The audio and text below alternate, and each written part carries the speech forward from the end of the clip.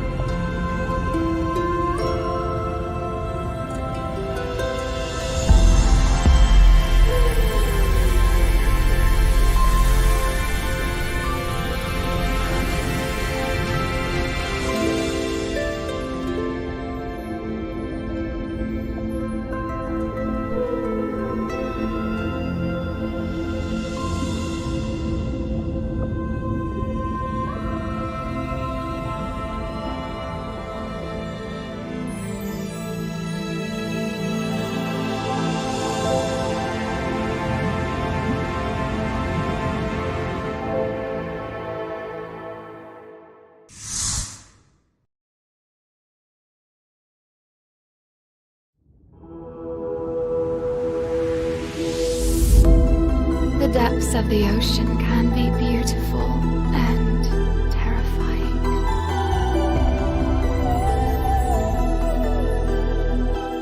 We all have a dark side that's always a part of us, but we can control it.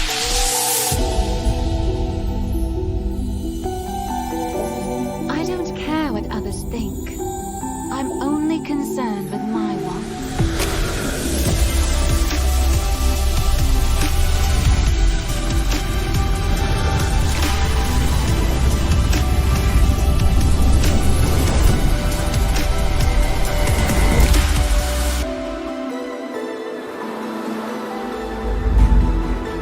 The weak are always eliminated.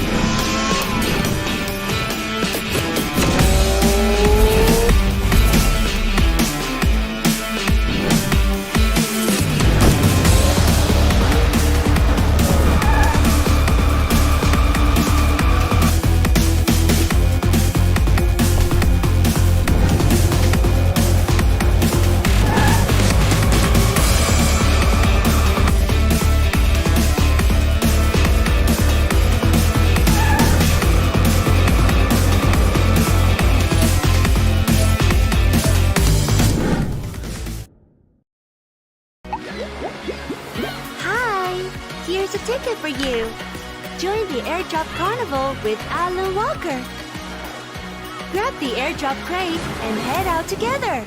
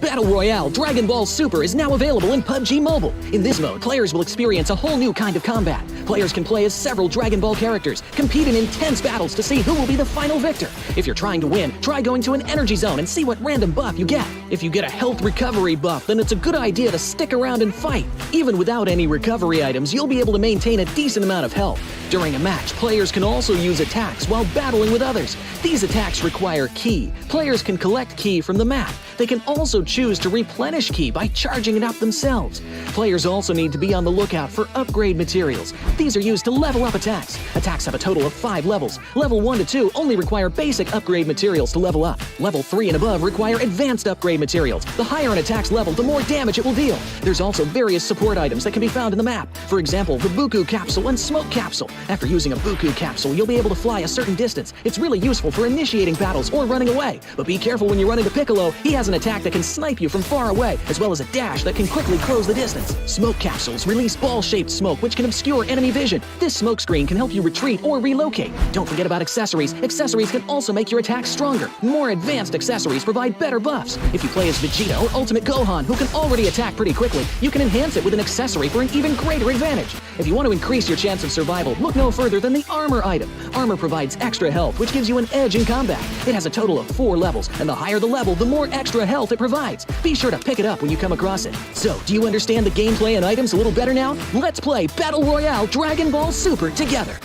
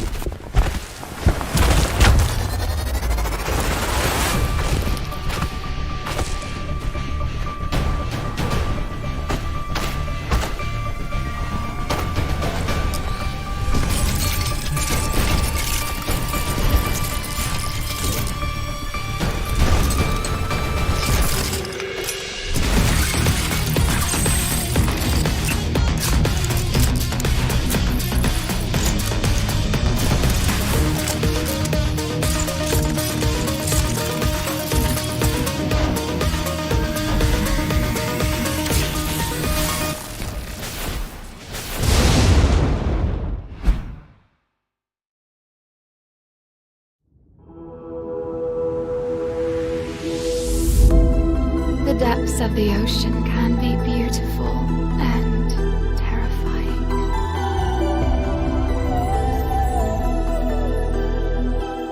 We all have a dark side that's always a part of us, but we can control it.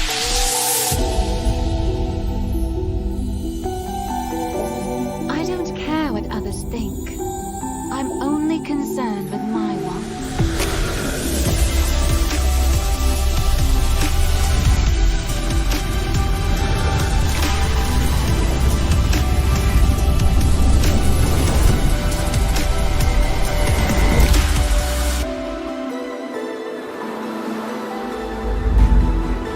The weak are always eliminated.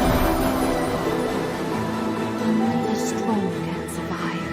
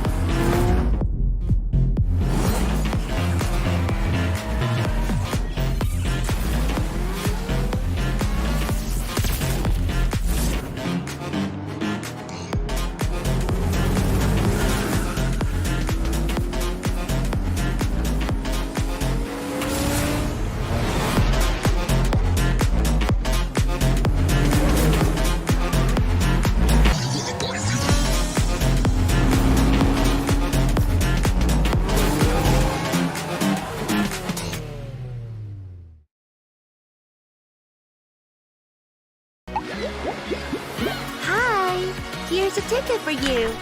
Join the airdrop carnival with Alu Walker. Grab the airdrop crate and head out together.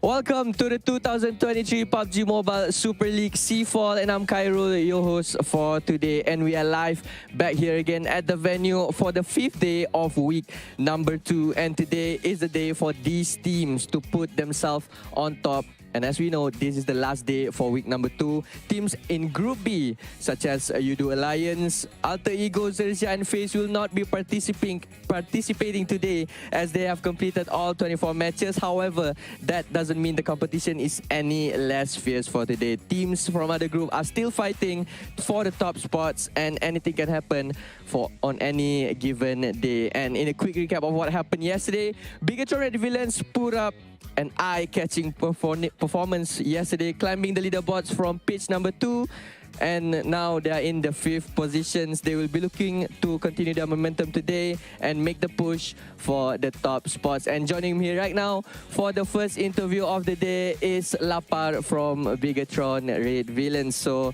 let's get on to the first question. So you guys collected 76 points yesterday. What was the reason that things worked out so well for you yesterday? Jadi di hari semalam kamu mendapatkan 76 poin. Apakah yang membuatkan kalian berhasil? Apakah strategi di balik layar yang membuatkan kalian berhasil untuk mendapatkan 76 poin? Yang buat kita berhasil sih, kita belajar dari kesalahan dari hari pertama, hari kedua, hari ketiga. kita belajar dari kesalahan, terus lebih ini sih vibe positifnya lebih ada di tim sih menurutku, makanya lebih baik. Okay, so according to Lapa, the things that help them to manage to get a 76 point is because of they learn from the mistake for the past 3 days, and then the positive vibe that come out from each one of the members from BIGETRON is actually helping him to help the BTR to perform. Yeah, that's good to hear. We are on the second week. Of course, the pressure is going to be high up and the positive vibes must help the team to be on top. So currently you guys are only 26 points behind the top 3. Will you guys focus on ranking points or elimination points as strategy today to catch up to the top 3? Jadi sekarang kalian beda itu cuma 26 poin sama top 3. Apakah hari ini kalian bakal lebih main placement atau main lebih barbar untuk mendapatkan kill point? Kalau dari kita sih paling objektif aja sih. Kalau bisa top 1 lah. So according to Lapa that they still wanna play according to their objective, and they don't care about the placement point and the ranking point. They just wanna they put their target, which is top 1 by end of the day.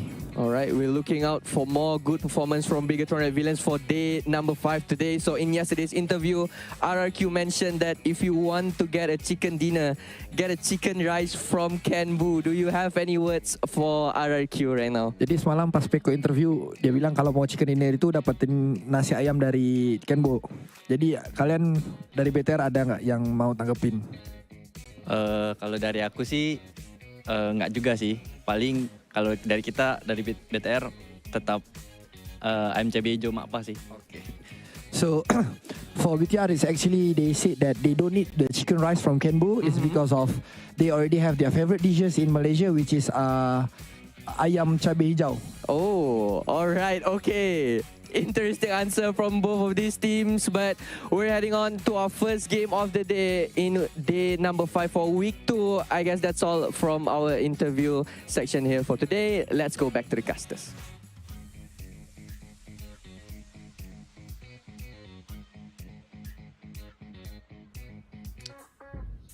Now, that's a bit too early today to talk about food. We're just starting off.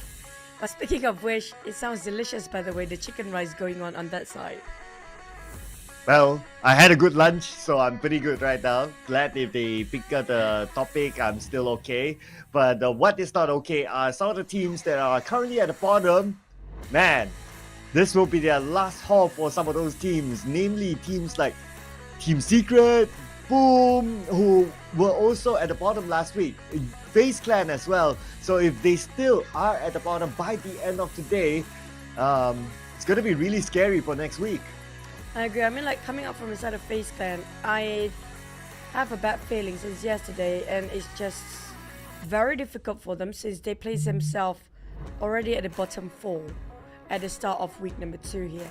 And we're just waiting for just another team to take them over in the very last minute as well. So, and they're not playing here today, so that's definitely going to be detrimental on the side of FaZe. But for the side of other teams like A, B, C, E, so Group D not playing here, XERXIA, Alter Ego, Yoodo Alliance and FaZe already ended up their run for week number 2, down to focusing on week number 3. And speaking of which, can the teams on the bottom 4 2 weeks in a row now, do they have enough with 1 week left to push up to its grand finals?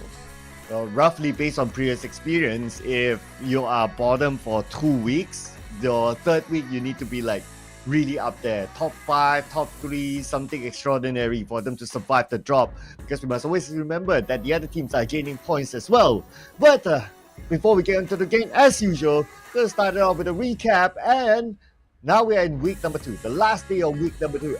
After today, we will have one last week of a league to play, and that's where the groups will be reshuffled again. And after the end of next week, we will determine who are our top 16 teams based on the league ranking points, and they will move on to the grand finals on the following week for the title of the PMSL champion and the biggest pie of the total prize pool of $250,000.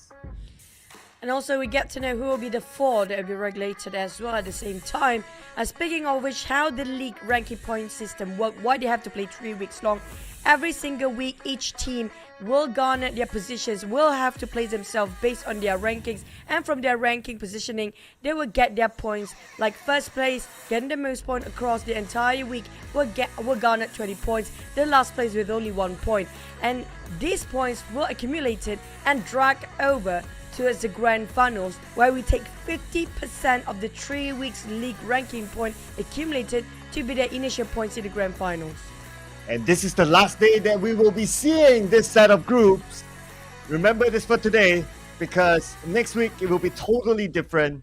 And Group D isn't playing today. Alter Ego, Yoodo Alliance, FaZe Clan, and XERXIA is out today. So we will remain the other teams to fight for whatever points that's going to be available today, the last 6 games. And as what you mentioned, FaZe Clan isn't playing today. And the last we saw them, they are at number 17.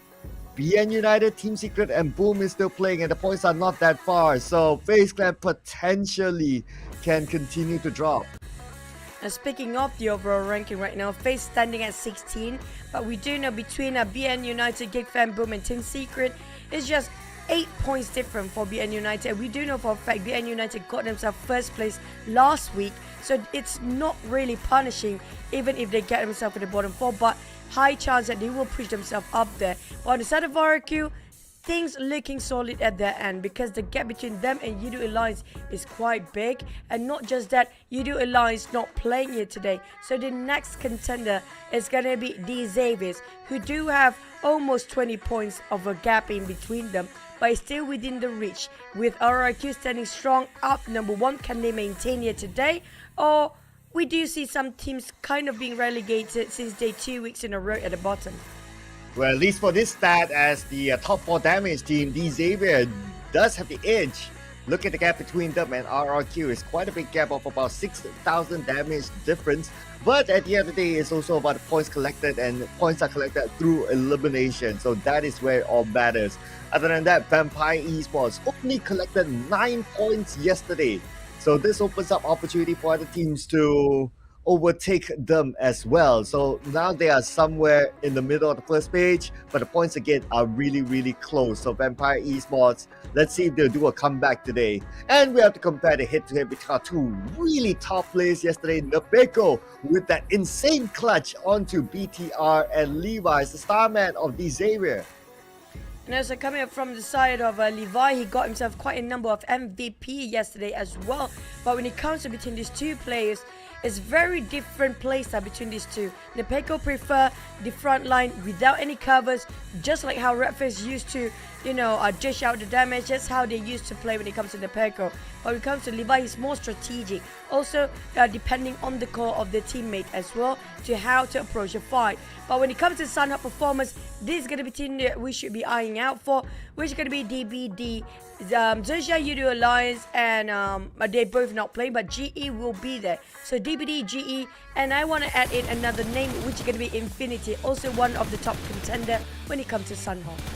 Yeah, I've been looking forward to the Infinity's performance as well. At this moment, they are somewhere in the middle bracket, so they could use a couple more points just to be a little bit more secure for their ticket into the grand finals. I don't look at their current performance. I don't think that they will be in the bottom 4, but who knows? I mean, at this point, we see bottom teams going up, top teams going down. Anything can really happen. They're checking out the highlights from yesterday, so we got a lot of amazing clutches yesterday. Of course, the most memorable one, arguably the best clutch so far in this PMSL is going to be from Telco. But we also had a good ending to this inside of Miramar, whereby BN United, Porsche, clutch, 3 players from Boom Esports, taking them out pretty early. A lot of 1v4 clutches is quite memorable. Overall, it's going to be Porsche. And then we do have coming up from Telco, and don't forget the Alter Egos earlier week today with the clutches as well. So we're waiting if they're going to push themselves a bit more when it comes to the final day in week number 2. And will they start to be a bit more conservative, a bit more careful, a bit more cautious instead of the reverse, because they do know a lot at stake here. Not just the PMSL trophy, but also the PMGC points for some of the teams. Now, today's matches is going to be the usual. We won't be changing any schedule so far until the final week when it comes to the first match of the day, starting off with Sunhawk, triple in Wrangle, then wrap things around with Miramar. And we're gonna have a break in between as usual, so that's the time we're gonna grab a break. But before grabbing a break or before going into game number 1, do check out the first PMSL Southeast Asian Limited Skin Series, the Dream Chaser. There are events inside the game. Join the events, get the skin for yourself. It's the same skin that is used by your favorite players now. And so far, we haven't got a clue how long this mode will be available for you guys. So make sure you try it out as soon as you can. The battle royale of Dragon Ball Super. Then also, it's going to be a limited amount of time as well for the new ultimate set, which can be the Dandy Grifter. All of this have a time limit. Now, if you don't want to miss it, at least try the first draw of the Dandy Grifter with only 10 UC. Yeah, only 10 UC, and who knows, you could get lucky and go home with the set or whichever piece that you really want from that Dandy Grooster set. But anyway, we're gonna show you again later on in case you missed it and in case you need reminding. But I guess you don't need reminding that we're gonna start off with the first game inside our sign off after this. And I am still waiting for Box Gaming to please get your first PMSL chicken dinner. For me, I removed Box Gaming because I don't want to jinx them anymore, hoping that will actually work. So we're gonna have to wait and see then. But I'm still waiting for them to actually make it happen. Come out from me. I mean, like, we do know this might actually do. We do have both twins of PERSIJA EVOS playing, because the last day, this is where we do have the veterans player start to kick in with the roster to see if they can actually do more. Same goes for the side of 7-9, but DX, I want them to push themselves a bit more further, because I miss the old D Xaviers that we seen them at the peak of their performance back in the days. I feel like they do have potential up there. But between 7-9, there's going to be probably Mamparan playing, who knows. But I'm looking forward for Luxy Zuxi twins playing for PERSIJA EVOS, if that's the case here. Yeah, it was an interesting show yesterday, the other day when Luxy played. Of course, Luxy was in the lineup as well. And Luxy's game sense and his amazing survivability somehow brought them a very difficult third place finish inside our irregular game. It was amazing 1v1 as well towards the end, whereby he fought with Tony K. Tony K won, but Tony K, his heart was broken by the Infinity. And the Infinity, they are still playing today. Tony K as well at the lineup. But looking at a Vampire Esports, looks like we have Newsy with a new hairstyle back in it. I do wonder, do they let Stone play here today? Because yesterday it was a lot of Fluke. So Fluke did actually join in almost the entire day here. I want to see if they let Stone play again, because I personally feel like Vampires is more comfortable with the dynamic of Stone. They can sharpen off things with Fluke and Newsy at the same time. But it feels like it's a lot of work and a lot of time for them to readjust the dynamic again with yesterday's lineup, because yesterday they haven't scored that much. And besides that, I noticed Luxy Zuxi is playing, so you got your wish, Choo Choo. You will see the duo starting off today, and it's going to be the first time they play inside the side hall for the PMSL stage. Will be interesting to see how it will turn out for them.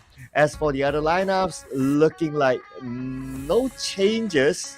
I think Lambo is on the other end for D Xavier, so he should be in the lineup. One of the key players that it's very hard to remove him.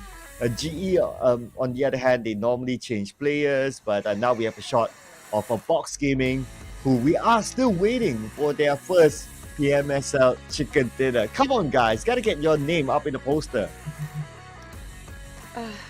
There might be some player swaps here. We look and see. Just wait for the game to commence to have a confirmation of who will be playing and who will be benched out. But for Boom, we're gonna have to wait and see. Are they letting a Grammary play? Is it gonna be Pombik, Yami, Razy, Achul, or is it gonna be Ichan playing? There's so many players on the roster, but no options come up from Team Secret though. Can they come back here for the final day?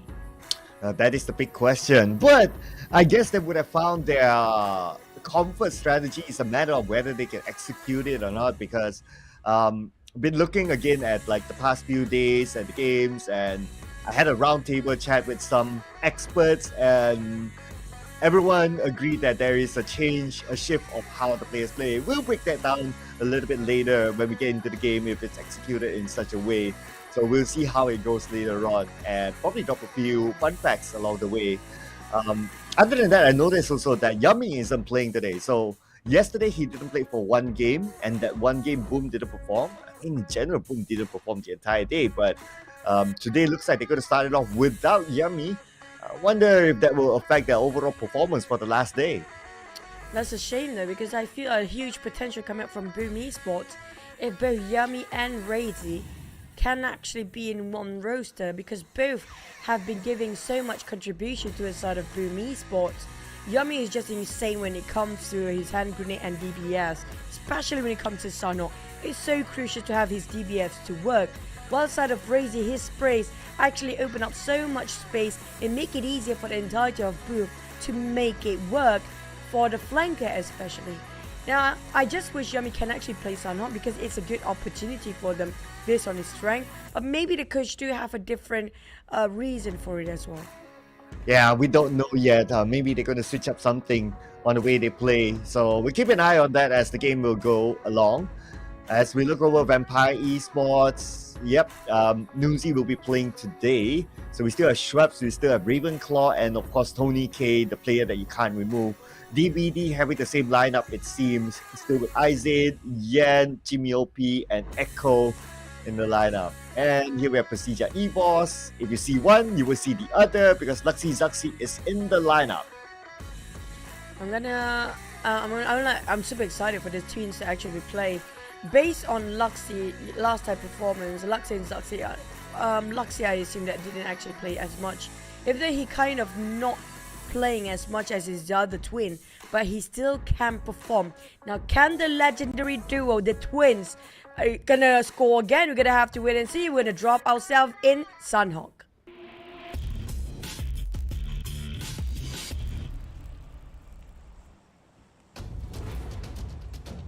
Alright, the war drums are here, ladies and gentlemen. So Sunhawk it is, game number 1.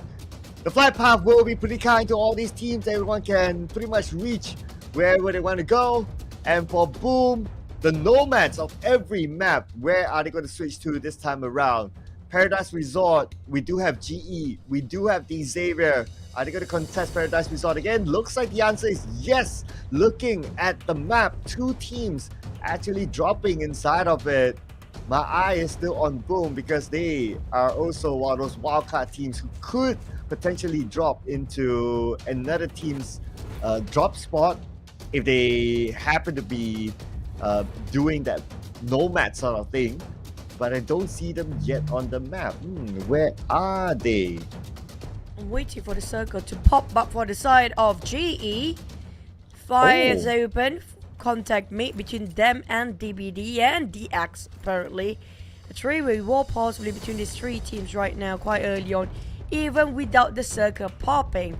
We're still waiting for it to happen. Will it be on the northern side or will it be on the generous centralizing circle? If it's center circle, it's still going to be tough. But on top of Cam Alpha, we do have some contenders as well between two teams here. Yeah, we got our answer. Boom Esports actually dropped in Cam Alpha, and they will challenge Team Secret for this spot, but Boom Esports, they will lose the first player into the hands of Putra, but they traded it back by taking out Zral instead. But right now, Boom, okay, Achul is out. Now Ichan on the outside, he seems to be alone on this side of the building. His other teammates are on the other side instead, so he cannot afford to get knocked at this moment. Okay, backup is here. Team Secret in the building while Boom is on the outside. Both team in need of points, but Boom, Razy being knocked down. It's going to be coming up from the side of a trade, coming up from Pombit. Knocked down on Helton. Team Secret left with 2. Same goes on the side of Boom right now. Putra bleeding out, and Putra is just remain with only just a tinkering of health. But on the side of Team Secret, they're winning over that side as well. But both team having heavy casualty on their side. Pombit down to Slither of Hell with Putra going around the corner. Try to wrap around, but Chan is going to be next. So far, I feel like none of these teams will be winning here. Well, you just got your answer, Team Secret! Eliminated Boom Esports! Boom only managed to get 2 points. Team Secret 4 points. So right now they are equal in terms of points collected, but based on the tiebreaker, Team Secret has more chicken dinners than Boom. So they are currently on top of Boom. Feels like that's the battle of the bottom right now. And both happen to be losing as well because, yeah, I mean, coming up from Team Secret, they're winning, but a heavy casualty as a toll on their side. Only remaining with 2 players, and not just that, PERSIJA, EVOS around how a team might actually lurk around and linger just to see if there's any remaining players or the remnants coming up from that war just now. On the side of BTR, taking around Bootcamp, surprisingly, nobody's trying to take Bootcamp. And this is the best place to be in Bootcamp right now because of the circle comprises of all 3 islands. It will move north, it will move in the center, but there's a lot of choke points if it will be hard shifting after this. Well, gotta get a good view again on which team took Bootcamp since FaZe Clan is not playing today. But also the GE fight and Xavier looks like it didn't really happen. I think the last I saw the map, I noticed that GE, they dropped on the outside of Paradise Resort instead. So not in the mood to take the fight with Xavier, it seems, which I think it's okay. Because if you take that early fight, of course, it's a 50-50. If you lose, then you go out this early, just like Boom. But if you win, you get all 4 points and the entire compound for yourself.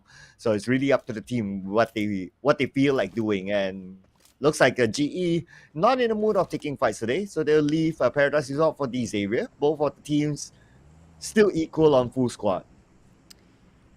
For now, Bootcamp is just occupied by the side of BTR. I'm not sure if BN United coming up from Painan will actually be interested later on.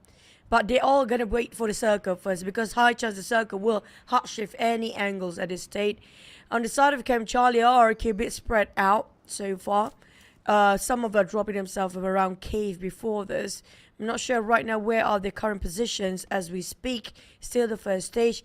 Other than just Boom being taken out of equation, Team Secret left with 2 deaths, the casualty against the side of Boom before. On the side of Box, 1 player been taken out as well.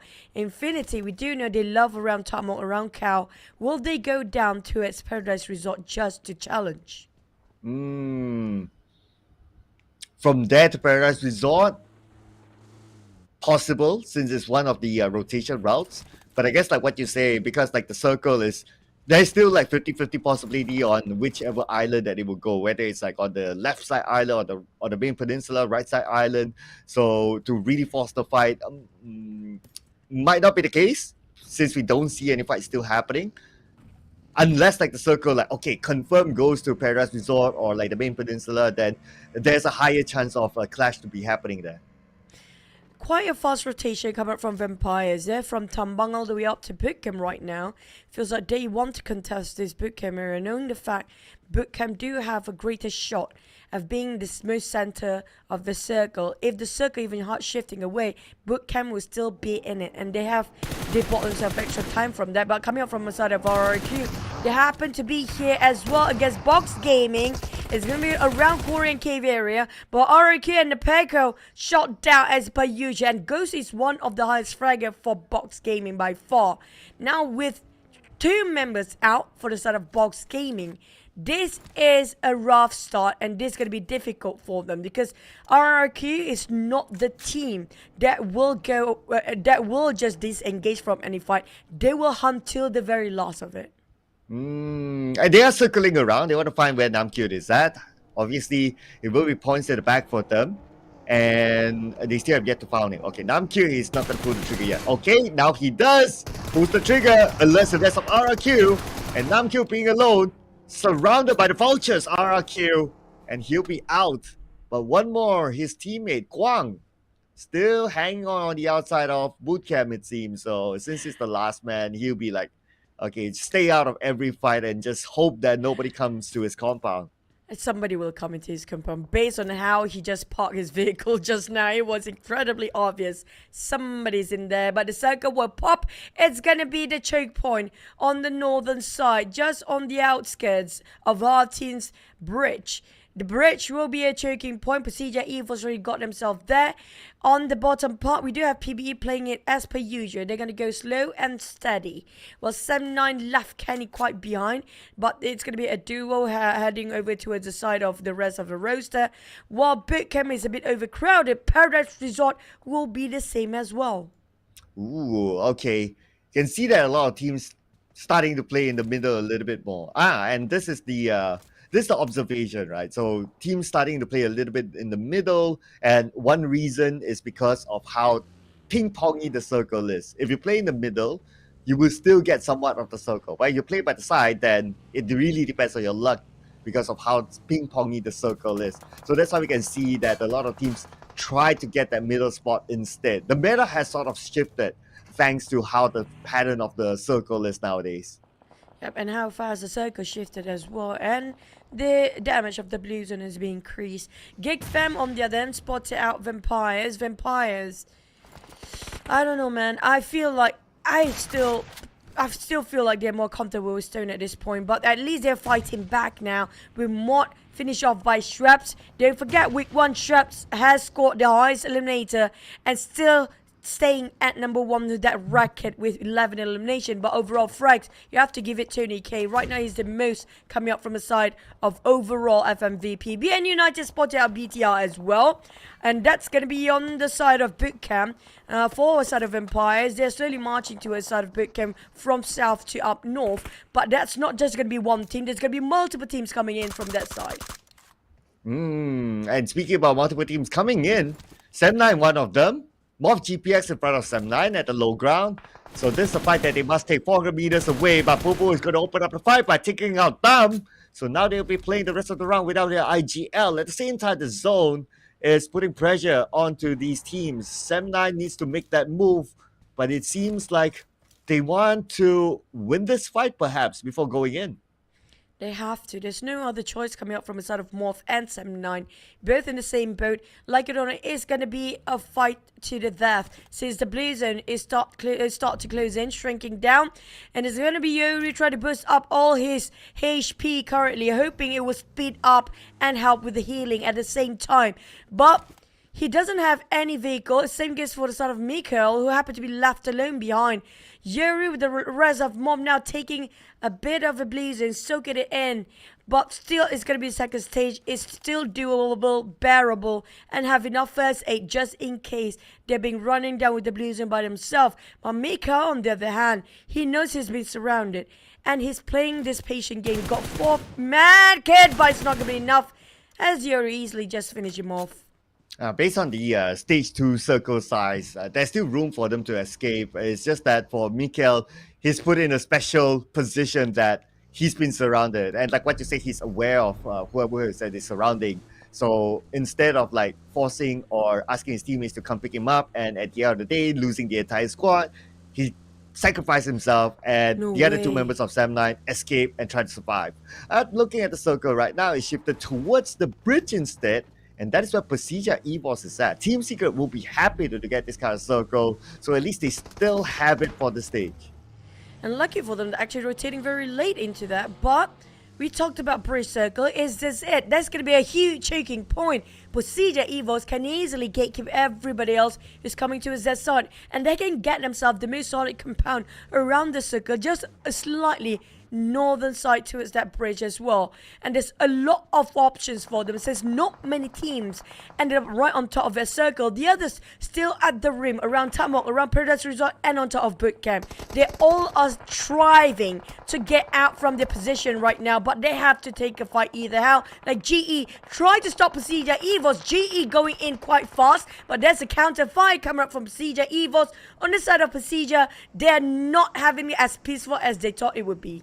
Yeah, going up to this high ground on the outside of Paradise Resort, PERSIJA EVOS will have the advantage because GE will need time to travel. And with that, they took advantage. They made the fast move, knocking members of GE down, leaving now Smile alone. And that will be the final nade. Coming in from PERSIJA EVOS, Luxy to take out Smile. GE is out early this time, but they don't go out empty-handed. At least they got 2 points. That's showing how confidence they are in taking around that area right now, coming up from the side of PERSIJA EVOS. They're there first. They know every nook and cranny and know how to play at their advantage. PBE on top of Top barely making into the circle now. A lot of teams just passing by early on. That was DBD before PB took all the way from south up to Bond and up to Tutmok now. Now it's going to be worth it if they manage to score a couple of eliminations. But Infinity Amta's knocked down on the side of Sam9. Dap is bleeding out. Finish off. There's a clean execution coming up from Bear, but they're hunting for more. Sam9, they're down to only one last player. They lost Mikhail in sort of a very confined area before. He's stuck there. Now same goes on the side of Kenny, the last player for Sam9. Can he get out by himself? The interesting thing with the earlier confrontation is that it was Rage that actually got a knockdown to death, and then it was BA11 who took the point away. But now PBE, they want to recover back their points. They have this opportunity against Vampire Esports. Mobo with a ghillie suit, that's not going to help him. They know exactly where he is. He has about 10% of health left. Lamborghini taking out Mika as well. But it's going to be Cool and Mobo knocking out members of Vampire Esports. Ooh. At the same time, Xavier is close by. Tua tries to steal away the elimination points. Now Vampire Esports only has one player left. It's going to be Newsy to try to survive this alone. Vampire is in shambles right now. Didn't actually see that one coming. Xavier surprised them off guard entirely. And the circle just have to comprise that very small particular island. Out of nowhere, will be ended up there. PERSIJA EVOS already hovering around the southern side of a bridge. That compound is so crucial. They know how to read out the circle. They know exactly where to stand themselves. On the side of BTR, they have their guard up, knowing the fact they are in the center of a crossfire. Because too many teams are passing by this area, including GE before. Now we do have possibly Vampires just going to pass by that one last player next to them. Not just that, these Xaviers want to march in as well. And PBA has been gatekeeping. Everybody tried to go for advancement into the circle. This is a pretty trash circle if you ask me. You got like what, 30 to 40% of water in this kind of circle still at stage 4. Gonna be hard for these players. It's gonna be hard for Newsy as well, since BTR knows exactly where he is. You need to pray that nobody comes by for now, and you need to defend his ground real well. But on top of him, there's PERSIJA EVOS too. Newsy gets into the water, clear shot onto Newsy, and Newsy still survives somehow, 50% of health, thanks to the rock. But now he takes a dip, and hopefully he'll be able to survive that. Jimmy OP going against the blue zone, tried to save his teammate being shot from afar, and that's going to be play zone finish off. MORPH, DBD, Infinity been shooting them from quite a distance away. DBD now spotted out MORPH, want to take them out of the equation, and that's going to be the entirety of MORPH being eliminated in the hands of DBD and Infinity. Also taking a bit of a jab to the side of DBD. Xavier's on beginning with that one rock, hoping he will survive, but no, oh, no. The blue zone is against him. It's going to be DX winning over that side first, but the rest of them, can they save Lamborghini? Happen to be just drowning himself in the blue zone. Yeah, we're at stage 4, so to go and save him is probably not going to be worth it for Xavier, so they're going to leave him for now. Because they must remember that it will be a risk if they go, if they force themselves, like he could be the target for the teams. Now for Putra, taking a dip too, but he's holding his breath, his health is shrinking. PN United on the other side, and they know that he's there. They're going to pin Putra down.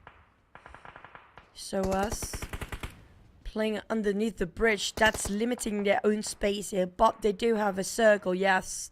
Quite a dangerous game they're playing, risking everything else to make sure they might actually get the circle, but the circle just moves away. PERSIJA EVOS got the strongest placement with BTR gatekeeping at the other end, while the rest of them barely getting into it. There's no entry that's going to be easy for any of the teams didn't get themselves those compounds.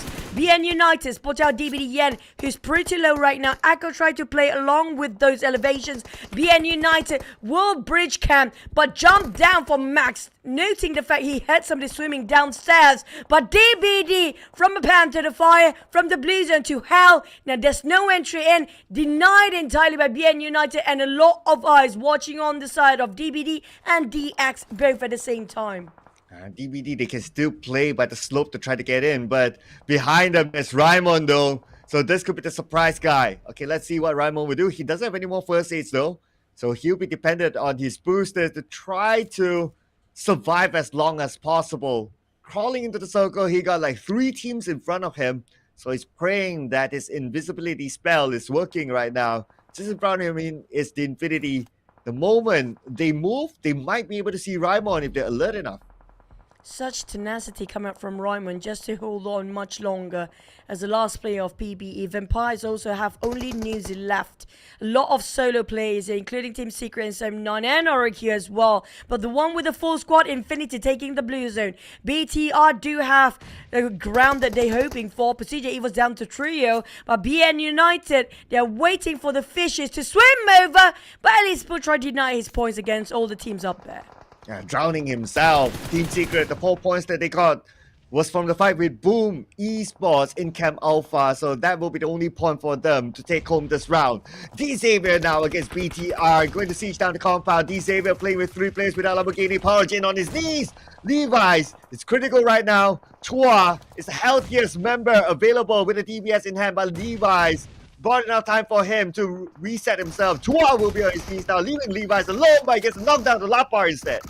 Levi, can he clutch it out? That was severely cornered by the hands of BTR. They're so hard for DX to survive that one. One more out into the lobby. Sam9 spot out Infinity. Infinity a bit later for the follow-up. It's going to be the solo squad. Kenny going against the entirety of Infinity by himself. 3v1. He couldn't clutch it out because it's right in the face by lobby with those DBS. But it's next. They're just in the same boat as Sam9 were. PBE Raimon making it a bit difficult for the rest of Infinity to be alive. There's also DBD. There's gonna be a strenuous situation for both Team PBE and Infinity. But never mind. Oh my goodness me. What a Kobe. Oh, the Infinity. They seem to know that Raimon is there, but they need time to reset. They are in the compound, but they don't have the zone, so they have to do this fast. Raimon with the DBS, but Raimon, before he was even able to pull the trigger, Lobby got onto him first. And the Infinity will win the fight, but DBD is going to be their next contender. Both teams feel like they're stuck, but Echo is just so good calculating those projectiles and the trajectory of those nades. Now Yan trying to do the same here, hoping it will land on any of the players of Infinity, down to only Lobby. But Lobby couldn't hold on. BTR way across downtown, 200 meters apart, shutting down the rest of a team of the other side entirely. Wow, we're back to Newsy now. He has BN United pinned down. BN United pretty much have nowhere to go, but because of the nades tossed by Newsy, that alerted PERSIJA EVOS that somebody is down there. So it's either Newsy or BN United that will be their target next. But looking at the circle, okay, will they still have the high ground? Somewhat, they have the edge of the high ground, but BTR has the circle. It's not going to be enough for PERSIJA EVOS. It's quite open, and the problem is to jump down, they will risk themselves to even lose those points as well.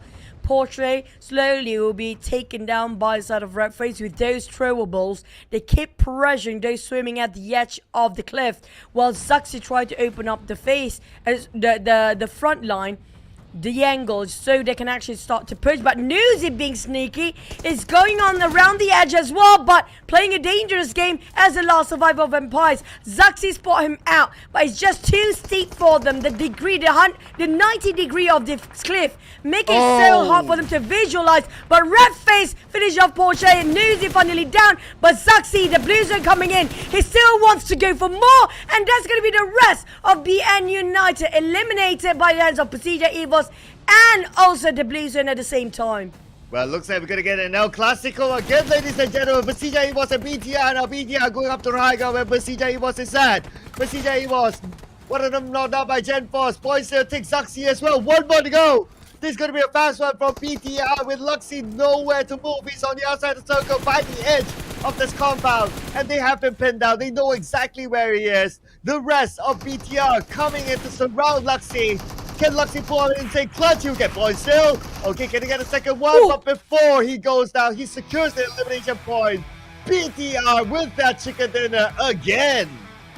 I have to give it to both team PERSIJA EVOS and BTR knowing how to read the circle, the moment we have the second and third stage going on, you know how crucial, how important, how undeniably significant it was to be in the center as soon as they can. And they got it at the just most perfect timing possible, because Sunhawk is just extremely circle dependent.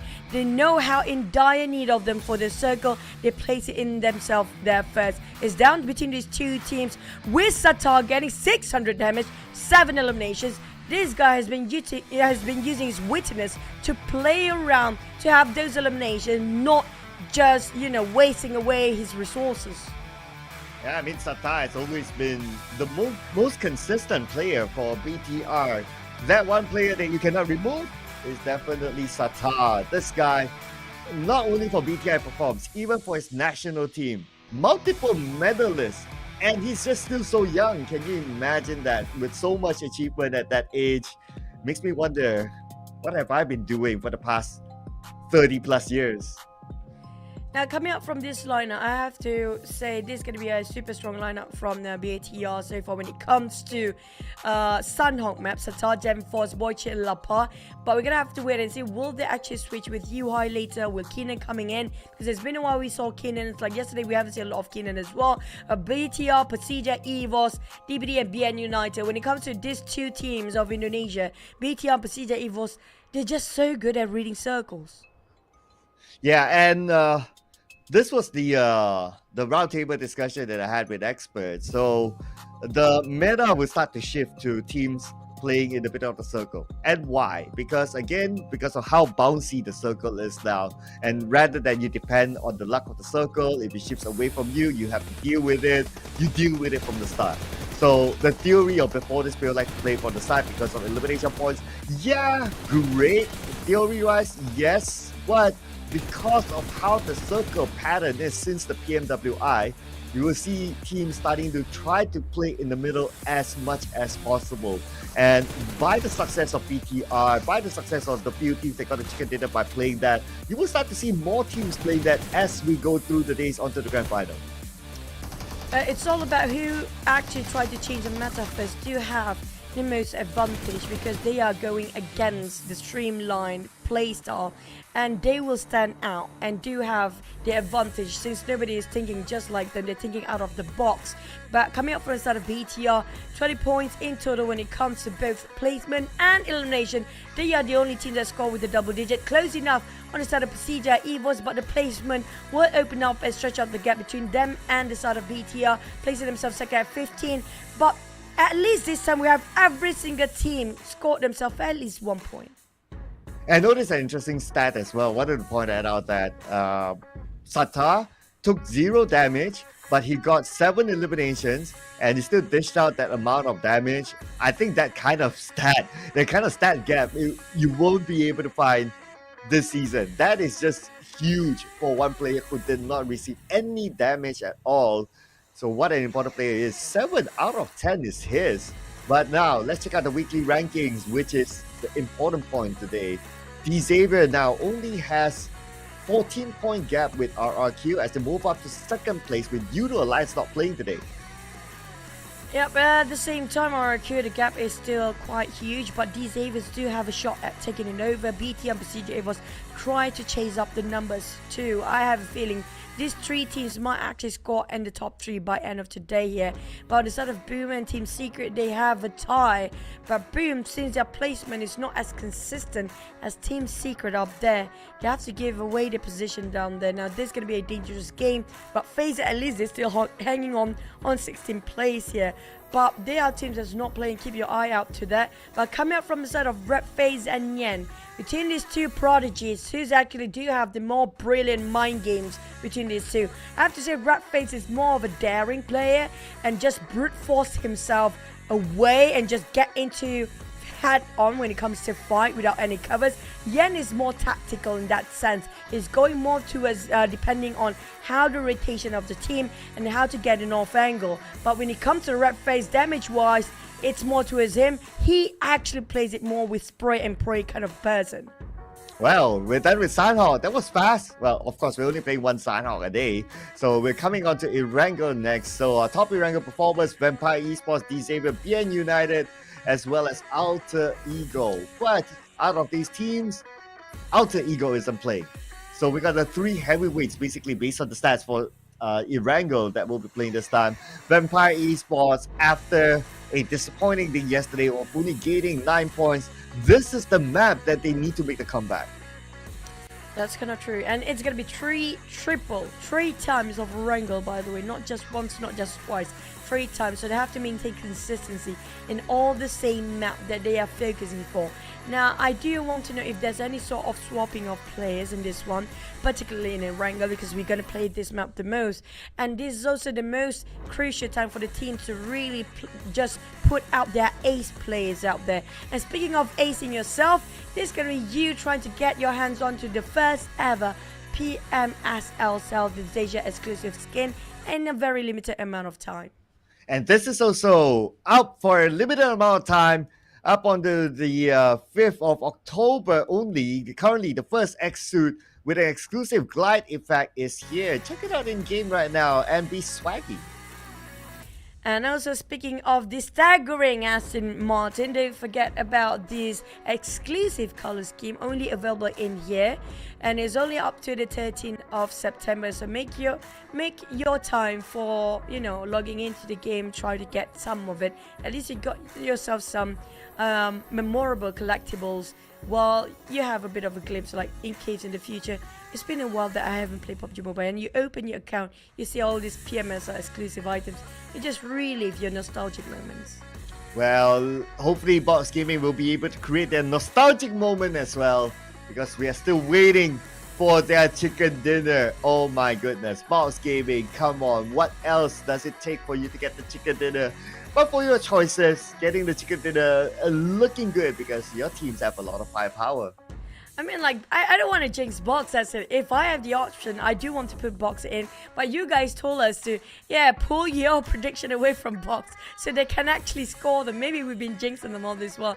But I don't know. Maybe I'm trying to give it a shot, okay? Which I try to balance out and have a neutral sort of prediction here today in case that might be true. But PERSIJA, EVOS, they are so close of getting that chicken just now, being smashed down by BTR. One of the main reasons because they lost one of their players early on.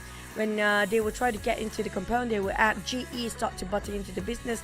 And speaking of GE, they're playing more aggressive than their usual self this season as it is. They try to hunt people down quite early on. Probably only Sandhawk is an outlier then, because they do like to challenge other teams for their compound. And true enough, they succeeded in getting Rozok for themselves. They succeeded in getting St. Martin for themselves. Almost succeeded in getting Paradise Resort, but Xavier is just too hard-headed on not letting them go. So that also means that the following round we do expect Rozok to be taken by GE. It's going to be the other question that will be on all our minds is that where Boom is going to go, since they are Nomad. And speaking about Boom, glad to see Yummy back. I mean, whatever happens, right? Like, however the performance is, Yummy is still the important player for Boom. Without him, you can see Boom performing way differently. Yeah, I personally still feels a bit of a saltiness in me because I really wish Yummy do play that last Sunhawk map, because that's a map where a lot of players do show their best skills of DBS, and Yummy as the god of DBS, he definitely should have played that map. But unfortunately for coming up from Boom, they were being eliminated early on. I just hope this time they do have a stable lineup and won't be shifting too much, because the dynamic will be ripple in and out, and it's not great for the entire team as well. And speaking of teams that don't have any shuffle at all but still down there, now that's going to be contradicting about what we mentioned about about Boom just now. Team Secret, I mean, they don't have a choice then just to play amongst each other, but can they still do it? Because last time we saw them yesterday, it was pretty darn good run for the entire day, but not the best yet. Yeah, of course. But of course, okay. One thing I noticed is that if you can't think about it, actually PBE has been playing majority, at least as of now, with only 4 players, because the other 2 players are not in the country. One of them are already here, but the other one's going to come soon. So technically, they have been playing with 4 players. So yeah. They also have been playing with 4 players, but somehow they're able to do it.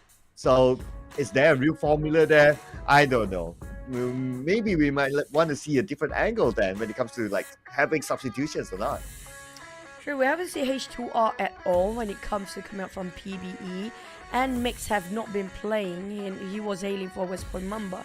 So we're gonna have to wait and see, will PBE start to swap in, and I think maybe grand finals we might actually have a glimpse of them. Maybe they are the secret weapon coming out from PBE. But so far, this lineup of PBE, they don't need those swaps because they feel solid and it feels good for them as well. So far, their performance has been astounding. No need to switch. Nothing is broken. We're going to head into our first Erangel of the day. You guys ready? Buckle up. We are flying over to our first Erangel right now. Maybe. Not yet. Hey, yeah, here we go. Here we're gonna fly now. Let's go, guys.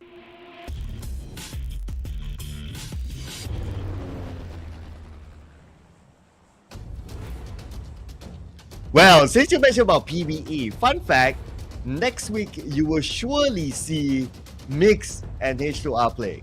Mix has arrived in the country this week. H2R will be coming very soon. And I will tell you more fun facts later on why you will surely be seeing them. We're going to drop the fun facts here and there. Can't do everything at the start of the show, right? So you guys better stay tuned with us at this live stream. Coming into the map, flight path, going to be really okay for majority of these teams. The question again is going to be where Boom is going to go, since they are now the nomad inside all of these maps. I see Boom dropping and they're heading towards Farm. And since Yoodo Alliance not playing, I guess that will be their next destination. Well, we also have to keep an eye out if there's any teams decided to just last minute change things up because it is the last day. Maybe that will happen more frequent in the final map of Erangel for the day. So that's going to be fun to watch because that happened before, especially when it comes to the final week when they have nothing else to lose, right? But there's still a lot of at stake here for a lot of teams down there. We're talking about only 60 teams. 16 teams will get into the grand finals and 4 will be relegated later on. Now, it's all about the circle. So for yesterday's circle of Erangel has been quite generous compared to yesterday's Miramar. Miramar was just bizarre. Oh yeah, Miramar, the Chumacera one was tough. The Impala one was tough as well. Yeah, I mean, but of course it's fun for us as viewers, right? We get to see like how the teams are being challenged and how they overcome it. Miramar was very, very interesting. Not to mention the clutch inside of Erangel, thanks to Nepeko, was very interesting as well. Arguably one of the biggest clutch that we've seen so far in the PMSL that brought RRQ, that chicken dinner, that shot them onto that first place, which they currently are at. And since they are still playing, they can still rank up points to retain that #1 spot as well. But for this map, looks like we're going to get a nice starting circle. That's kind of true. Right on top of a flight path, quite generous, but very similar circle where we've seen continuously happen to be in this PMSL season. We might ended up on top of possibly Prison if it's right in the center, but we've seen it shifted over to your Sniper Liana before as well. So there's a high chance we might end up on top of the shelter, or maybe even Mansion Prison. So in between those area, high chance it's going to be there. So we've seen shelter ended up here before in this sort of a circle. It was really massive because of a multi-level of the bunkers as well. But coming up from the side of RRQ, just mentioned about them, they want to maintain that #1 spot. Just now it was close enough because GE was nearby, but they took away those vehicles first while GE decided to go for the compound looting. So it's a very fortunate start for both teams since they're not chasing the same stuff all over again. But coming up from the side of Empires, they actually do drop the furthest away.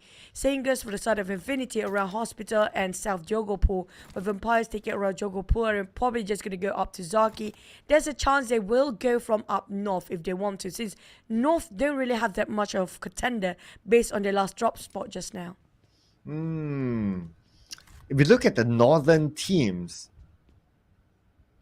okay, we have 3 teams who normally play in the north, like by default. But then, of course, if you want to calculate like, okay, number of teams at the north, number of teams in the middle, that obviously Nabain Peninsula will be a lot more popular, where majority of teams will be at we will still have like the standard two teams since we have BI United and the Infinity playing in military base island. But with this kind of circle, that's definitely going to be out of question. Nobody really rotates like from main peninsula past military base island back in, just because of how the distance is and the possibility of the choke point as well. So if any change were to happen, like if teams don't want to play like rotate from the middle, going up from the top is going to be pretty nice as well. I think this also makes sense with this kind of circle. So we can expect to see some of the teams doing that. Yeah, I think the high chance of them, some teams do actually have the possibility to get into SMB. Just a temporary thing, you know, just they have to get back into the main peninsula in the first stage, knowing they might actually be the most furthest south team in the main peninsula, like BN United and BTR. They still have some leeway to actually do that because they know for a fact they are the one team that dropping nearby SMB in the first place, and there's not many places they can actually look from based on everybody initial drop spot early on, so they can actually have a bit of a detour if that's the case. But come out from the side of Team Secret, they're cutting across car, maybe just passing around DZavis possibly. I don't know if DZavis is still on top of Pochinki right now, because if they happen to be rotated at the same time as Team Secret, both teams have to be extra careful because they might actually just bump into each other. But Sam9 and boom! Oh boy, too early for Razy. He didn't even spot that one out. Yeah, but to answer your question, yes, Xavier, they are in Pochinki. We got a visual of them earlier on. Yeah, boom, again, another early elimination. And this time it's Razy. Ooh, ouch. Not only that, I wonder if Sam9 wants to find the other members of Boom. They are circling around though. And Sam9 has this tendency of, okay, if they have an advantage, they will take that fight. And this has been the trend for this lineup of Sam9. Especially ever since they played together from even Ravenwood days. They were even in Homeboys Academy before they were known as Ravenwood. They changed names a few times. So they've always retained that sort of trend of like, okay, we like to take fights, and being aggressive and collect the elimination points. And it seems to be the case this time. Now that they know that they have the advantage against Boom, they're trying to find where the members of Boom, but probably lucky enough for Boom is that they're currently inside of the underground shelter, so it's not as visible to Sam9, especially you can move the vehicles in the shelter too. At the same time, I think they kind of have some clue that's going to be somebody in the shelter as well. But it's not the greatest decision for them to actually try to force themselves in, which Mikael do have a bit of a thought into it. Definitely that buggy will actually block the entry out and in from this bunker side. On the side of Boom, they do have an exit out the other way though. But I'm not sure if the rest of Senna already got over that side as well. Will Boom be trapped in here in case the circle happen to be shifting away from them? Now that's going to be a lot of issues coming up from Boom. Not just they starting off with a trio, but they have no exit out. But in the meantime, it feels a bit clear. They kind of make sure they do have an exit on top of Boom. Side of Sam9, they're still waiting at the other end. These Xavier start to shift away from Pochinki. And this was my question before. They're still in it. Apparently, they don't want to overstay themselves. But do have GEEK fam lurking around there somewhere as well, as they just left Pochinki. But the thing is how to get into the center of a circle, because we do have Sam9 lurking around. We do have Boom underneath those in the tunnels. And RIQ just lurking as around gatekeeping the other side. I think the clearest path is still going up north. I'm not sure Vampires and Infinity do want to go up north. I have a feeling MORPH will actually go up north because they do have a very clear path up to Stalber. MORPH GPX, yeah, they should go back to their regular spot because based on the flight path, it was doable for them to straight land onto Saverny, and from there they can rotate in from the top into the circle. Maybe that's why we don't see them yet. But what do we see is the Xavier and GEEK fam. GEEK fam who took a break yesterday. Now straight into action with the Xavier. Long range from Parjin. Will be able to land it onto the Xavier. And two of their members currently down and out while the circle moves down south. But the good news is that they are currently in the circle. So they need to win the fight before other teams rotate and pass by onto them. And that's a smart call coming from BN United, just to go down to SMB, knowing the fact nobody's actually looting from there. And the circle is not shifting way off from them either. But the bridge will be detrimental to the side of BN United. If they score themselves a boat to go up to Multiply, it would be great. But D Xavier's on the hand, and Audrey just bleeding out in the center. There's no way for GEEK fam to save Audrey anymore. And this is ridiculously hard for Audrey. And not just for Audrey, the entirety of GEEK fam as well, as they remain with 2 more players left, which are Mika and Snipes hovering around at the edge of the farm area, where I think DX and DBD start to closing the distance. They have to figure out how to get out, and not just that, BN United, they get away from those. They're just getting away from Novo now. They're just going to jump in straight into the main peninsula as well. Hopefully GEEK fam can be saved, but if there's opportunity that BN United can spot out, that's going to be a great addition to their scores. Yeah, BN United, regular drop spot in Novo. So from the start, go up, looks like it's going to be on the clear. If any team were to block them, it would be BTR, since Milta is just next. But BTR somehow chooses not to play that. Since now, BTR, they are playing the middle of the circle. So that also is an indication to BN United that looking at this kind of circle, you expect BTR to go somewhere in the middle, meaning that the bridge will not be an interest spot for them. So BN United got an easy entry into the main peninsula. That is their first major halt that they need to go through. They go in there, then you can figure out the rest from there. Well, Infinity capitalizing over the sort of farm here right now with his warehouses. The rest of DBD DX already left here. GEEK fam leaving only 2. Infinity just now has got himself 1 from the knockdown of Audrey. We mentioned about how important Audrey was in GEEK fam, and it still is. And unfortunately, they have to lose one of the most important player when it comes to sort of GEEK fam right now.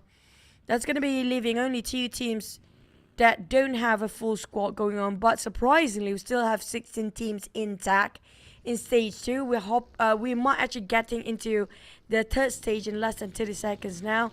And the sort of MORPH coming out on the way from the northern side. Like I mentioned before, it was clear for them, so definitely coming out from the side of Mansion and Prison. But I'm not sure if there's any teams who will gatekeep on the side of the northern side, because Box Gaming last time was seen there. If we speak about the north, Vampire Esports is there now. It looks like they're still playing their regular play style, which is to come in from the side of the circle and take fights as they go in.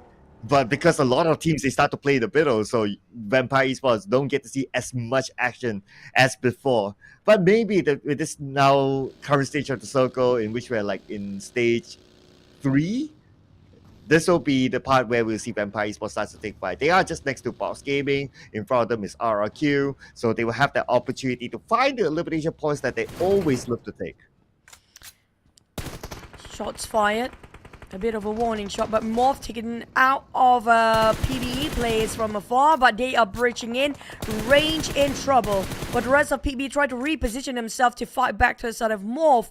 MORPH on the other hand, Rocky will have that reset by himself. Bibu and Rocky surrounded range. There's no way to actually save this guy. Momboy fired back on Yoru, getting a 1-to-1 trade. And Ryman and the rest of PBE try to push as much just to save their teammate range as well, while taking advantage to the side of MORPH while trying to get those points away. But Cool coming in with a DBS. Got at a different compound entirely in the wrong building. But he tried to toss over. He might actually clip down. Close enough, down to 4 HP. Well, that was a close one for Cool. Raimon with an off angle though, but Cool still nailed down by Boo Boo, who now PB only has 2 active members left. Are they going to continue to pursue? They're going to be at a disadvantage. And I guess because they realize that, they're leaving this fight. They're not going to win this one. It's quite difficult if their entry frag have both been knocked down multiple times in a row now. A fight that they lost. PBE more than brazen just now, but unfortunately they have to stay where they can be comfortable and just admit defeat for now. Doesn't mean they will not be victorious later. It's just they have to cool down for now. BN United finish PBE cool in an instant, since they are not saving him anytime soon. But GE on the other hand start picking the fight against DBD. 1 knock. Now that's going to be their flanker. The other still working as a trio forming a triangle formation. Master Smile tried to actually break their formation, but DBD Yen just fought back, and they have to reposition themselves once more since they reassess the situation, and Zai will be the one that try to outflank DBD. Yeah, too bad for DBD now. Jimmy OP is just too far and there's no way for them to save it. But guess what? Kenny from Sem9 actually stole the elimination point away from afar. Man, GE, after all that work, they got nothing. But for DBD, they are still next to GE. And very likely that circle will move away. That's where we'll see this fight will be inevitable. GE, they are a type of team that likes to take fights, and if they're forced to that situation, they will go for it. And once more, BTM PERSIJA was just so good at reading those circles. They're always in the center every single time. They took their chances, it well paid off as well. But back towards the circle, we talked about how many teams just congesting on the southern side. We do ended up on top of Milta here, with Infinity being separated into 2-2 formation, caught themselves in between as GEEK Fam and the other teams as well. Yeah, and that's why the pattern of these teams now, the meta for them, they have discovered it. Play in the middle of the circle instead, because you don't want to deal with the ping pong. And the fact that this kind of circle is close by with Milta, it does give BTR easy access to it early on. But what's not going to be easy is now GE, as Echo naded out 2 members of GE. DBD continue on the fight with the circle, moving away from them. This is time for DBD to win it. It's go time for DBD. They need to rush into a side of GE. That was the opportunity wasted, because they don't want to go against the blue zone. They don't want to leave the side of a circle yet, knowing it will be a bit too risky for them to push in, even though they got knocked on 2. But it will come to a cost if they just took too much time here to just hesitate about their position. But this time not so much, as they're knocked out on Smile, who's trying to go around with those vehicles, and Master EG and West being shot down as well. All they need to do is just gatekeep and wait it patiently, and happen to be laboring their fruits of weight for the side of DBD, as they won themselves the entirety of GE being taken out of equation with the help of Sem9 as well. Yeah, Kenny was happy to steal away the elimination point. Now he got 3 for himself and total 4 for Sem9.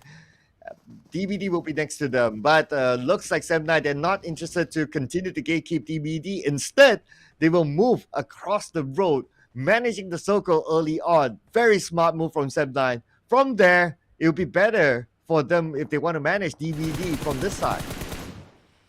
Echo try to get a value out of Sem9, giving them a bit of a very ambitious shot from afar. Almost 150 meters apart between them. Can he spot out DBD as well?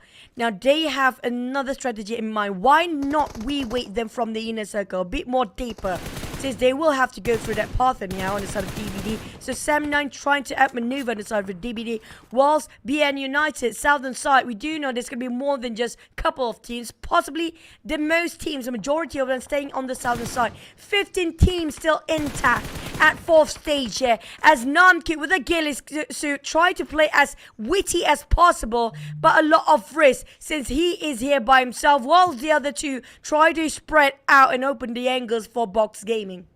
Well, Box Gaming, they are at a deficit since they only play with 3 players, and PERSIJA EVOS, full squad in front of them. But PERSIJA EVOS is another team to deal with on the right side, but let's see if they really need to deal with it or not. We'll know for sure in about 35 more seconds when the circle closes. For Sem9, they're playing, going into the middle, finding a sweet spot somewhere as close as possible to the center, so they don't need to manage when the circle shifts. This is going to be tough for them. We do know this is going to be very classical sort of a circle still, due to the terrain itself, a bit of a hiking to do. And not just that, if you get those elevations, the elevation will not 100% kind of give you those winning spot, because it's going to be quite flat, and there's a lot of trees up there as well. So it's kind of challenging for them to visualize what's happening around the outskirts as well. But MORPH spotted out more. There's going to be a bit of accident and a bit of a brutal way to go. But Sem9 spotted out the entirety of Infinity right on top of this sniper tower. One by one taken out, and Infinity losing limb by limb. This is not great, but Sem9, it's go time. Oh yeah, but one of the knockdown, there's going to be the star player Kenny, their MVP. And Sem9 still be able to manage it. They got a little bit of help from the other side, from Boom Esports, and the Infinity will be eliminated. Now we move over to MORPH GPX. They have PERSIJA EVOS to deal with. MORPH GPX, played by the circle. But it's going to be Vampire Esports, actually. PERSIJA was on the other side. Vampire Esports closest to MORPH GPX. They're starting to collect points. 3 points for Vampire so far as they take out Rocky. The radius of the circle getting smaller, less than 1 kilometer apart for all the 13 teams still left down there. It's down to BN United and GEEK Fam trying to finish each other out, but the one's winning is actually the one that firing from the back. GEEK Fam spot out Porsche. Got one Kirby, but DBD taking advantage. Sem9 dropping a Kirby on side of GEEK Fam. That's going to be them out, being eliminated, decimated by 2 teams at the same time. But DBD want to take advantage. BN United still have to reset themselves. But not just that, we have another team on their right side for these guys. And BTR waiting on the inside as well, gatekeeping all the teams trying to get themselves into the circle. But Team Secret, there's going to be one big boulder between them and PBE now. But can they do this for the side of Team Secret? Well, it's not going to be easy since other teams on the right can shoot them as well. They have a vision on the Team Secret. That's why they need to be careful not to be backstabbed by the other teams. But they move straight into PBE. Putra dancing around, drop behind with the UMP and then Helton with the nade, prepping it up. Putra goes behind, gets the shot out. PBE eliminated, but it's not only Team Secret. They had some help from Xavier. Lucky for them for now. But Team Secret, they have to march across, which is going to be hiking up. But DBD Yen, finally, they take out that bugger. BN United definitely have a bit of a relief since the one that backstabbing them all this while finally being taken out. But next is going to be Boom, who got himself those compound. BN United have to get away from the blue zone. They have to force the rush anyhow. They don't have a choice. Boom already greeted them warmly and finally being finished off by BTR from the inside. Oh, and Boom didn't get anything out of that, so they are still at 0 elimination points, but that's okay, they're still alive. Team Secret, on the other hand, now in trouble as Xavier will be rushing onto them, circling around, getting the information. They have it right now. Telco defending his ground. Putra gets a knockdown to Chua as well as Lamborghini. And now Xavier parching with the name. Will toss on to Zral. Zral might be in trouble. Zral clipped, but he's still standing on his 2 feet. Chua bleeding out, Parjin. Can't do much about that as Chua will be taken up by now Zral. It's a critical position. On the side of Team Secret, this is going to be tough. Very tough indeed. Kind of stuck themselves in a corner down there with Levi opening up the angles. They are fighting. Levi is just hovering around the side of BTR, having his focus entirely different from the other 3 of these Xaviers. He's going in by himself here, but he might get punished from his actions. BTR fired back. All the rest of these Xaviers try to fight the rest of Team Secret. I mean, like, they need Levi on the other end, but Levi just wants to challenge who happened to be capitalizing on this side. But 1v entirety on BTR. These Xaviers, I'm not sure what's their call out when it comes to those positioning, but definitely was it worth for them or not? I feel like it wasn't worth it. Well, to be fair, they don't really have a choice. It's either you try to fight your way through, or it's going to be Team Secret behind. And you don't have the circle, and you don't have the zone. So you kind of flip the coin and just try to get whatever you can get. If he's lucky enough to get at least that 1 elimination before going out, well, at least he tried to do something rather than not doing anything and going out 0 for sure. But speaking about trying something, now is the chance for Boom Esports to try out something. They don't have the circle, but there's like 3 teams who can actually point their gun at Boom. For Boom, they have to go through the colossal BTR, been gatekeeping every single team out there so far. And now Sem9 is getting into the business too. This is not great. Boom, taken out limb by limb, slowly losing men here. Definitely, it's going to be tough to beat them. Nobody wants to be at the receiving end. Same goes for the side of Team Secret. Back to back between these teams. Team Secret and Boom. Not just the overall rankings back to back, but being taken out from towards the lobby from this map, as well as a back to back. On the side of MORPH, lucky to have the boulders to actually have reset themselves. But Tony K will not give the space. What a big nade on the side of Tony K. Having a bit of discount day for them as well. Knocking down onto you in an instant. Leaving the teams remaining in this map is only down to 5. Yeah, down to 5 teams, but look at the amount of teams here in full squad. We got BTR, PERSIJA, EVOS, and Vampire. Full squad still. Box Gaming, Duo, Sam9, Trio. But Box Gaming now, low ground against PERSIJA, EVOS. Going up against the full squad. It's going to be hard for Box Gaming. Still on the outside of the circle. The blue will put pressure to Trongs in first before Namcute. And ZERXIA is not going to let his vision go out of Box Gaming. He's still going to pin them down and he still wants to collect the points. BTR decided to split into two formation possibly, or get himself 2 vehicles to just bait them out.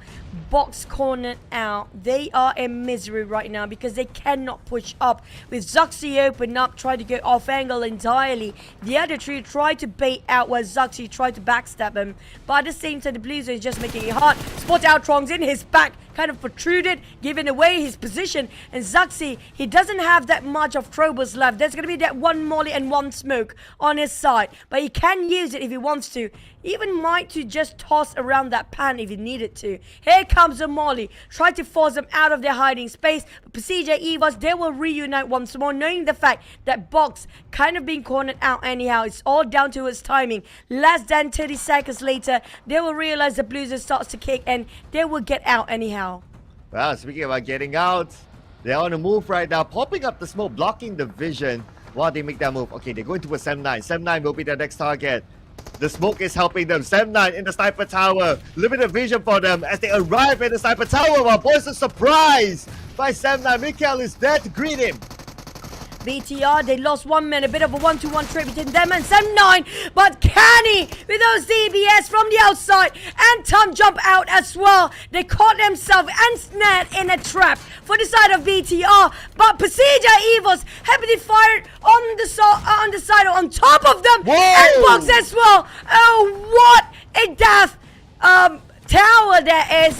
It feels like both teams going into their graveyard here for BTR and Sam9 and giving a lot of opportunities around them to take away all the points. Well, Sam9 got help from Box Gaming thanks to Trongs in. And with that nade, he will get that point for himself as well. So it's a win for him. PERSIJA, EVOS having the best position possible. But let's not forget about Vampire Esports as well. Not much attention given to them, so they can come in later as a third party. Oh man, Lapa being left high and dry down there. All by himself while Luxy just gonna tap out slowly with that mini 14. Definitely just devastating to be at the place of Lapa right now. Hoping they'll actually score more, but misery putting out Ravenclaw out of his misery from afar. But they will fire back. It's gonna be a clear view to a side of Shrubs and knock down misery, but the distance and making sure PERSIJA, EVOS can revive his teammate and his the side of PERSIJA, EVOS. They do have quite an elevation as well, taking this to advantage, but they have to got over the side of Vampires because the entire crew of Vampires is here to take them down. Here we go. PERSIJA, EVOS, Vampire Esports as Nuzi knocked out by ZERXIA. And the other teams on the other side, they will stay put for now. But ZERXIA is going in. He wants to get an elimination point. Nuzi crawling to his teammates, but he should be bleeding out before the point is given to PERSIJA, EVOS. Tony K from the behind shoots onto the smoke, tries to hit the silhouette, but ZERXIA still secures the point onto Nuzi. They do have numbers. They do have the upper hand of PERSIJA, EVOS. They have 1 knock and ZERXIA finally down and finish off by Schweppes. But this is Schweppes we're talking about, not any ordinary player. This guy is extraordinary from a different planet entirely. Based on his last performance, if he's been cornered, he is not just biting back, he bites the head off of everybody else. But speaking to Namcute from off angle, just taking Shep out of the equation. Red Face taking advantage, and this is another monster we're talking about. Namcute on the other hand, push up in a zigzag manner with his skeleton, finally be taken out. But PERSIJA, EVOS, this is it. They cannot botch this. The numbers on this side, the high grounds on this side, even the circles is there to take. All they need to find is one last player of Tony K and 1 Box Gaming. Well, it's either Vampire Esports or Box Gaming now for number 2 or number 3. Who will get it? Tony K still tries to survive thanks to the smoke. He jumps to the other 3. And PERSIJA, EVOS also chasing down Johnson. Johnson trying to get away, trying to find time for himself. Hopefully the attention will be shifted on Tony K, but Tony K playing the same game now. He's going towards this area, but he goes down to the low ground. Tony K will be the next target on Red Face, but Red Face couldn't finish up the job yet. Tony K still alright. Such tenacity on the side of Tony K, not being able to be battered down, but finally have to go down to one knee and be finished off by the side of PERSIJA EVOS. Lasted long enough, showing such resilience on that side. But Box throws in. It's 1v3 now. Can he clutch this out? They are all coming out from different corners entirely. Start to wrap around the corners. He's been surrounded. He's been trapped, but he knocked on one, giving himself a bit of a hope. Throws in. He can do the extraordinary, and this is the time for him under the spotlight. He got another. It's down to 1v1. He finished off another point, and this is big from Box Gaming. Can they steal the chicken away as PERSIJA EVOS let it slip by their fingers? Oh, this is the moment for Box Gaming. Will it be the moment? Can Droxen seal the deal? 1v1 against the legendary Luxie. Droxen, he knows where Luxie is. Luxie knows where Droxen is. Droxen, does he have a nade from the loot box? Looks like the answer is no, not yet. No nade. He has the smoke though. He pops out the smoke. 1v1 mano a mano. This is going to be huge for Droxen if he can score this. No more troubles inside of Droxen. None as well coming from Luxie. It's gonna be a legendary ending here between Droxen and Luxie. Can Droxen see this one out? They've been caught off angle, and Luxie just outmaneuvered. And that was a close one. It wasn't the cleanest. Coming up from the side of PERSIJA EVOS, they almost have a wishful thinking after they down to 1v1. But on the side of this Box, Droxen, such brilliant player, glorious ending, astounding ending as well. Fought all his back towards the side of PERSIJA EVOS. Still have the fight in him. Will not go down easily, but that was incredible. That was Box Gaming's best chance so far to get the chicken dinner. And Luxie just have to do Luxie stuff. Going for the flank. Surprise Droxen from behind. And bursting the bubble of Box Gaming. Red Face, no eliminations, but look at his contribution, 688 damage. All his other teams got the eliminations instead. At the end of the day, it's about teamwork for PERSIJA EVOS. And Red Face had to do a lot of work. I think Red Face is pretty much puzzled.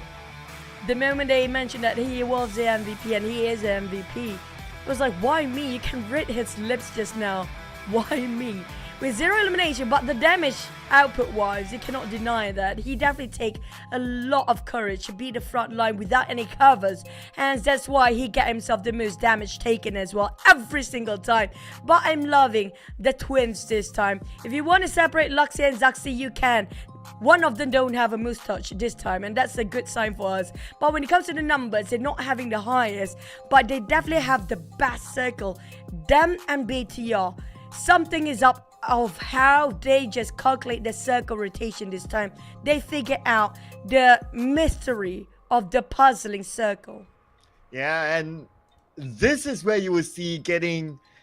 it will start to be a trend for a lot of the teams. Play in the middle of the circle. Because, again, you don't want to manage the ping pong circle.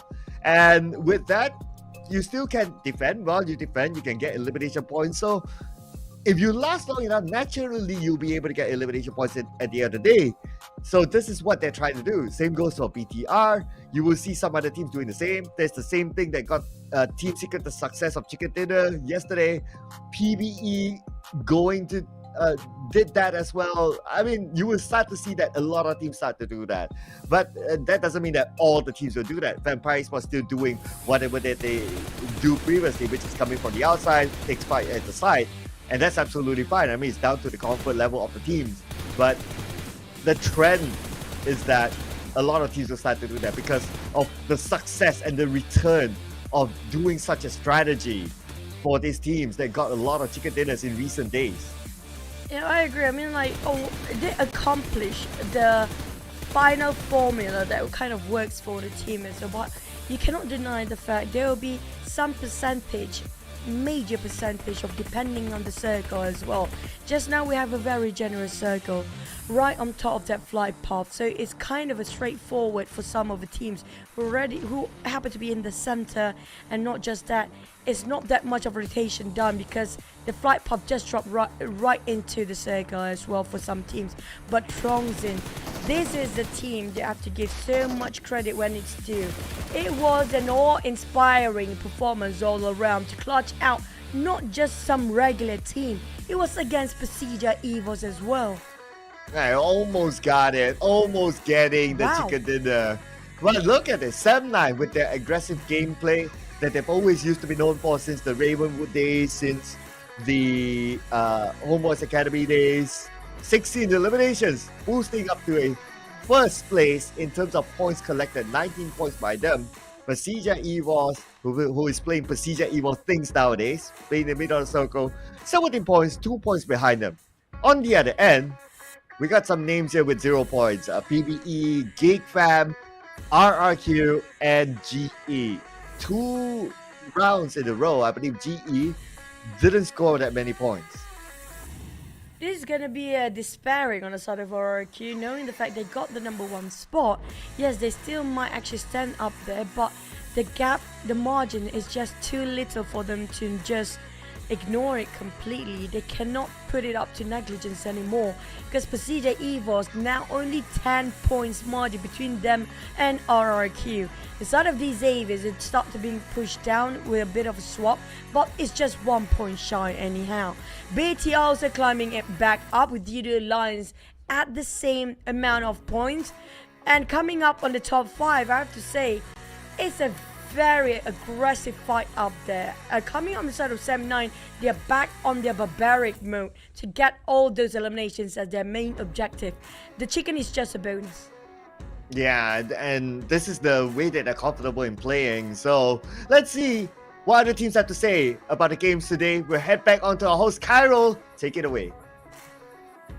Saw just now on match 2, Luxi clutching it up for PERSIJA EVOS for a winner chicken dinner on match 2 just now. But here with me for the second interview of the day, we have Sertani from Vampire Esports. But before I start with the first question, I heard from a little bird that it is your birthday today. Yes. Okay. So Mike telling them this is your what time is your birthday? Like how old are you right now?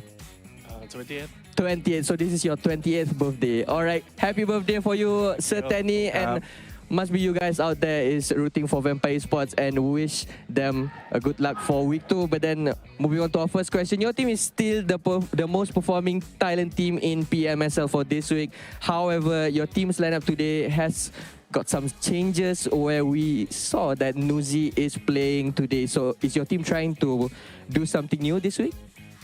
ก็คือจากที่ดู performance โดยรวมมาเนี่ยตอนนี้ทีมแวมไพร์ก็มีคะแนนรวมเป็นอันดับหนึ่งในทีมไทยด้วยกันเองนะครับแต่เท่าที่เห็นวันนี้ก็คือมีการเปลี่ยนไลน์อัพในทีมเล็กน้อยโดยการให้คุณนูซี่ได้ลงสนามตอนนี้ก็เลยอยากทราบว่าต้องการจะเปลี่ยนทริคในการเล่นอะไรหรือเปล่าครับครับก็จริงๆก็เป็นการลองปรับแผนนะครับผมเพื่อเตรียมตัวกับสถานการณ์ในหลายๆด้านนะครับผมก็เราก็มีไลน์อัพที่แข็งแกร่งทุกคนอยู่แล้วทั้งฟุกแล้วก็นูซี่ก็เลยสลับกันลงมาเล่นครับ So they are trying something new as you mentioned so in order to be ready for any circumstances and also to make sure that each of the member teams have the chance to prove themselves.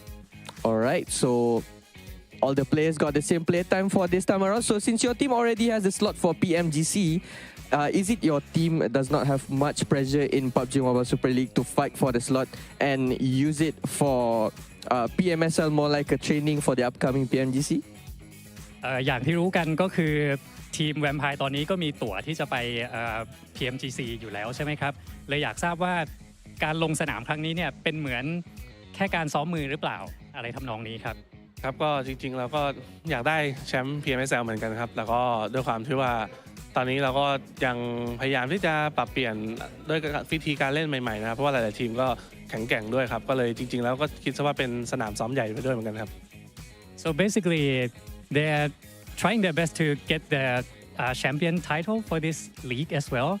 And also they are trying to, adapt their new playing styles for this league because as you can see, all the teams, all the competitors are kind of tough also. Yep. So they just want to make sure that they can beat them and go to the finals. All right, keeping it on par for Vampire Esports. So today is the last day of week 2. After these 2 weeks, is there any team that or a player that impresses your team? จาก2สัปดาห์ที่ผ่านมาเนี่ยมีทีมไหนหรือว่าผู้เล่นคนไหนที่แบบเตะตาเราเป็นพิเศษไหมครับครับก็น่าจะเป็นทั้งทีมดีกว่าครับเป็น Genesis Esports หรือว่า GEEK นะครับผมจากเมียนมาเพราะว่าทีมเขาถือว่าเล่นด้วยความกล้าแล้วก็การที่มีใจแบบมุ่งมั่นในการที่จะทำแต้มแล้วก็ทีมไฟท์ที่แข็งแกร่งครับก็เลยเป็นทีมที่น่าจับตามองครับ So it's going to be the GE from Myanmar. Okay. As they are really kind of, brave and they're eager to win the game. All right, looking out for the wildcards that are bringing the fight into this time around for PMSL. And I guess that's all for our interview session after match 2. And see you guys on match 3 later. Bye-bye.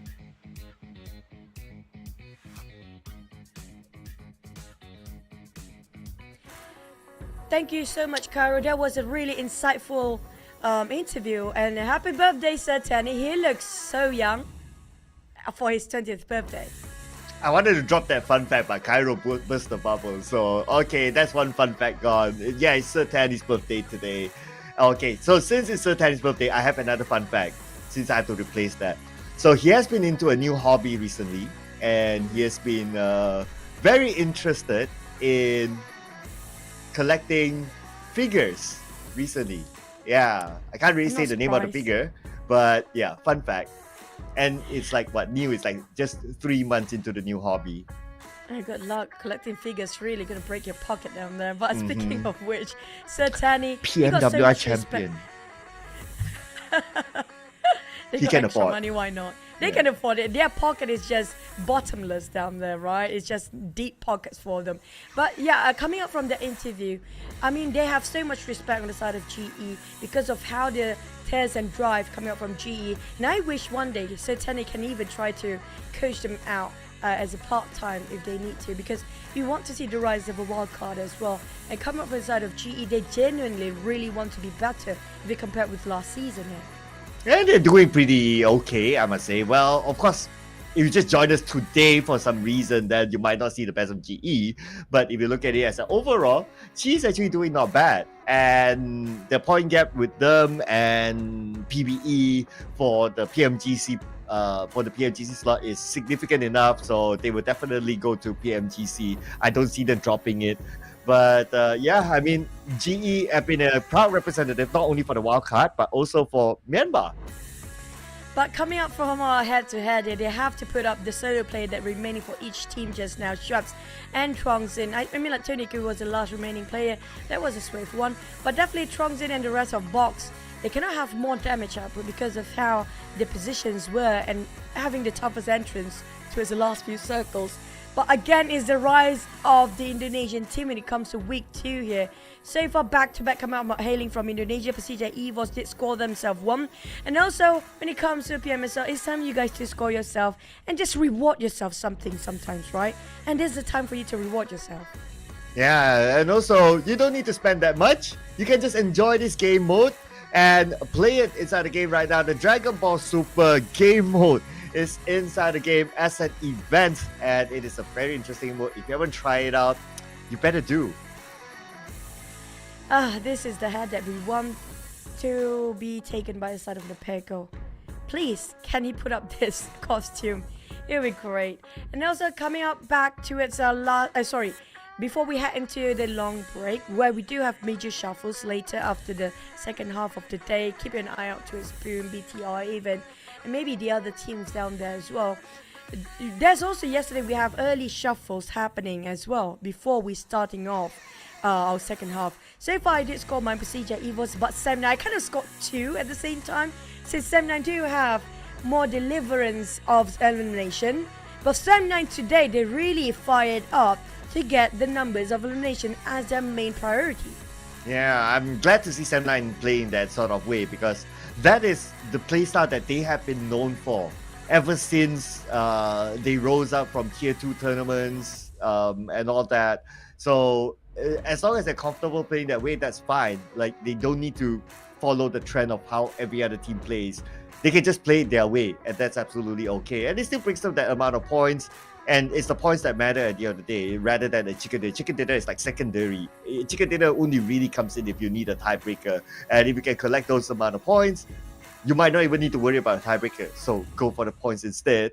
But I almost got Fox Gaming, the closest one ever in the PMSL, and Luxy just had to break their hearts. I mean, I'm sorry, guys. If you guys actually do saw the fly just now, there's a bug in my room. I don't know why and how it entered in. But speaking of bugs, I agree. Since yesterday, it feels like second place is always their permanent spot these days. But it's also show a different side of them, the consistency of box gaming that they can deliver. Since week 1, we're waiting for that. They haven't scored that chicken, but that consistency is way more crucial than those chicken. If they keep this up, they might actually will get into the grand finals in week number 3 based on their performance. Yeah, I mean, points-wise, they're getting better. It's just that, yeah, we want to celebrate like a chicken dinner, right? Just because they are the last team to not get the chicken dinner just yet. But for PTR, they already got a chicken dinner today. Still, they make the substitution, not needing to wait for the break. Yuhai is going to replace Boysil in the upcoming round. Oh boy, how will this fare? Now, we do know Yuhai sometimes is kind of wild, but to be up against for this line of BTR, I'm looking forward what can they offer here. But in the meantime, are there any other swaps going on, especially for Boom? Boom feels like Raisby take it out of the equation quite early on just now. I think it's most of the time they being a bit too, I don't want to say that they are off guard, but they're taken by surprise every single time when they're rotating during the second and third stage. There's always somebody take them out, and usually the one that actually ousted early is going to be those crucial players that will be the entry fragger. Yeah.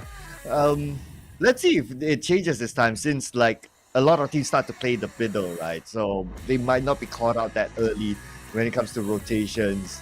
Probably need to worry about winning the fight head on, instead of like, okay, worrying about like who will shoot them during the rotation. I guess that's just like observing of trends, right? But if something just comes up that surprises, then, well, by all means. Because we got 16 teams that we're talking about. It's not like 1v1 and it can like, okay, you compare like this strat versus this strat. But it's 16 teams. One team changes, it's like a domino effect. Everything else just changes. Let's see what sort of circle we'll get that will change the playstyle for these teams before we head on to the extended break. Irango.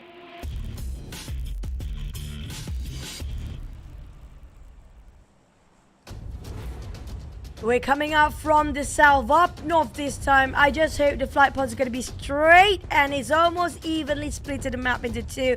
I have a feeling this is going to be a very generous circle once more. But if it happens to be very generous 3 times in a row in a wrangle, that's a clue that we'll be having a very extreme difficult Miramar, which could be a god level of difficulty entirely, just what we had yesterday. Now, since the circle hailing up from the southern side, there's going to be 2 teams that's happy about this, including Infinity, who dropped himself quite early this time compared to dropping himself around hospital due to the flight path. BN United will be one of them, and BTR as well. But when it comes to the circle, if it's right on top of School again or Roshawk, that's going to be super interesting too. I do fancy the area as well. I think terrain-wise is tough, because the terrain on whether it's the school apartment and also the high ground south of school apartment, I think that will be one of the interesting points for teams to try to overcome. I'll be looking forward to seeing that. But if not, well, military base, of course, is always our favorite circle. If we can get that again and again and again, I won't be complaining. I'll be happy to. Looking at the drops, looks like Boom is going to go to farm, and very, very high potential. We will end the circle in military base. Yay! This is going to be a tough one. I thought it's going to be generous day, but it was debunked entirely. It was a a fake one, a fake hope given by the first map just now. This is gonna be definitely Infinity and BN United Circle. If the Circle won't hard shift up north, there's still a split chance of we maybe go back to the main peninsula, but BTR and PB already have some aggressiveness shown. First contact made, first blood by Satar. There's no endless to Satar's recklessness and how vicious it can get straight off the bat. I mean, that's what you get if you're like multiple MVP, multiple national medalists, multiple you know what, everything is Satar, right? Ever since like the days before where he played with another team. Suddenly it just slipped my mind. But he's not like original BTR member. He transferred from another team before this. And even then at the time, he was like really, really performing. So no wonder that the BTR pick him up, and the moment they did, to me it's like, oh yeah, this is definitely a great transfer, one of the star-studded transfers.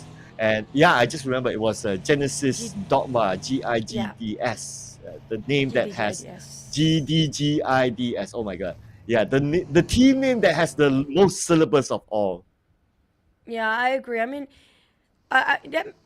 talking about GDGIDS, I kind of miss Lysak now. It's been a while, but back to his Satar, I agree. He is a high skill player, very valuable asset. You can put him in any role needed. You put him on support, you put him on flank, you put him on entry fragger, he can pull it out. And it's been like underrated to not say Satar is one of the best, arguably, when it comes to South Asian level. Everybody knows about Tony K, yes, but they are players that they actually complement the entire team and silently completing the rotation of all the teams of what they offer. And these players need a really good discerning eye to be seen through. Coaches do have those eyes, like how Sir Tenny, he got set of skills that can read people out. You need those kind of people to actually see these people are dimes, and Satar is one of them. I just hope he actually will stay for BTR for the longest time, because it feels like this kind of rotation, this kind of lineup and roster fits well with him. Definitely. And BTR can afford to retain him, wink wink, if you know what I mean. But BN United can also afford to stay at the bridge. This is definitely going to be like the trend. This kind of circle, for sure, BN United is going to play the bridge cap. It brought up a lot of points, taking out other teams. So that is also why, despite BTR, they like to play fast movement into the middle of the circle. They don't cross the bridge as fast. Instead, it brought a couple of points. They took out members of RRQ. No mercy went down to the hands of BTR. And it was Satar finishing it with the support of Gen Force knocking him down. Great teamwork displayed by the side of BTR quite early on. I feel like UI addition to it give them feels like a bit of a more drive and motivation on that side. Definitely inspiring addition. Now, as BTR do have their blood boil up for the tears of killing all these teams one by one. But two teams starting off with a trio here. There's going to be RRQ and PBE, both taken out by the side of BTR as a start. And we talked about the circle early on. There's definitely going to be an advantage for BTR as well, because they can bridge camp on the entry point of right side of that bridge. But do they want to do that, or will they go out to SMB in an instant? I'm not sure if BN United still on top of Nova. They start to move down south, but if they do bridge camp that side as well, they would be great to watch. Well, knowing BN United, they will be doing that. The last we saw, they were still doing that. I believe they should still be there. Okay, now we have BN United on site. Yes, they are still around the areas of Novo. Boom, somehow swoop past by to safety. Somehow they managed to make it. And now they have entered into the military base island. The first team from the main peninsula inside, it seems. And let's see if they go straight into military base itself. Because if they go there, then the Infinity might be waiting for them. BN United taking some elevations. An interesting case by the side of Break. I'm not sure where are the rest of them, but he definitely wants to give as much information possible. That vintage view, definitely paramount for the side of BN United to have as much information feeded as possible at that state. Because they do know a lot of teams will start to come into SMB sooner or later. It's all down to the next stage of a circle. We'll be still comprising majority of SMB. We start to move back up north. It's also a bigger question. But Infinity and BN United, this is an advantage for them. They had the upper hand. They have the head start compared to all the other teams to find themselves loot, and also to clear all the compounds in case the other team's passing by, and get themselves the most comfortable places to stay and try to wait it out while the Blues start to close in. But Box, will they try to open fire against MORPH, happen to be passing by on top of your sniper Liana now, and Box, they're close of getting those chicken, but the numbers slowly pushing up. They already got themselves a triple digit. I feel like this week, compared to last week, the numbers and the gap in between the middle pack is not that big and that significant just yet. They can still chase it out till the very last map of the day. Yeah, the only thing about Box Gaming is that because last week they were at the bottom 4, so this week, if they somehow score in the middle, next week we need to tabulate the scores, we'll see again, but they need a above average performance. That means roughly they need to be more than like in the middle pack for next week for them to get that survivor. They don't really need to be like up there, like maybe top 3, but maybe above, like page 1 at the end. Then they might be able to survive it just by a very small margin. This is going to be huge. Today is going to be big for Box Gaming. They need to score big, however it is, whether it's survival or elimination points. This circle is super interesting, though. I'm loving what we being offered on the side of the game itself for this circle rotation, because it's going to be super difficult one, and not just that, a tricky one as well. Do any of the team resort to boat strategy, because they might actually can do so. And so the PERSIJA EVOS scouted out some players who happen to be passing by, and they are in between Box Gaming and GE right now. Sam9 already passed through those bridges. We're talking about BTR also just hovering around. BN United, they can gatekeep Boom already entry into SMB, but Infinity will bomb into Boom since they are moving in the same direction. RQ going all south of the way, taking a boat ride or just swimming, I'm not sure. But MORPH and Box will actually have the latest rotation, and the same goes for the sort of Empires. But the last I saw, BTR seems to be on a boat, so they might take that ride. It's just a question of like which area of circle they will end up in, whether they go through Noble or they go like all the way down south. If they go all the way down south, then RRQ will be waiting for them. So let's see what will they decide on. The same goes for Team Secret, still on the main peninsula. And at this point, at this stage, with this circle, if they choose to go on the right bridge, it's definitely going to be crowded. Oh man, the left bridge are also crowded at this time as well. MORPH taking out one by one PBE. Cool. They tried to reach out to its boat, but got caught red-handed in the hands of MORPH right now.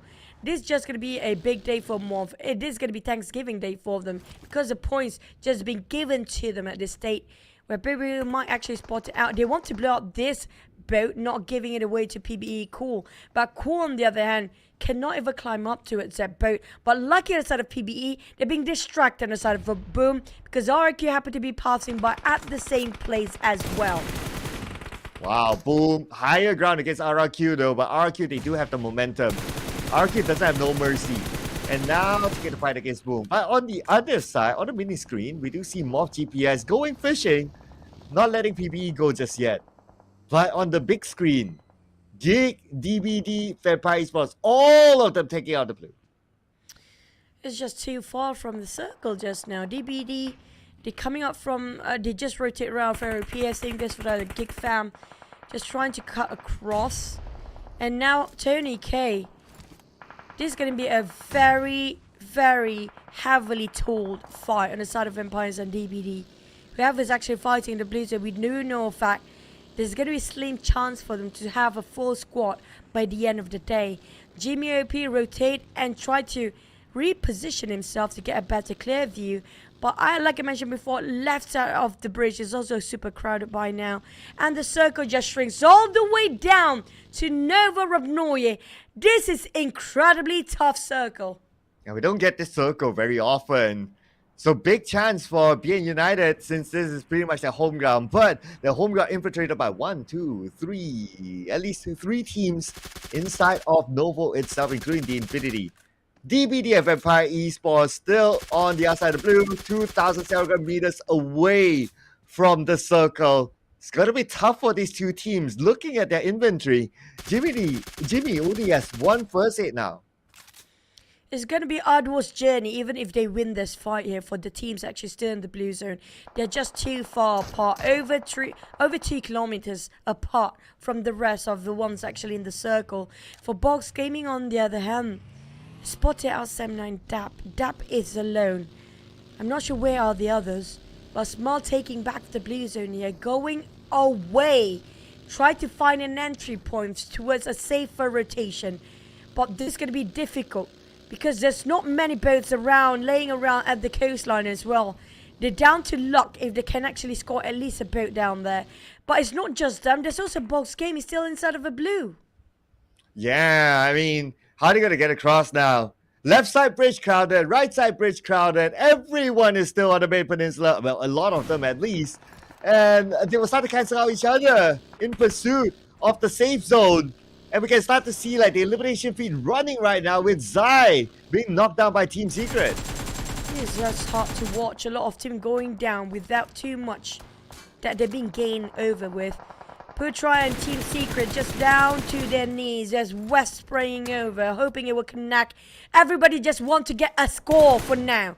It doesn't matter if they get a chicken or not. That's going to be the last on their list. All they need is, can we get a point before we go down? Knowing the fact they're just going against the fate for their life here. MORPH spotted out Master Ichi. That's going to be the loss. And at least 4 on the hands of MORPH right now for their score. GE going with 1 point. At least they got something out of this. But DBD and DX, this is going nowhere. What happened if they both go down at the same time here?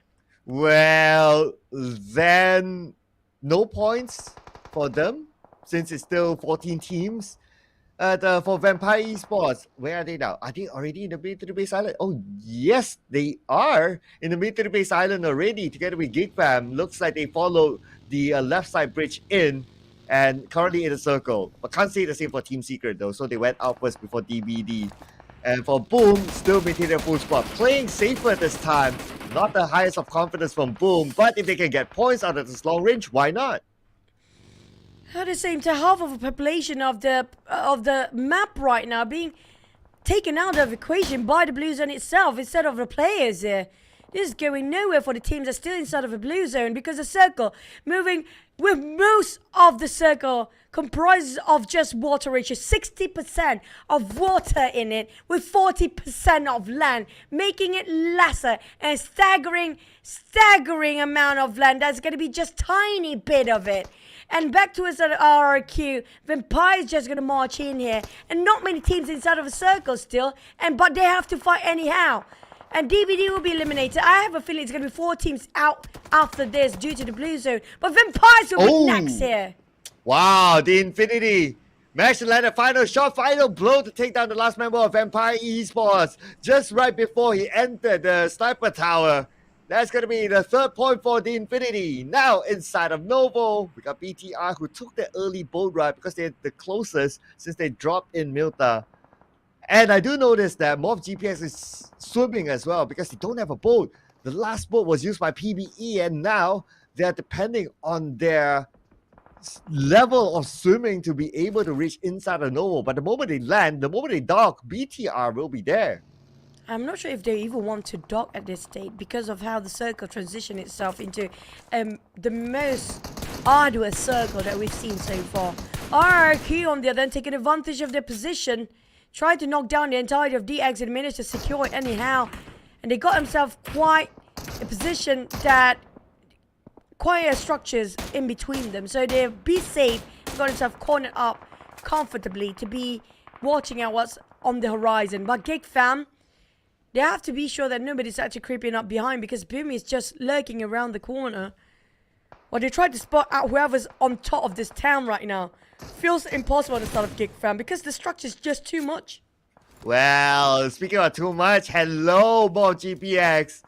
Now they have RRQ and BTR to deal with. That is too much for them. Bubuhu will be the first one for MORPH GPS to be eliminated, taken out by Mort. And this is going to be tough for the rest to land now that they already know someone else is in the water too.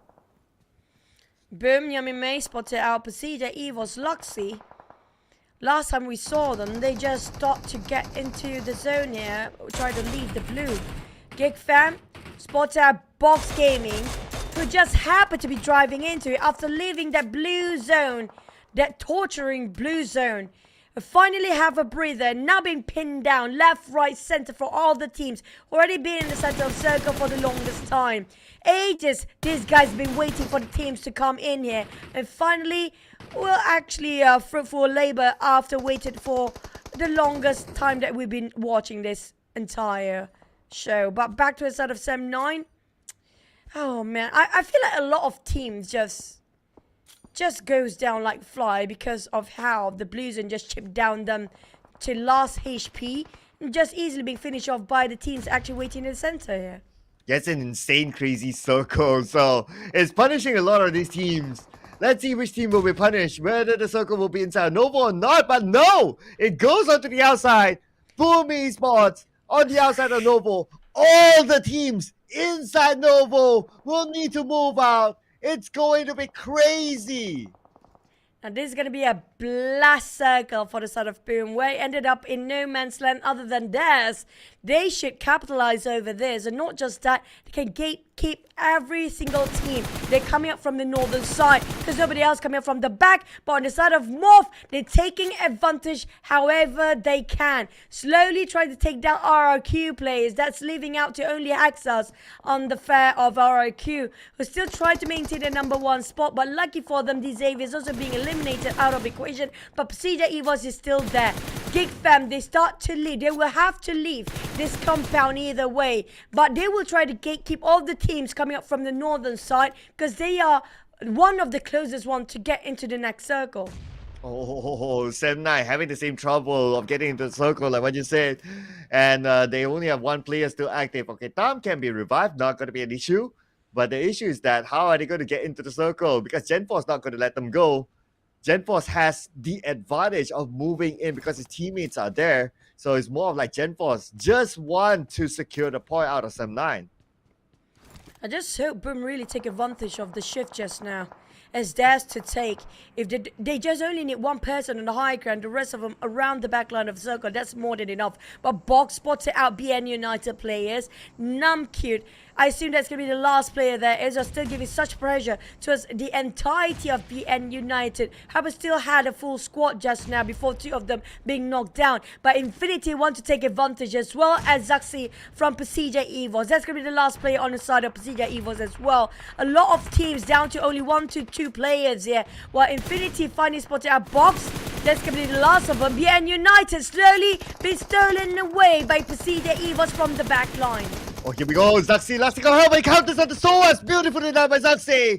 That is what you can expect from the legendary Zaxi. Takes his time to reset. But next, BN United. Oh, not only BN United, but the blue is here. The blue. Just to cruel to Zaxi. No time for him to reset. And Max will be the one to take him out.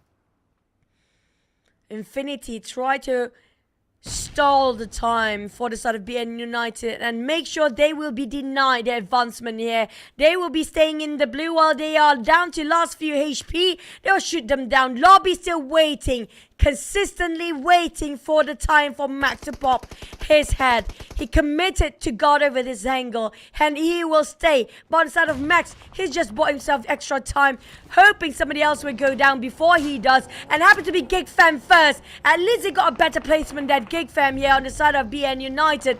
But for the side of Infinity, no time to waste as the blue arrive, and it's going to be a painful one because we're heading in stage 5. Oh, BTR out this time. Max nowhere to go. The Infinity still has him caught out. And they will take that point. 6 points for the Infinity now. Still with a full squad. But they are played by the H of the Blue. One of their members currently on their knees. But should be able to be revived. Sem 9 somehow made it to the sniper tower. But now with the circle shift, they do not have the circle. Time to go out into the open. Boom. They've been setting up the trap well observing all this time. All just now for the start of Infinity, they were... All those roofs is just temporary, and Infinity, they don't have an entry in anymore since they are at the edge of it.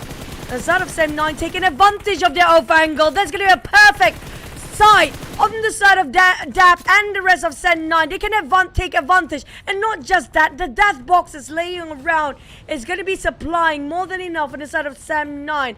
This is going to be the pitfall of Infinity for now, as Boom and Sem9 both having different angles entirely, pinning and hammered down. Infinity is set for lobby. The rest of them kind of not able to get out from their trap zone. Boom looks like they have the biggest advantage of securing the ticket at the highest chance possible. I mean, everyone else has to come out Novo, and it's going to be an open space. Boom just need to hold their position and tap away from afar, just like what Pombit is doing with his Scar L. Now he's spinning out the Infinity. The Infinity, nowhere to go. Even though they're an active vehicle, it's not like they can just drive out like that, because Boom has multiple angles covered. The rest of Infinity will be left high and dry down there, while Lobby will try to find a way to survive. Got himself DBS. I'm not sure if he got any rifle ammunition still inside those magazines. But Pombit, he see a clear sign. That's just it. Infinity, they go way beyond now. It's down to that 3 player being snapped in that one particular angle. While Boom still keep the pressure on to the side of Infinity. Sem9 also have to figure the puzzle how to get out from this corner. That mystery still unresolved on the side of Sem9. Boom! This is their game. They cannot just let this slip by. Oh, Beer tries to get one. He managed to get a knockdown onto them, but he can't secure the elimination point just yet. Now the zone will start to move. Sem9 on the outside as well. Ajun focusing on the Sem9. Down with his last kick of help. Will be eliminated. Sem9 is out at number 4. Boom! Still with a full squad. Multiple angles. No way for the Infinity to counter this. Razy definitely wants to go for the push. He's tempted to do so. But of course, yeah, the circle happened to be right in the center for Razy as well. But he don't want to just get himself in a booby trap down there. If he just go by himself to rush into it, brute force his way in. On the side of MORPH, they're playing it smart. I mean, Rocky. Yeah, we know the Rocky with all the all the muscles and the bronze, but this one is a brainy one. I assure you of that. As MORPH just going to take a bit of a dip inside, while waiting for Infinity finally be taken out one by one from afar. Boom is not willing to take the risk to push out towards Infinity, because they know for a fact the Blues will close on that side first. Of course, they don't need to. Since they have control of the circle like this, wherever the circle goes, they will still get it. And in fact, indeed, they do. Oh man, this is going to be hard for the Infinity. Now the Infinity, even though they want to hope for like, okay, we get a second place. But Rocky, first, nobody knows he's there. Second, he's in the water. So, I mean, all focus onto the Infinity now. They are at news right now, coming for the side of Infinity. It's just too much for them. How to get out of there? It's going to be one incredibly big challenge for them. Very intimidating coming from the side of Boom, giving them that pressure to the side of Infinity right now. But they still have their tenacity, still have the fight in them, as Omstar, Bear and Shirty clustered up together just to have sort of information. They know for a fact left, right, center to be pinned down anyway. MORPH just breathe in and breathe out underneath that water, hoping it will last him long enough before he's been discovered finally by the hands of Boom. But the side of Beer and the rest of Infinity, the Blues will start to take him out.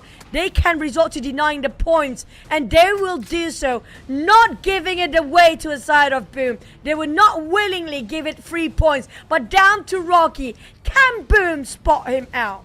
I'm pretty sure it's a matter of time till they spot Rocky out. Look at the angles that they have him covered. Like, Rocky can't even get up the shore. It's just a matter of time now. Sachu tries to tap, can't land it, but Rocky, if he stays underwater, he will start to lose health. And anyway, they are all in the water, right? Even for Pompey, he's in the water now, so he's giving information to his teammates to know exactly where Rocky is. Gonna be a straightforward one. Boom will get it. It's just a matter of who, and he had to be yummy to finish up the job.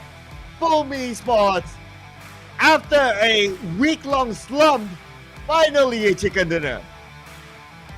I think this is their first ever chicken in entire week tier for the side of Boom. If I'm not mistaken, correct me if I'm wrong.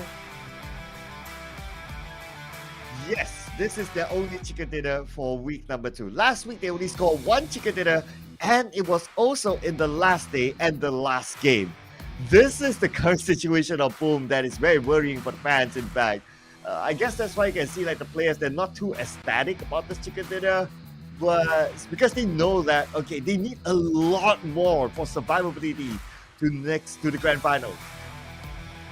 I mean, like, you want to call the luck, or you want to call it they got the circle, they just happen to be there. Call it what you want, but they definitely fought their way into the compound and happen to be right on top of their circle too, and they hold their ground for it as well, and that's credit when it's due. And we have to give the MVP to REGUM, even if it's just one elimination, but they still scored the chicken anyhow.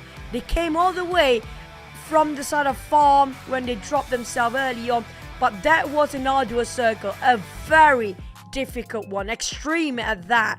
But Razy, Yummy, Pombi, and Nacho, I have to say, Razy and Yummy as a duo this time when it comes to this lineup, finally they scored themselves one.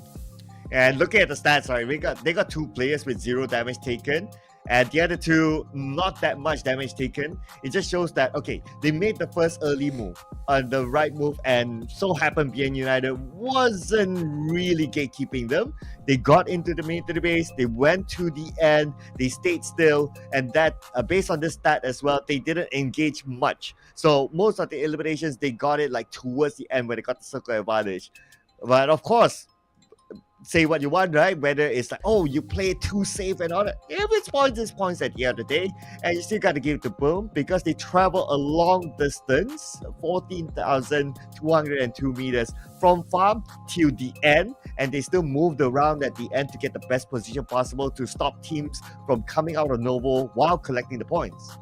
If I'm not mistaken, they actually, I think they either took a boat or swam across early on, got into assembly, go all the way down south, knowing there's not many teams down south. They've been playing smart about the rotation here, knowing also they cannot afford to lose and engage too much early skirmishes. They go all the way down south, just they get themselves away from those unnecessary fight, but either how the circle just blasts onto them. They took themselves, I mean, I mentioned the moment the circle right on top of Boom. If they cannot secure the position and make sure everything is clear, that's something wrong. But at least we do know for a fact they know it's their circles to take, and they've been taking care of it flawlessly. With 8 eliminations, just shooting it from afar, taking a long fight distance. I have to give it to Boom, and they needed this. Like, extremely desperately needed this. Yeah, Boom drove all the way down, and in this unique multiverse that somehow BN United didn't stop them. But without stopping them, BN United still scored 7 points, which is pretty okay. Although you kind of expect more from BN United considering that Novo is their home ground. But on the other end, GE, another 1 point round for them. So today GE hasn't been hard, at least for the first half of the day. PBE in the same situation as well. 0 points in this round. Team Secret also down there. But because of the chicken dinner from Boom, they will overtake Team Secret. And not only Team Secret, GEEK Fam is now pushed to number 19. Oh, this is going to be tough for the teams at the bottom 4. FaZe on the other hand, I feel like going really dim right now.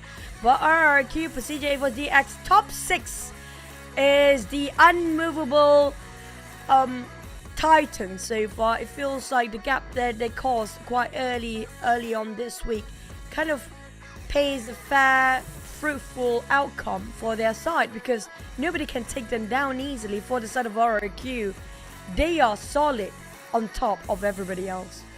Yeah, I mean, the points that they collected solid enough, and they still continue to collect points despite of how tough the circle is for them. It ran away from the Novo City. They still collect points along the way, especially from MORPH GPX when they stopped them from docking onto Novo. So a couple of points in the bag, and Xavier also had a tough time. So it was all like stars aligned for RRQ to be at number 1. That was a difficult circle. I mean, that was extremely a rare circle. Not just that, we don't see that too often. And that's going to be 1 in a million circle as well, to actually see that kind of circle shifted such an extreme manner. But I don't know what's going to happen when it comes to the next Erangel.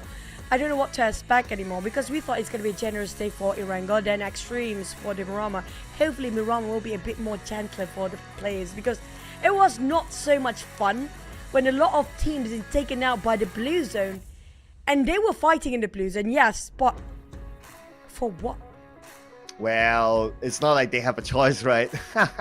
Just because of that timing, that circle, bridge will have teams, and you know, they try to get as many points as possible before eventually going down anyway. So let's see if they still get this kind of tough circle or not. But we'll be taking an extended break this time for Margaret. We'll see you guys after this break. Battle Royale Dragon Ball Super is now available in PUBG Mobile. In this mode, players will experience a whole new kind of combat. Players can play as several Dragon Ball characters, compete in intense battles to see who will be the final victor. If you're trying to win, try going to an energy zone and see what random buff you get. If you get a health recovery buff, then it's a good idea to stick around and fight. Even without any recovery items, you'll be able to maintain a decent amount of health. During a match, players can also use attacks while battling with others. These attacks require ki. Players can collect ki from the map. They can also choose to replenish ki by charging it up themselves. Players also need to be on the lookout for upgrade materials. These are used to level up attacks. Attacks have a total of 5 levels. Level 1 to 2 only require basic upgrade materials to level up. Level 3 and above require advanced upgrade materials. The higher an attack's level, the more damage it will deal. There's also various support items that can be found in the map. For example, the Buku Capsule and Smoke Capsule. After using a Buku Capsule, you'll be able to fly a certain distance. It's really useful for initiating battles or running away. But be careful when you run into Piccolo. He has an attack that can snipe you from far away, as well as a dash that can quickly close the distance. Smoke Capsules release ball-shaped smoke, which can obscure enemy vision. This smoke screen can help you retreat or relocate. Don't forget about accessories. Accessories can also make your attacks stronger. More advanced accessories provide better buffs. If you play as Vegeta or Ultimate Gohan, who can already attack pretty quickly, you can enhance it with an accessory for an even greater advantage. If you want to increase your chance of survival, look no further than the Armor item. Armor provides extra health, which gives you an edge in combat. It has a total of 4 levels, and the higher the level, the more extra health it provides. Be sure to pick it up when you come across it. So, do you understand the gameplay and items a little better now? Let's play Battle Royale Dragon Ball Super together.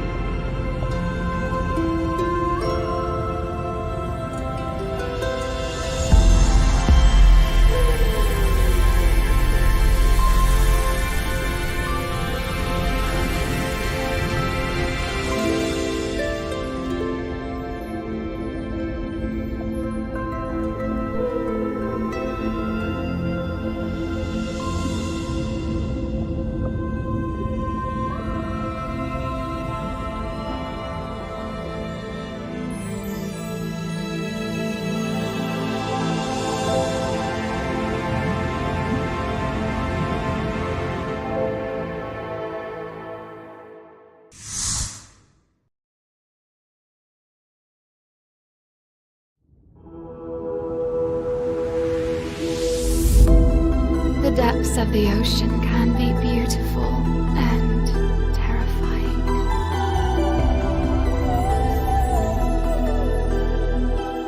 We all have a dark side that's always a part of us, but we can control it.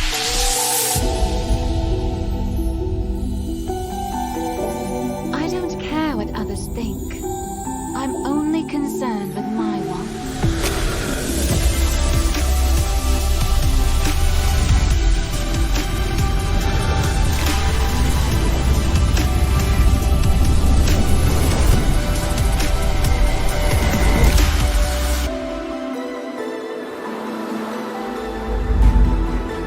The weak are always eliminated.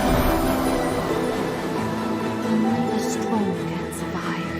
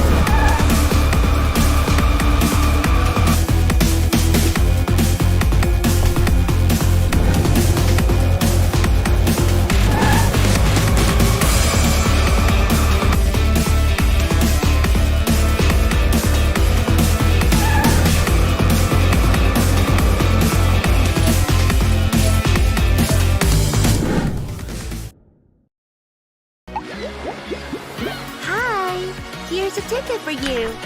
Join the airdrop carnival with Alan Walker. Grab the airdrop crate and head out together.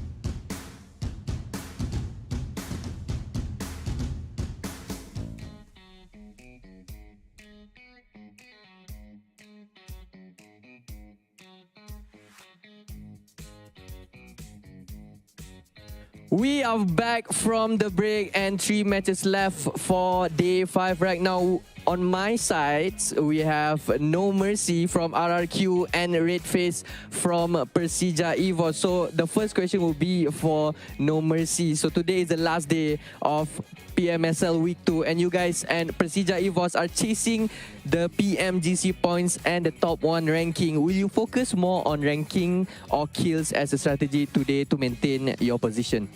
Okay, jadi buat RRQ, kalian sama Jeff itu lagi kejar-kejaran poin buat PMGC dan top 1 hari ini. Apakah strategi yang bakal dikeluarkan oleh RRQ lah? Apakah dari segi placement ataupun kill point? Kalau dari RRQ mungkin kami main semaksimal mungkin lah. So they gonna try their best to get a top 1 ranking. That's what Norma said. Alright, very short and simple. So is there any words to your rival right now? Standing right beside me, PERSIJA EVOS. Jadi kata-kata buat PERSIJA EVOS dari RRQ. Buat PERSIJA EVOS, hati-hati kami ada di school. Oh, so for PERSIJA EVOS, take care because we at school. Okay. Looks like there's a bit of rivalry going on here. So Red Face, on to you now. So the first question for you. Currently, you guys are only 14 points different with the top 1 team, which is RRQ standing right next to me also. So do you have the confidence to overtake the top 1 by the end of the day? Jadi buat hari ini perbedaan kamu sama RRQ itu cuma 14 poin. Apakah kamu pede yang kamu bisa mendapatkan top 1 pada hari ini? Pasti sih kita selalu pede ya. Kita nggak pedulin poin juga. Yang penting kita fokus ke tim kita aja. So we have the confidence to get a top 1 ranking. We don't care about other teams. We just focus on ourselves. Alright, very safe answer from Red Face. So maybe you have anything to say to your rival standing right next to me. Jadi kata-kata buat RRQ, Good luck aja deh. Karena ada 15 tim lain. Jadi lu jangan fokus sama tim gue aja. So good luck to RRQ is because there's still another 15 teams and don't just focus on PERSIJA EVOS. So take care of yourself. Alright, don't get tunnel vision RRQ and good luck, all the best to PERSIJA EVOS. We're about to kickstart game number 4 sooner or later and we're passing it back to the casters. Bye-bye.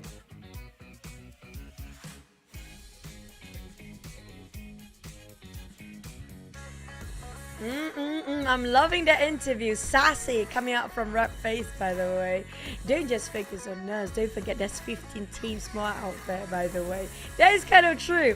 And speaking of which, today is the day of the Indonesian team. And I agree with the chat because just now the break, most of you guys are eating out the chicken from ayam geprek, which is a traditional Indonesian food, by the way. 3 different teams of Indonesia getting those chicken as the first half of today.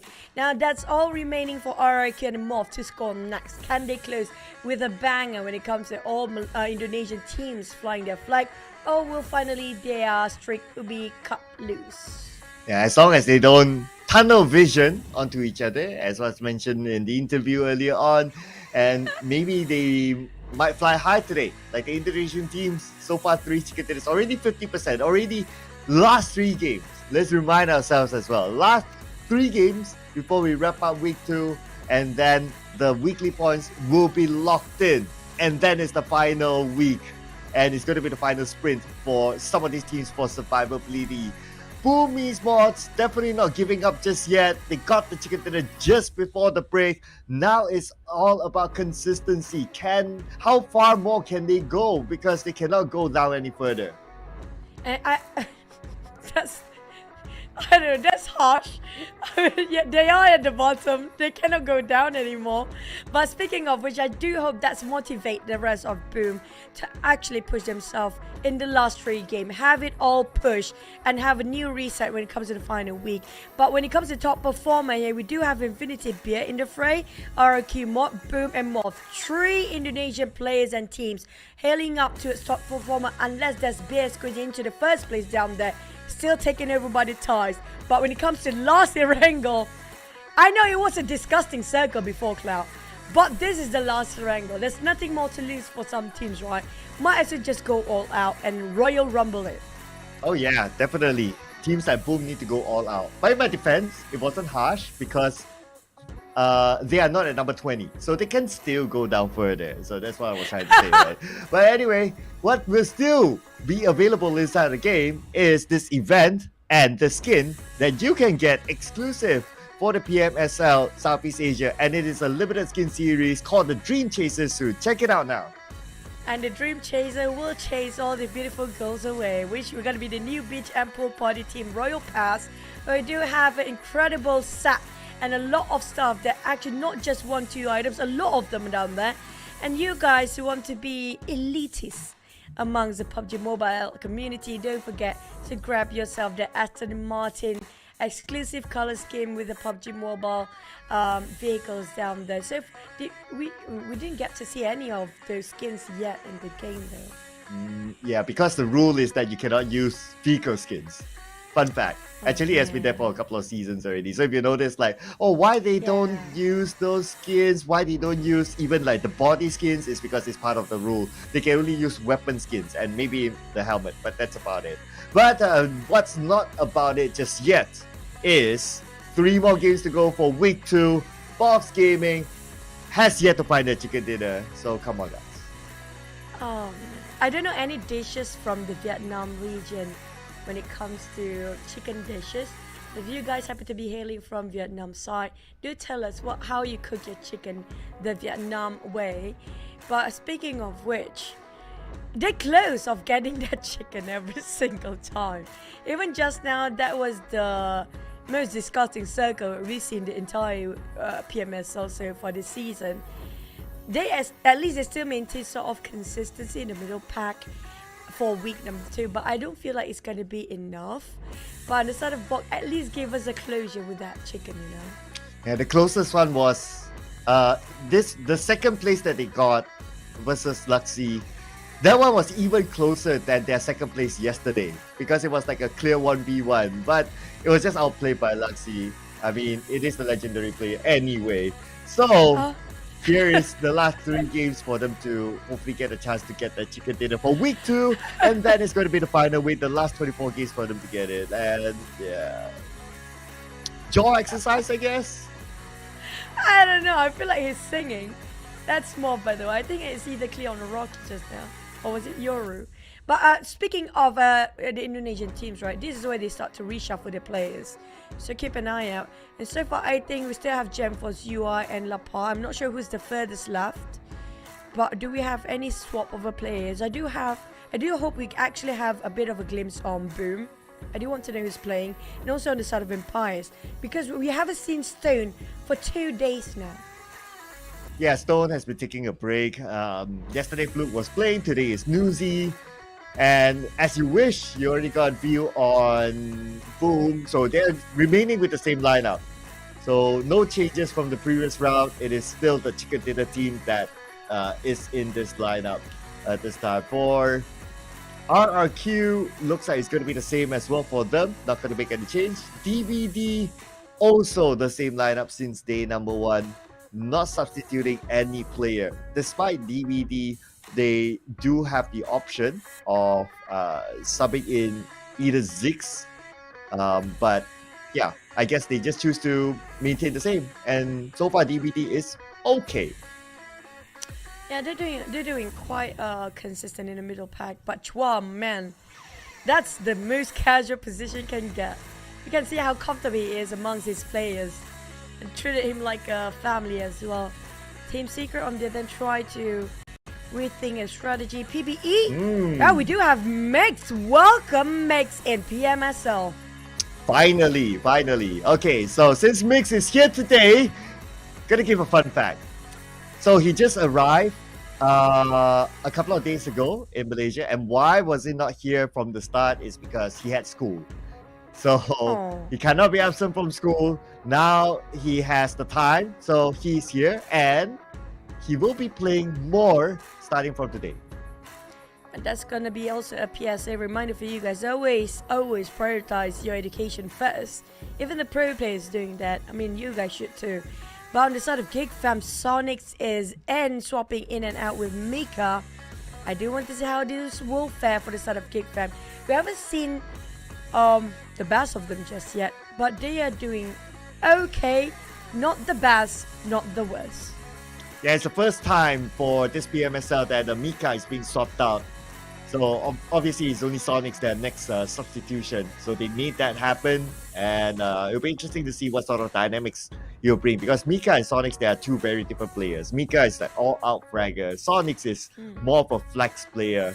So we might see them changing up their style to play maybe a bit more safer, or they will move Snipes into a fragger role, in which they have done that before in one of the years that they won the PMPL Malaysia. Also, I just have a glimpse of Vampire lineup. I don't see anywhere Stone is coming in, so I assume it's going to be the same lineup as before. Instead of 7-9, there's going to be them trying to aim for those eliminations. That's just it. Chicken is an extra. Newsy is struggling with the earbuds. He still got that Jack Sparrow eyes, which I am actually enjoying the full Pirates of Caribbean chronology all over again. All 5 of them. If you guys haven't watched it, you guys should. But other than that, I think really it's down to the circle by the end of the day. Yeah, of course, the circle does play a big part, and that's where the meta has somewhat shifted in general. Of course, not all 16 teams. Somewhat shifted to teams liking to play the middle of the circle instead, because you don't want to manage the ping pong-ish circle later on. The Infinity still with the same lineup, no changes. BR11 is still playing. He's been playing quite a lot ever since the substitution. Yeah, I agree. I feel like they actually gel well better with Pierre. Not just he is a veteran player, and also got way more experience when it wasn't critical for the entire team on what to do and what they decide to do next. He can call off the shot because of his experience as well. So he can be himself the second commander for the team. When inside of PERSIJA EVOS, the twins will stick together this time. It just shows how important it is when it comes to the Judgment Week. In week 2, especially the last day. Buckle up, ladies and gentlemen. We're heading into the last wrangle of the week.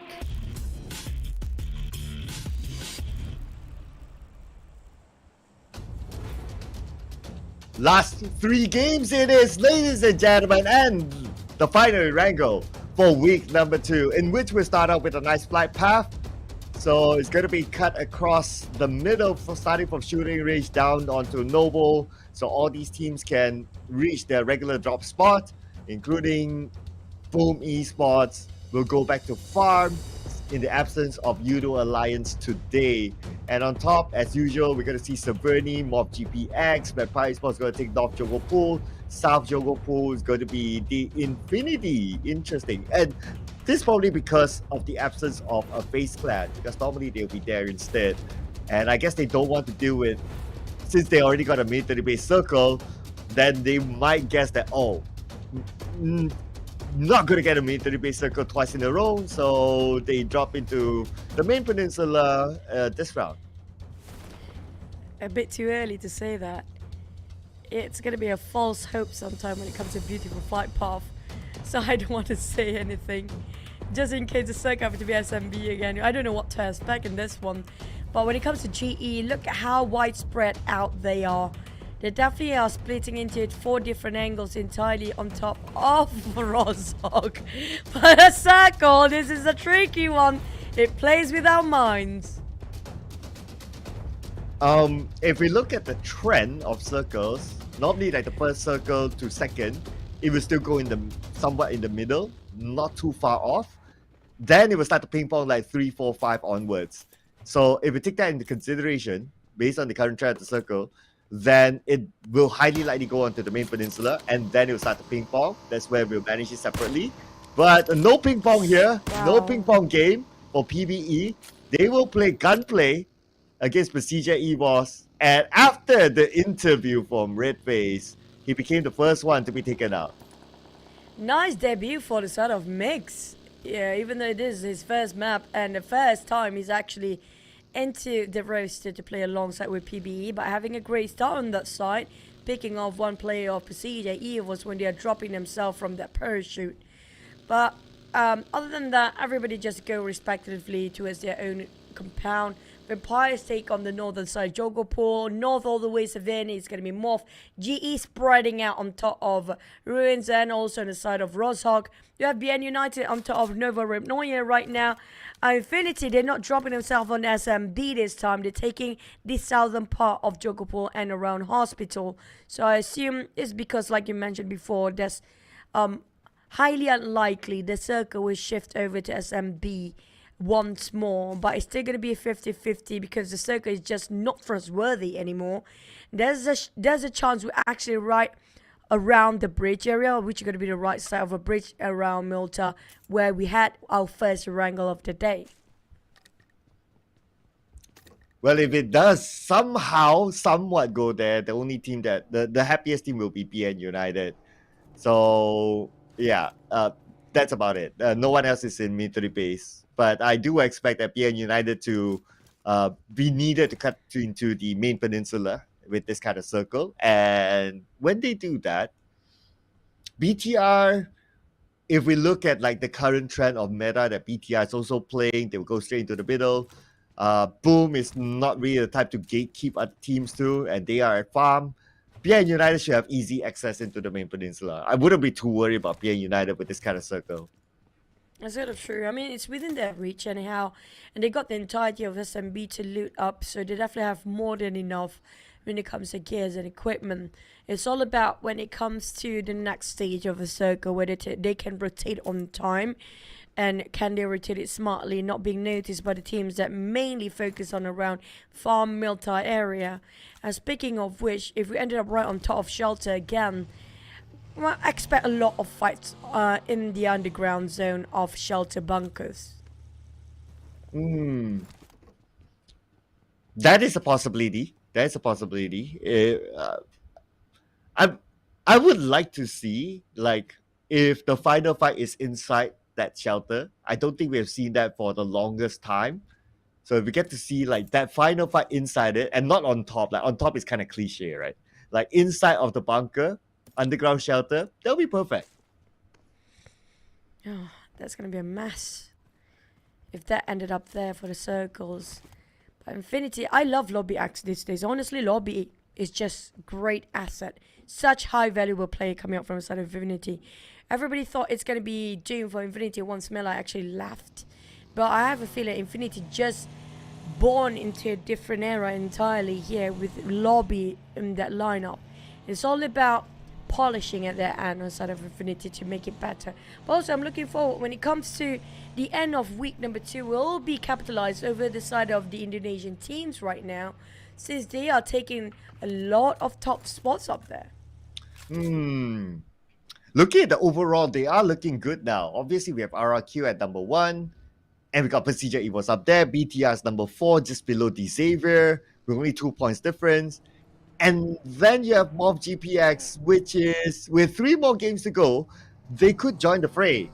So it is looking good for Indonesian teams overall. Can't say the same for Boom. But in general, they're looking good. Alter Ego, they're not playing today, so nothing can change their fate for today's points. But if it does really go well all the way Indonesia, then their best is going to be like top 4 all Indonesia. That kind of reminds me of like last PMSL. The overall points was 1-4 or 1-5. It was all like Thailand, and this time it's Indonesia's turn. Well, but when it compared to week 1 and week 2 here, I do want to give credit when it's due to a sort of MORPH GPX. They are one of the most progressive team and the most growth overall compared to all the other teams here in week 1 and week 2, because they placed themselves at 18th place, barely breaking into the triple digit at 104 points last week. But this week they pushed up the numbers to be themselves in the top 10. That's a huge shift from the second page at the bottom, now in the first page within a week of revision and try to rework themselves what happened in the last week. They definitely, rectified their mistake when it comes to last week's. And this week's, even the final week, I'm looking for how much can they grow.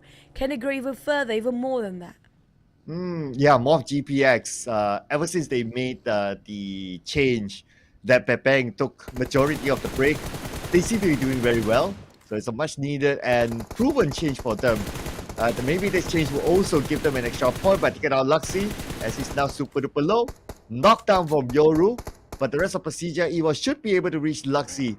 It's just a matter of MORPH GPX, how far they want to pursue, but because of this sort of distance, looks like they're not going to do so. I think this blessing from the side of MORPH, just we mentioned about them. Maybe this motivation, this hunger, the going aggressiveness of the bat on the side of MORPH, because of Rocky singing Celine Dion songs early on, possibly when we came out. And we do have the players came early. But coming up from the side of MORPH, they haven't scored any chicken here today. Maybe they want to score one for the Indonesian team as well. But they are definitely rushing towards the side of PERSIJA EVOS, trying to hunt them down, but realize they actually were chasing the tails of it, couldn't make it in. They might as well just make a U-turn of PERSIJA EVOS from the pound to the 5, from the back to worst. Happen to be passing by to the side of GE, take some in of the damage from the bullets of GE, and now go straight into boxes of his view as well. This is tough to watch. Well, it's not tough to watch for Boom, as they were starting off with their own first blood by taking out Damroot, but Pombit countered by Sonics, and Sonics, can he secure the point? Not yet. Pombit still on his knees though. Sonics changing his attention onto Yummy. And Yummy now with this DBS. Okay, Yummy with the DBS. We all know how good he is with that. But it's going to be Achul instead knocking down Sonics. Audrey on the other side has BTR to deal with. Oh no. This is the worst case scenario for GEEK.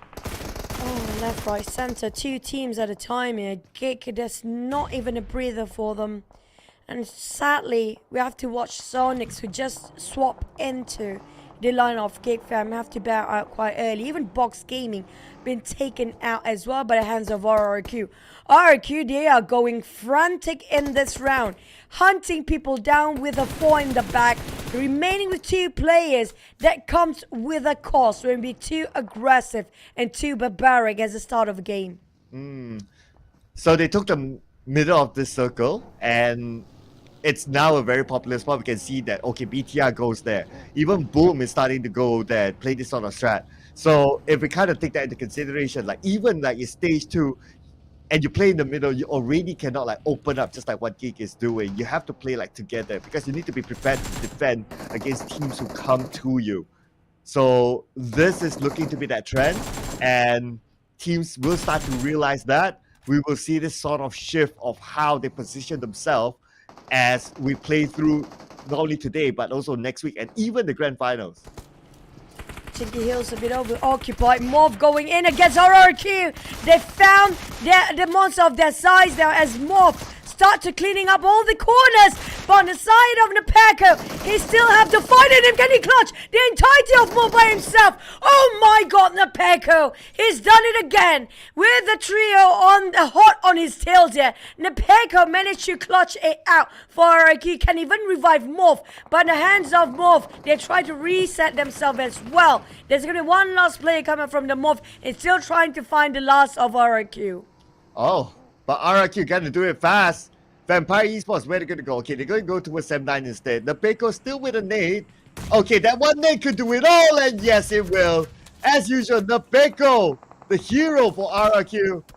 Stage 2, they already got 8 eliminations just like that. Nepeko Mineta, they call him now. That's a long name, by the way. You be Nepeko. If that's the case, with that DBS, that was incredible. That was just... I'm in awe about how great of a player he is. That's just extraordinary. But on the side of RRQ, it's not done and dusted yet for them, because they do have another visitor next. These Avias is having all corners got up, but we do have Empires getting over this side as well. So even though Nepeko gave us such a spotlight in the previous clutch, but feels like it's going to be tough for him. DBD taking on Infinity at the same time. It's going to be all around war due to the circle that shifted all the way towards the south side of a farm there. Infinity tried to play it at the coastline, but DBD taking a go, tried to challenge Infinity right off the bat. Oh, DBD nading down members of the Infinity. They managed to get 2 so far, but they can't get a clear shot onto the others. Okay, they managed to get down lobby. That's going to be 1. Beard defending his ground. On the left side, Yen is going to come in. They're going to close off the Infinity now. The Infinity only has 1 left. That's going to be off style. 20% health. DVD just takes over this area, eliminating the Infinity without a single point. Oh man, Infinity, this hits hard, way too hard for them. The Telco now down on his knees, Vampires rushing in, Xaviers part ways, disengaging because they don't want to take the heat anymore. But that's going to be the last of our RQ. And still not scoring the chicken of the day, but at least they scored themselves 8 eliminations. That's going to be more than enough for them to actually stand at the statue. But the problem is, it's not a clear sight yet because PERSIJA, EVOS and Xaviers, especially Xaviers, still having a full squad with 15 points of a gap. It's doable for these two teams. Yeah, if they can score big, RRQ could lose that number 1. Even for BTR, still a full squad as well. But CJ was playing as a duo, might not be able to score big, even though they can get the chicken dinner. It's a little bit difficult for a duo, unless you're playing as a trio, there it's going to be a different story. But as we talk about the Xavier, one of our members knocked down by a Team Secret. So they might lose one now. But no elimination yet for Xavier. It could be a long range. Mikael tapping out to the side of Levi. Look at the shake of the barrel. And Mikael with that mini 14. With 8 times scope even. Got a clear sight on what's happening the other end. Boom, DX and BTR having a triangle crossfire. But we do have 5 teams in total on top of this. DX happened to be the one that having the most difficult part of them all. But DB wants to join in too because it's not going to be just enough with 5. Why not make all the teams down in the same circle here? Because DBD got it, and the one fighting right now, it's going to be DX is dying. Will not actually be fair for them because they didn't actually get the circle. But GE coming straight up north and straight into the center. Okay, here we go. GE, there's a compound that they can park themselves, so they'll be okay there. Because any further forward is going to be flat land versus DVD, so they're going to avoid that for now. But Semna is not going to avoid this fight with the Xavier. They will secure their first point finally in this round. Lamborghini in the water, so he's going to stay quiet for now, unless if Semna can somehow land the nade onto Lamborghini. Kenny definitely knows he's there. He's cooking up, prepping it up by the time we just looking over Vampires. Just migrating into the circle because it's stage 4 hitting into stage 5. Ravenclaw, the rest of Vampire try to work as a 4 and moving as a unit towards the center where we saw the gunfires happen before. Yan is actually quite in the open. If the moment they just drove all the way straight, they were visualizing Yan. Yan a bit parted from the rest of DBD. Now Jimmy OP will drive across just to help Yan in case he needed one. B and United having a bit of a swim. Friendly swim with Satar. I mean, like, we do know Satar with such a tremendous potential on this guy. He can be a good swimmer too, but a bigger nade on the side of Lapa, dropping a Kobe right on top of Mats. Well, Soa's knocked himself first, but because Yuhai is there, he has to get back into the water, allowing Satar to be the one to come up to land instead. But he jumped back into the water, probably just keeping an eye on his opponent, or maybe it's not clear enough to stay there. Yuhai, on the other hand, needs to win the fight. He has the DBS in hand, circles around, vehicle exploded, break is there, tries to take down Lapa. He managed to get it. Yuhai, 50% health left, comes in with the DBS, and Yuhai will win the fight. Yuhai clutch it out for the entirety of BTR now. Some of them having a hard time to go and see through that smoke. Mikael and Sam 9 on there. They're still nitpicking from afar. But BTR, they have new contenders. It's going to be Boom. It's not done yet. They are being separated into 2 different formations here. The other side of the warehouse going to be surviving. But the one they're being charging by Boom, there's no way out for them. Boom just obliterate half of the side of BTR right now, and they going in strong with 5 eliminations already secured. They want to go for more. And they're playing with the circle advantage now, waiting for BTR to come out of that warehouse. On the other side instead, we still have Lamborghini somehow managed to survive, and he's up on shore now. But what Team Secret, they'll be busy with PBE, not the first time that they meet inside Irango, and they're going to do it again with each other. Range spot as well. Here comes the spray. Oh, close enough. Just 1 bullet away to finish it off straight away into the knock. But PBE, they got a head start before with Mix coming into the lineup here this time. But Helton spotted out. PBE on their knees in an instant. Down to only 2 last players. GE is coming in as well. What a mess here on the northern side of the circle. There are fires everywhere. Cool barely making out, and he couldn't make it through. PBE out of the equation. And he was at his last tick of health anyway. He move further forward into the blue, he'll be taken out. So that's going to be Team Secret defending their ground. 3 points taken. But now GE knocks onto the member of Team Secret. And GE has the compound. A good spot to be in, if you ask me. But now without the circle, somehow they need to move. And flat land as they need to travel out. So DBD and possibly even Vampire Esports can aim onto them. So was just decided he want to take a bit of a dip and just biding his time, waiting for the right time to die here. PERSIJA, EVOS, XERXIA and Pombit having exchange and trading of that hand grenade. But in the meantime, it's a very small structure in between them. That's going to be a very small house for them to take covers on. And they are open up for any bullets flying in anytime soon as well, because they are in the center of attention. DBD and Vampires right on top of them. Sam9 on the other end. Here comes the rest of Boom. Razy arrives. Spot out Misery. Run him down. That's a brutal way to go. But like it or not, Razy and Boom is winning this side. Yeah, Boom now fighting for their life. It's going to be XERXIA all alone. DBS. He does have a killing suit, but that's not going to help him in this kind of situation. XERXIA has nowhere to go. On the hilltop, there's someone else as well. XERXIA circles around, but loses the DBS gameplay against Pombit. Boom, Esports! Is this the comeback moment? Already 7 eliminations in hand.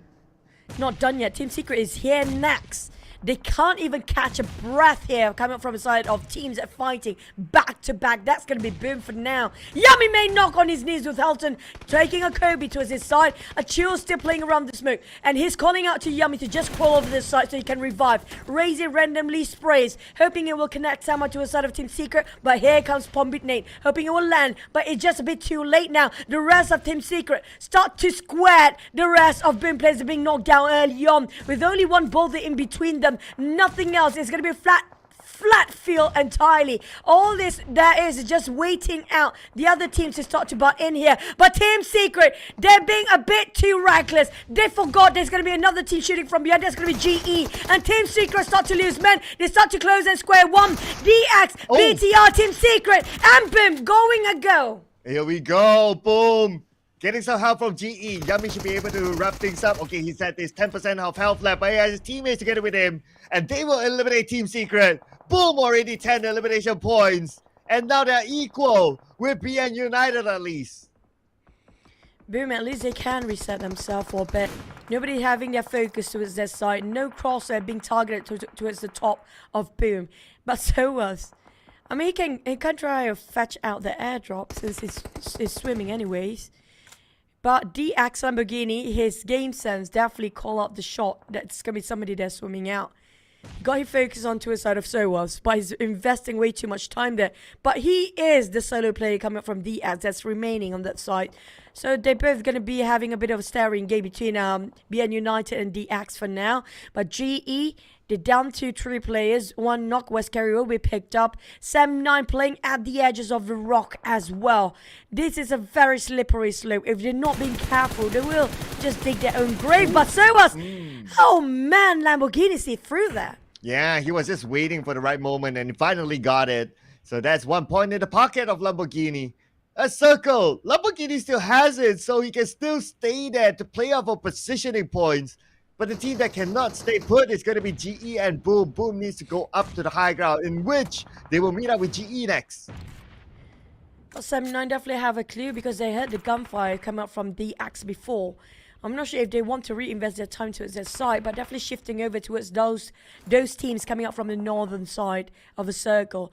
DBD spreading out into 2-2 formation, open up the quite different angle entirely. The Vampires playing out in the open, barricading themselves with only vehicles. Same goes for the side of GE, who managed to pick themselves back up, but boom, nothing stopping them. Double-digit elimination, and you call it luck in the last map of Erangel, and this time they show what they're capable of.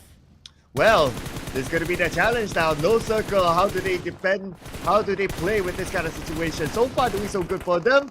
DBD, so far so good as well, as they will pick up elimination points out of GE. GE having the toughest time coming out of the compound. Vampire Esports will be the next team that they face off with. And now Tony K is all alone. Racing comes in. And this is going to be splat all over this land. Where Boom will pick up their 14th point. Yummy made down on the ground, bleeding out. DBD still a full squad, but Razy, that was classy coming out on this guy, just running out people with his vehicles instead of using the gun. Why want to waste those resources when you can actually use nothing else than your own 4 tires and 4 wheels? DBD on the other hand tried to take advantage of the situation while Sam9 tried to butt into the business. Now Boom definitely exploited their position since they popped the smokes quite in the open where everyone can see them through, but they need to find covers. They barely got enough with those abandoned vehicles to take as barricade. For now, it won't last long. But Yummy May, he reversed all the way to the side of Kenny. And now Kenny tried to find ways to get out of this. But this is a very rocky road. It's going through the coastline. But Pombe and the rest of Booby eye out DBD. DBD saved the neck for Kenny. Oh, but this headshot could land. Lucky enough. But unlucky for Mikael. He's still being shot at from the left side from Pombe. Pombe has him pinned down now. Kenny, nowhere to go. He's going to pray for more positioning points now. Same goes for Lamborghini. But Boom, just on top of Kenny. Kenny is not going to go anywhere from here. It's not like he can hike up from this position. Got to pray that Boom don't spot him out. 2 teams just eyeing out for a sunset vision towards that ocean right now. That's going to be BTR and the side of Sam9, last player Kenny. Boom tried to hunt people down with the trio that left remain after Razor being finished off, but he scored himself 5 elimination. 14 for now coming out from the side of Boom. Can they score more? Spot it out, Yummy May and Achul down on the ground. DBD make their move. They want to close in. They want to rush and finish off the job. They know that Boom is one of the most aggressive team right now on their hunting mode. But their mode of hunting and barbaric action will be ending as DBD take them off the equation. Nice advantage by DBD taken. The moment they got a couple of knocks, they move in. No hesitation from DBD. And look at this. This is basically a graveyard of vehicles now.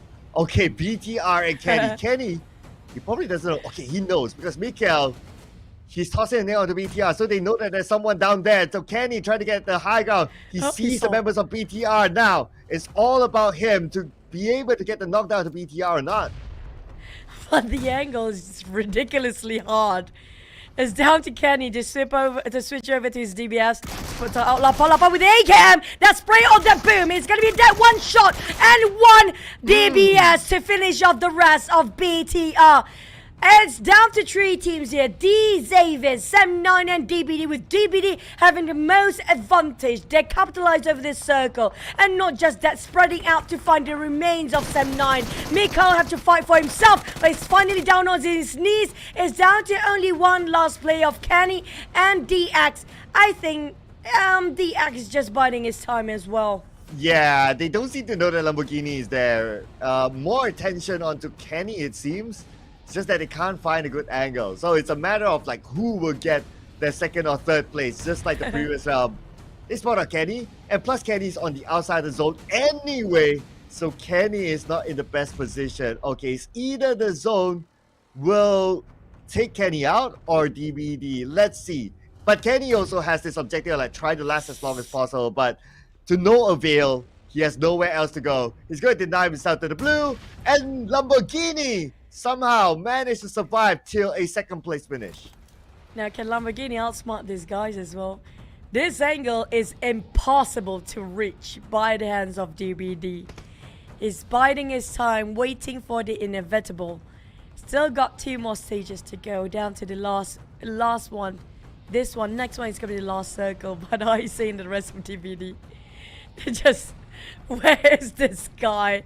Lamborghini will be finished off by the blue, definitely, since he didn't get the center of a circle in the first place. And if the circle happened to be on south still again, he can still wait. But I think Jimmy OP kind of hear a bit of a scratch sound down there. Start to take those nades to work. They still have plenty of throwables on the side of DBD. They can invest that much on towards the side of Lamborghini. And Lamborghini can re-heal himself, but I'm not sure how many first aid he got left down there. Yeah, although it doesn't matter because we're talking about stage 8 to stage 9, right? So it's not like you can really heal in this kind of stage. And as for DBD, I believe that they just made a deduction. It's like, okay, if there's nowhere else, there's only this corner. So that's why I can still see Jimmy like he's like going around and all that. He's just making a guess that Lamborghini is there. Even they said Isaac, that's like, okay, we got information, you tell us. But Isaac is like, no man, no one's here, but now I'm stuck. No. You know, this is the perfect phrase for the Malaysian, the Malay phrase, there's Lamborghini behind the stone. It's not the shrimp anymore. It's okay. Lamborghini behind the rocks. If you get it, you get it. If you don't, I'm sorry, guys. But with a Bison, now will he try to fight back here? But it's impossible to climb back up. And the side of Yen, I mean, like, I feel like Lamborghini not just giving away his position. Come on, guys, just finish this off. It's taking too long now. Yeah, I mean, by now DVD they know it's somewhere by this ledge. So it's after Lamborghini move, then well, you already know that he's there because they heard the footstep. Aizen, he got stuck as well, so he's out. This is just a matter of time. No way Lamborghini is going to be able to counter. Even if DBD, even if they let Lamborghini go, they just stay up. They're still going to get the chicken dinner, and Lamborghini is going to get second. So I don't know. Lamborghini. It'd be super funny if DBD players accidentally slipped down, he got himself in the blues, and Lamborghini just stands and watching from above, and he happened to get that chicken from that angle. Now that's funny. Okay, although if that happens, it's going to be comical for sure, but it's definitely not going to happen. So yeah, this is it. End it. Finally, save us the agony of waiting, and DVD gets the chicken dinner. Yay! It's official now. It's definitely official. With 9 eliminations at the last scores we've seen, but you have to give it to Boom. They scored a double digit this time. I'm not sure can they take over DBD from that number 1 spot in this map. And definitely it's going to be a big push for the side of Boom, since they are in the dire need of those points. They have to treat every single point as a dime, and that's not stopping them as well, provided even though they know a lot at stake on the side of Boom, they still push themselves way more than their own limit previously. But DBD, well played. They know exactly how to play around the rock and the structures in between, and they play it well. There was a flawless, clean run coming up from DBD. Yeah, most important, they won a lot of their earlier fights, so that gave them the access to that last spot that they were at. And one of the players that gained DBD's access is Yen. First time MVP for DBD in the PMSL. 4 eliminations, 801 damage. I mean, DBD showing a lot of firepower. It is actually not as straightforward as the ending was like for DBD, but it is a lot of work done. Early stages that they won't fight after fight after fight, especially the Boom fight, and that is it. They just go all the way from there. This is going to be the stat for the team, with Yan dishing out the most damage out of all 4 of them, and knockout even the most coming out from the side of Yan, while the rest doing a lot of jobs, covering himself up as well. Before this, we always have Aizen and Echo, but Yan and Jimmy OP also did so much work. It just shows this time, and DBD is well deserving chicken dinner for them. When it comes to teams to watch, it's going to be DBD, Boom, 79, BTR. BTR has been extremely consistent week 2. Oh yeah, it's because of the going to the middle strategy, and that has worked out for them. That is where expect that to continue to happen for BTR. That is definitely going to be that trend. And I kind of, based on this round, this is the first time that Boom really rushed into the middle to find that middle spot as a start. Maybe Boom is also starting to realize that, hey, we should have done this from the beginning. Well, it's not too late for Boom. They still got 2 more rounds to go, and maybe Boom might continue to do that later in Miramar. I mean, that's a good sign for Boom. They know what's needed to be done, since half of the team still play a bit of late rotation. Why not they themselves get in the center, try to challenge up the fight, since eliminations do play a bigger part than those chicken anyways when it comes to contributing the points towards the overall ranking. But the circle just now was a bit dicey. It was tricky to read out as well. because it ended up with a 50% of water in it still. A lot of water ratios these days when it comes to the Wrangle Circle. But boom, they took so much fight early on. And the journey wasn't easy. It was an arduous journey all around. They took a lot of bullet left, right, center, everywhere. We can see through all the highlights. But they're not stopping at all. I love the fact they played the attack game, built themselves up around some of the players, and try to, reset themselves the moment they can. And it was a back-to-back fight for the side of Boom. Yeah, I believe this will be the philosophy, right? Like, you want the middle, that's going to be the first objective. And then if there's someone there, you take the fight. If not, then you park yourself in the middle so you can manage the circle better later on. So that could be it. We'll keep an eye on that as the game goes by.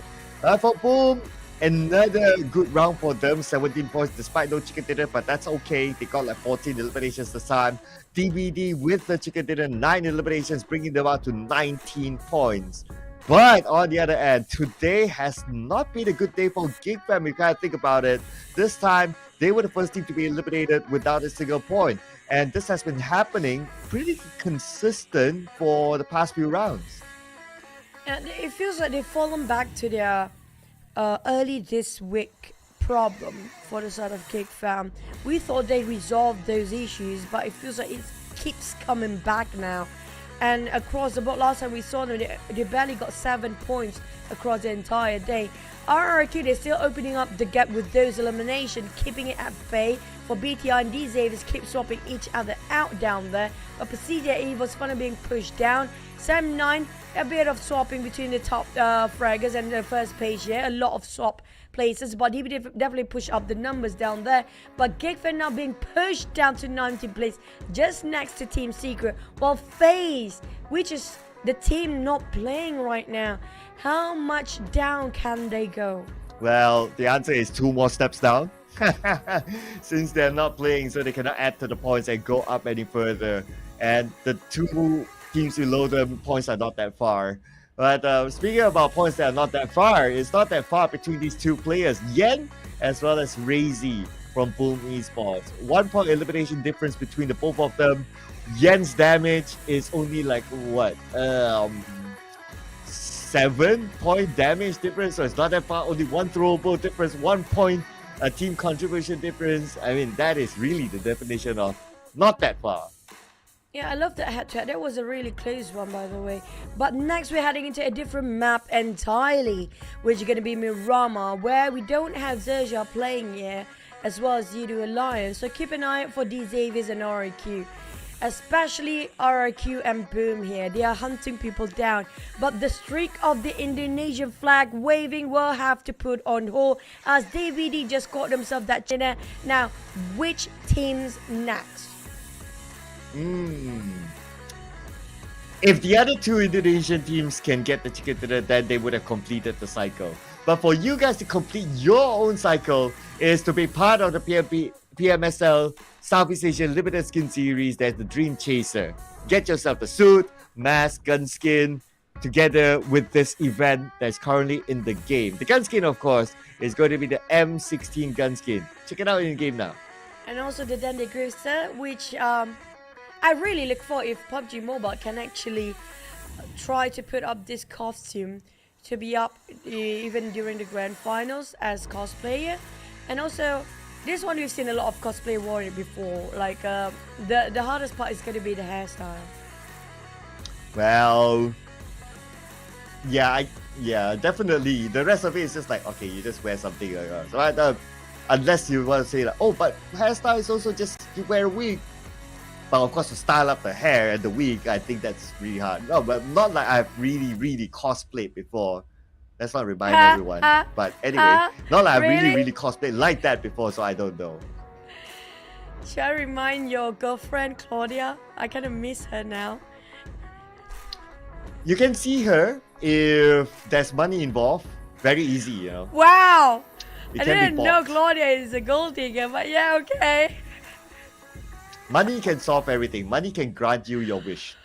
Hey, not really. Money can't buy certain things, like example, the air. You can't buy oxygen. But maybe if you can, if you actually buy a tank of it. Yes. Thank you. I was about to get there. But speaking But of what which, I'm about to Box, get is also Box Gaming. Not yet. Chicken I think dinner. you jinxed them, Claire. Honestly, that's why I pulled them off from my predictions. If we, no, it's too late to change it anyhow. But yeah, I don't know, man. Box, too close, very close, multiple times at that.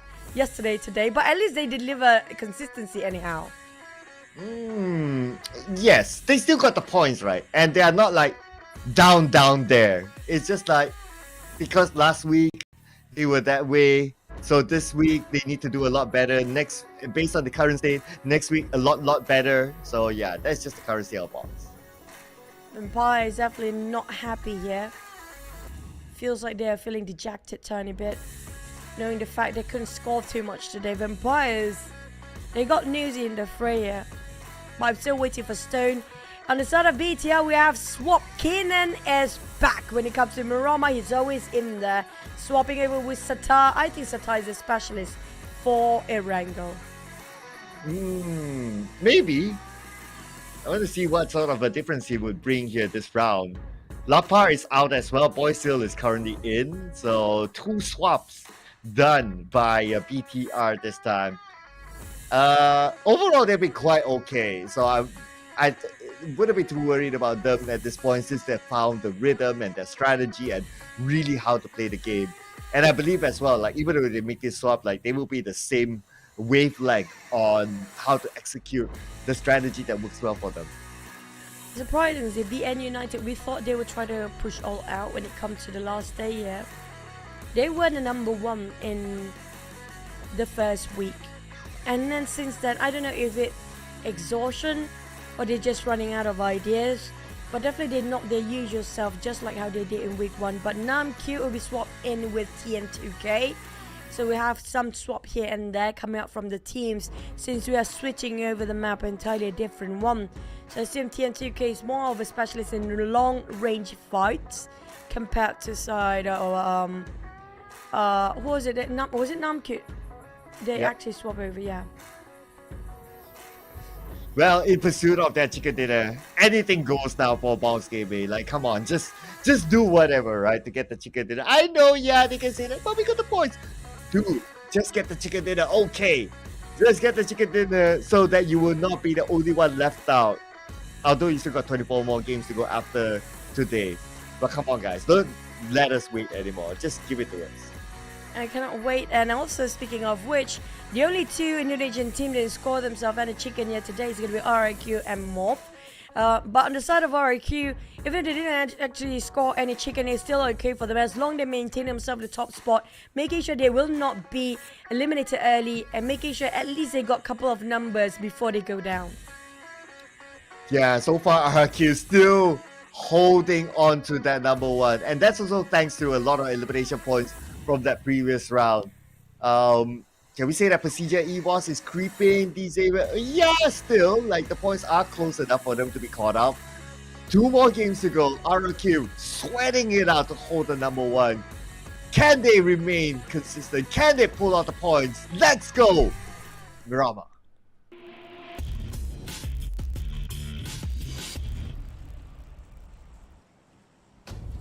We're back to our last 2 maps of the day, which we're going to wrap things up on week 2 with 2 more Mirama maps. This time we have a flight path from Puerto Paraiso up to the left side of Torre Ahmada or the west side of Torre Ahmada.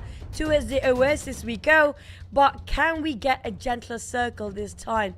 Because it has been a rough day for the entire day here, for the final day of week 2, for all of us watching and also the players. Ooh, flight path. Okay, again, I want to see where Boom will go, right? Since they're the Nomad. GEEK fan, normally they drop in El Pozo, but because of the flight path, they have a secondary drop spot at Puerto Paraiso, so they will utilize that instead.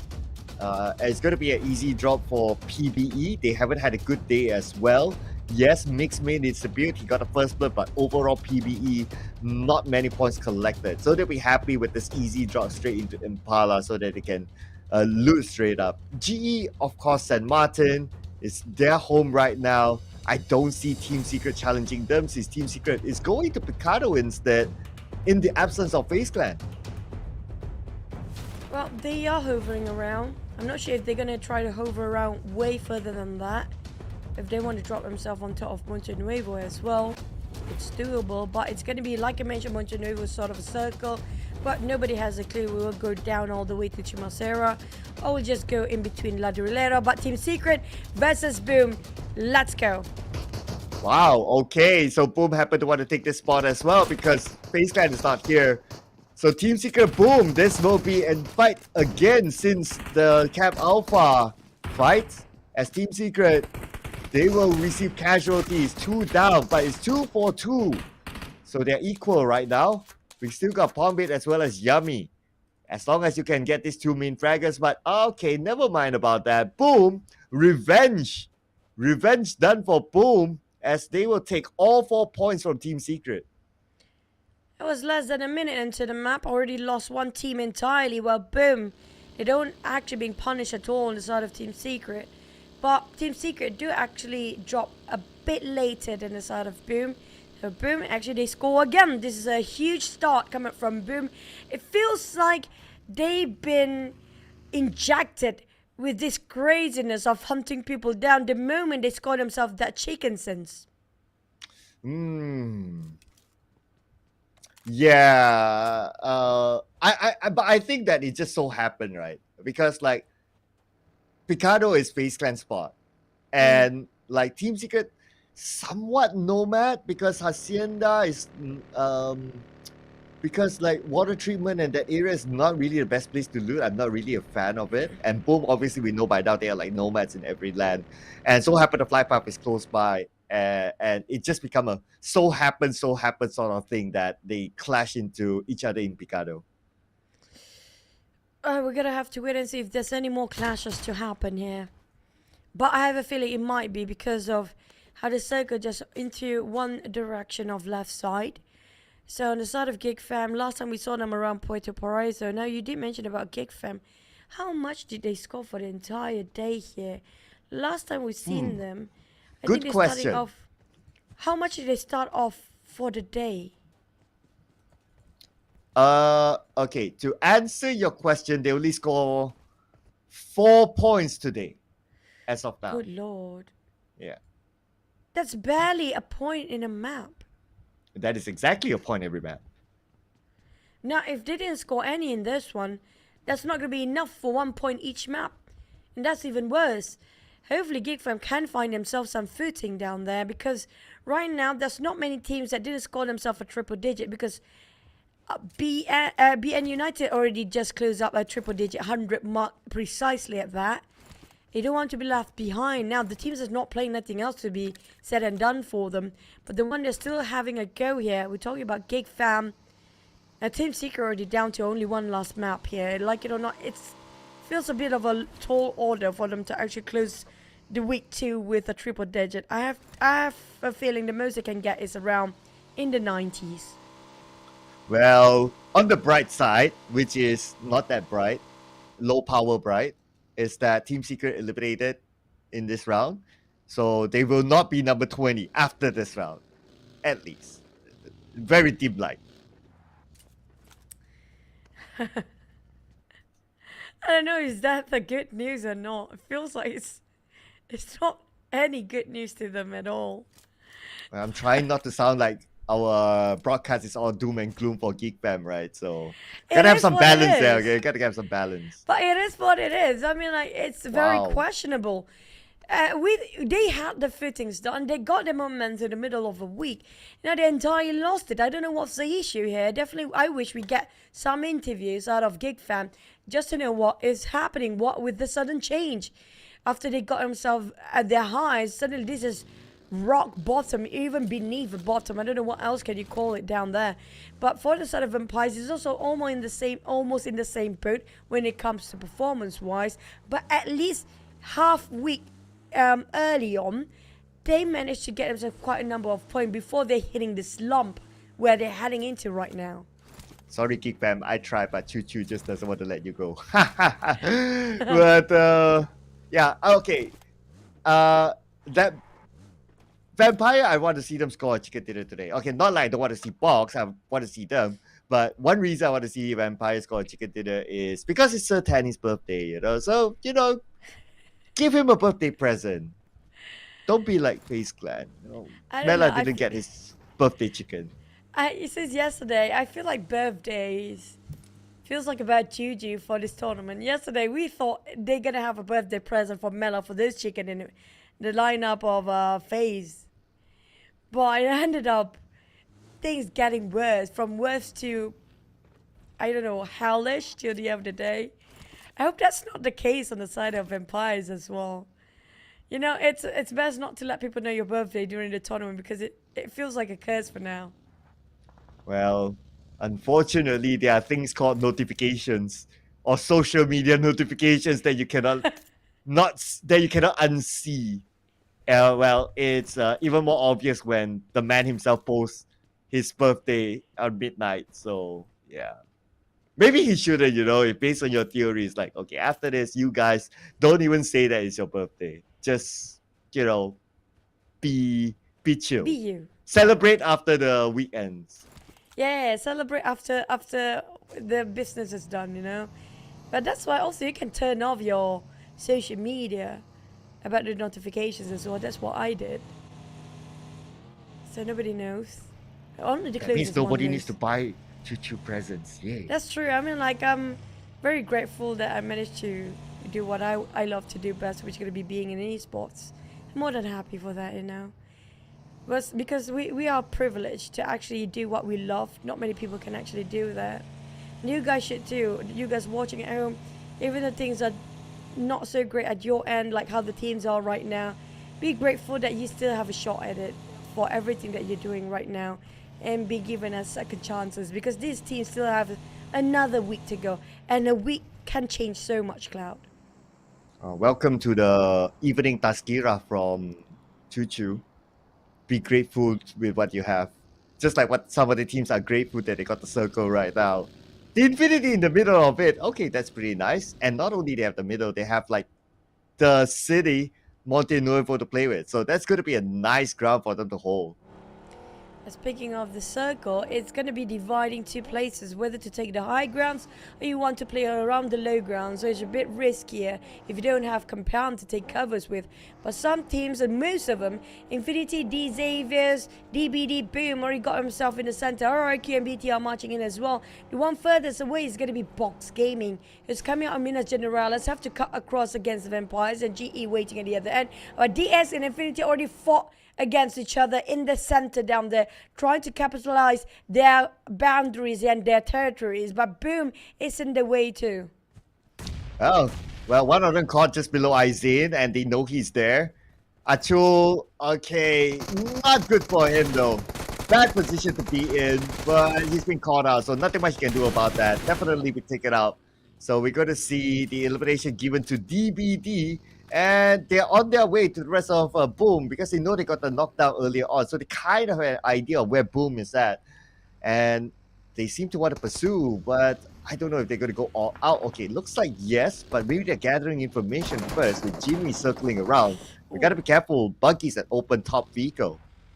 It feels like they are continuing their episode of the wrangle between DVD and Boom in this one as well.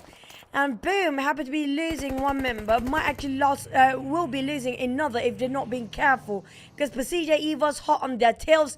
DBD is still hunting them down, and DBD caught themselves in a turmoil, was stuck in between. Isaac's put it out. One of PERSIJA EVOS player which is going around them, but he caught one off guard. Misery down the ground bleeding out, but Jimmy having a bit of a trade with Rat Face, but they're not done yet. We do have the entirety of PERSIJA EVOS marching in. Will Boom take advantage of this? And Izane now. Okay, Nate, from Red Face onto Izane. Izane is still okay with 60% health, but Jimmy's crawling towards him. But PERSIJA will not let him go. Okay, they're in pursuit right now. Luxy doing Luxy things, going in for the flank. But we got Yen covering Izane's back instead. Jimmy OP crawls towards Yen instead, and Izane will take the front. pop the smoke for DBD. They know for a fact they have to reset fast as possible. Izane will try to sacrifice himself and try to take the fight as much and try to prolong as much as he can to hold FaZe at bay. But the rest of PERSIJA EVOS try to fan out. It's going to be Luxy try to flush the rest of DBD out of that compound with that Molly. But the thing is, it's going to be just more than PERSIJA EVOS and DBD right now because the circle just squeeze in even further, shrinking down to La Drillera and Monte Nuevo. Down to a side of PBE to close the distance. RIQ caught himself in a turmoil while they're crowding across against BN United, and DX Infinity is there. Sem9 is in between the junction. GEEK fam just arrived. Same goes for the side of Box Gaming. Aha, Box Gaming on the other side. But they'll be okay for now. But for the DBD. Okay, Jimmy is up. But Izane is caught. Redface is coming in now. It switches to an M4. But before that, Izane knocked down by Pombit. But it's going to be Redface to secure the point instead. So Pombit did Redface a favor. And DBD, Jimmy OP and Yan, they managed to reset just a tiny bit. But Luxy will try to venture out into the compound. One lap on the side of DBD. There's no way out for Jimmy OP. Velenaf on the side of DBD. Before they go down, they finally scored himself at least 2 elimination, but no placement point at all. But PBE, here comes. They are ringing the bell and the door of PERSIJA EVOS Nux is the same graveyard how DBD went out just now, but PBE taking the fight on those elevations. While Rage down on his knees, a bit of trading down between them and PBE. Box taking advantage from the sidelines, and this is a great view to watch. Yeah, it was Ghost who actually knocked down Range, so Box Gaming just had to be the third party from that distance. Also doing PERSIJA EVOS a favor. Box Gaming, we can see one of them actually circling around gathering information. But I guess because they know that, okay, there are like 2 teams there. Yes, we get the long range. If we can get the elimination point from that distance, that's okay. But wait until the fight ends before they come. Kwang spotted out cool from afar with that Mini 14 8-type scope. All he needs to tap it out. Rymon taking a lot of shots, soaking in the damage till finish off by FaZe. Nothing stopping this guy from just shutting people down. FaZe, there's no fear in his heart. He's just going to go into and challenge all the players, brute force his way in. Vampires on the other end spotted out PBE, was butting into the business early on. Now calls on the ground in the open, but will be stolen away by FaZe. Oh my god. Oh, turnaround vehicle. Unfortunately for Mix, as Gen Force will take it out. It's going to be another 1-point round for PBE this time. As we continue on our fight, we have Vampire Esports now. They seem to be interested to take the fight against PERSIJA EVOS, and they have arrived at the foot of this hill. They will go in, and if they have the information that PERSIJA only has 3 players, it's going to be huge for Vampire, but they got a knockdown. This is go time for Vampire Esports. Straps try to fish out those actually in the side compounds there, while the circle is just going to shrink even further and right on top of a circle as well. Sem9 RIQ BTR do play a bit of a lower grounds around the junction of Monte Nuevo, but the rest of the teams coming up from the south, we do have around 8 teams coming up from La Drillera, and it's not going to be easy journey for them because too many teams are gatekeeping each other, including now Ravenclaw try to flush out FaZe from his hiding grounds, but FaZe, he managed to get a bit of a trade, but lucky for Tony K, he's covering fire towards the side of Vampire right now. PERSIJA EVOS lost their manpower in a very swift manner, but on the side of Straps, he can revive Ravenclaw. They still have a full squad. Okay, here we go. Full squad still, meaning advantage against PERSIJA EVOS. The revive should be able to be kicked in, not going to be an issue. Ravenclaw back up. Box Gaming still looking across this map, but they don't have the circle now. The circle is within this compound, so this compound fight is probably going to last a little bit longer, with Box Gaming seems to having interest in trying to take over this compound once this fight is over.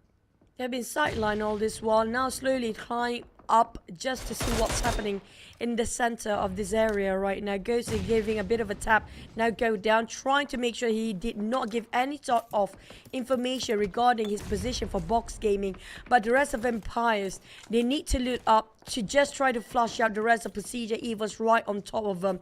Down to 2 players on the side of PERSIJA EVOS. But the more they extend this fight, the more of a risk the entirety of Empires will be taken down as well, because Box is just waiting for the right time. We have no clue how many teams coming out from the backline, but Nuzi scored a Kobe. Misery on the ground. And that's another. That's done. Tony K and Nuzi did the job well done. Yeah, one each there. Box Gaming looks like they will not pursue. Maybe because it's like on the edge of the circle and they want to focus on getting into a prime position instead.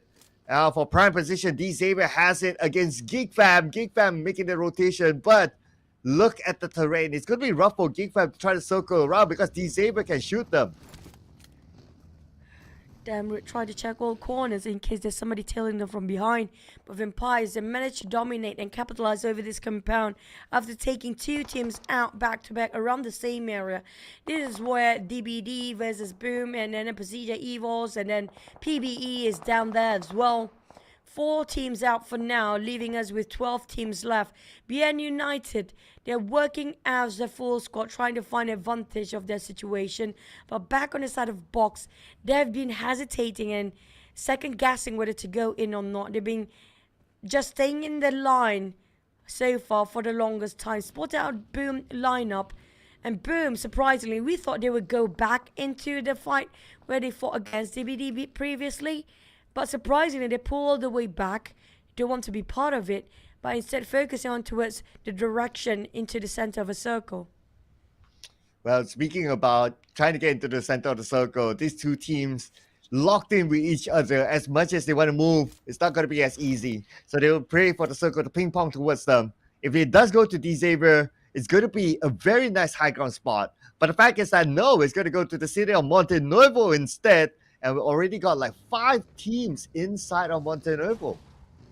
Sam9, RRQ, GE, MORPH, BN United, all around the junction here. BTR got himself the compound, hanging at the edge of the circle.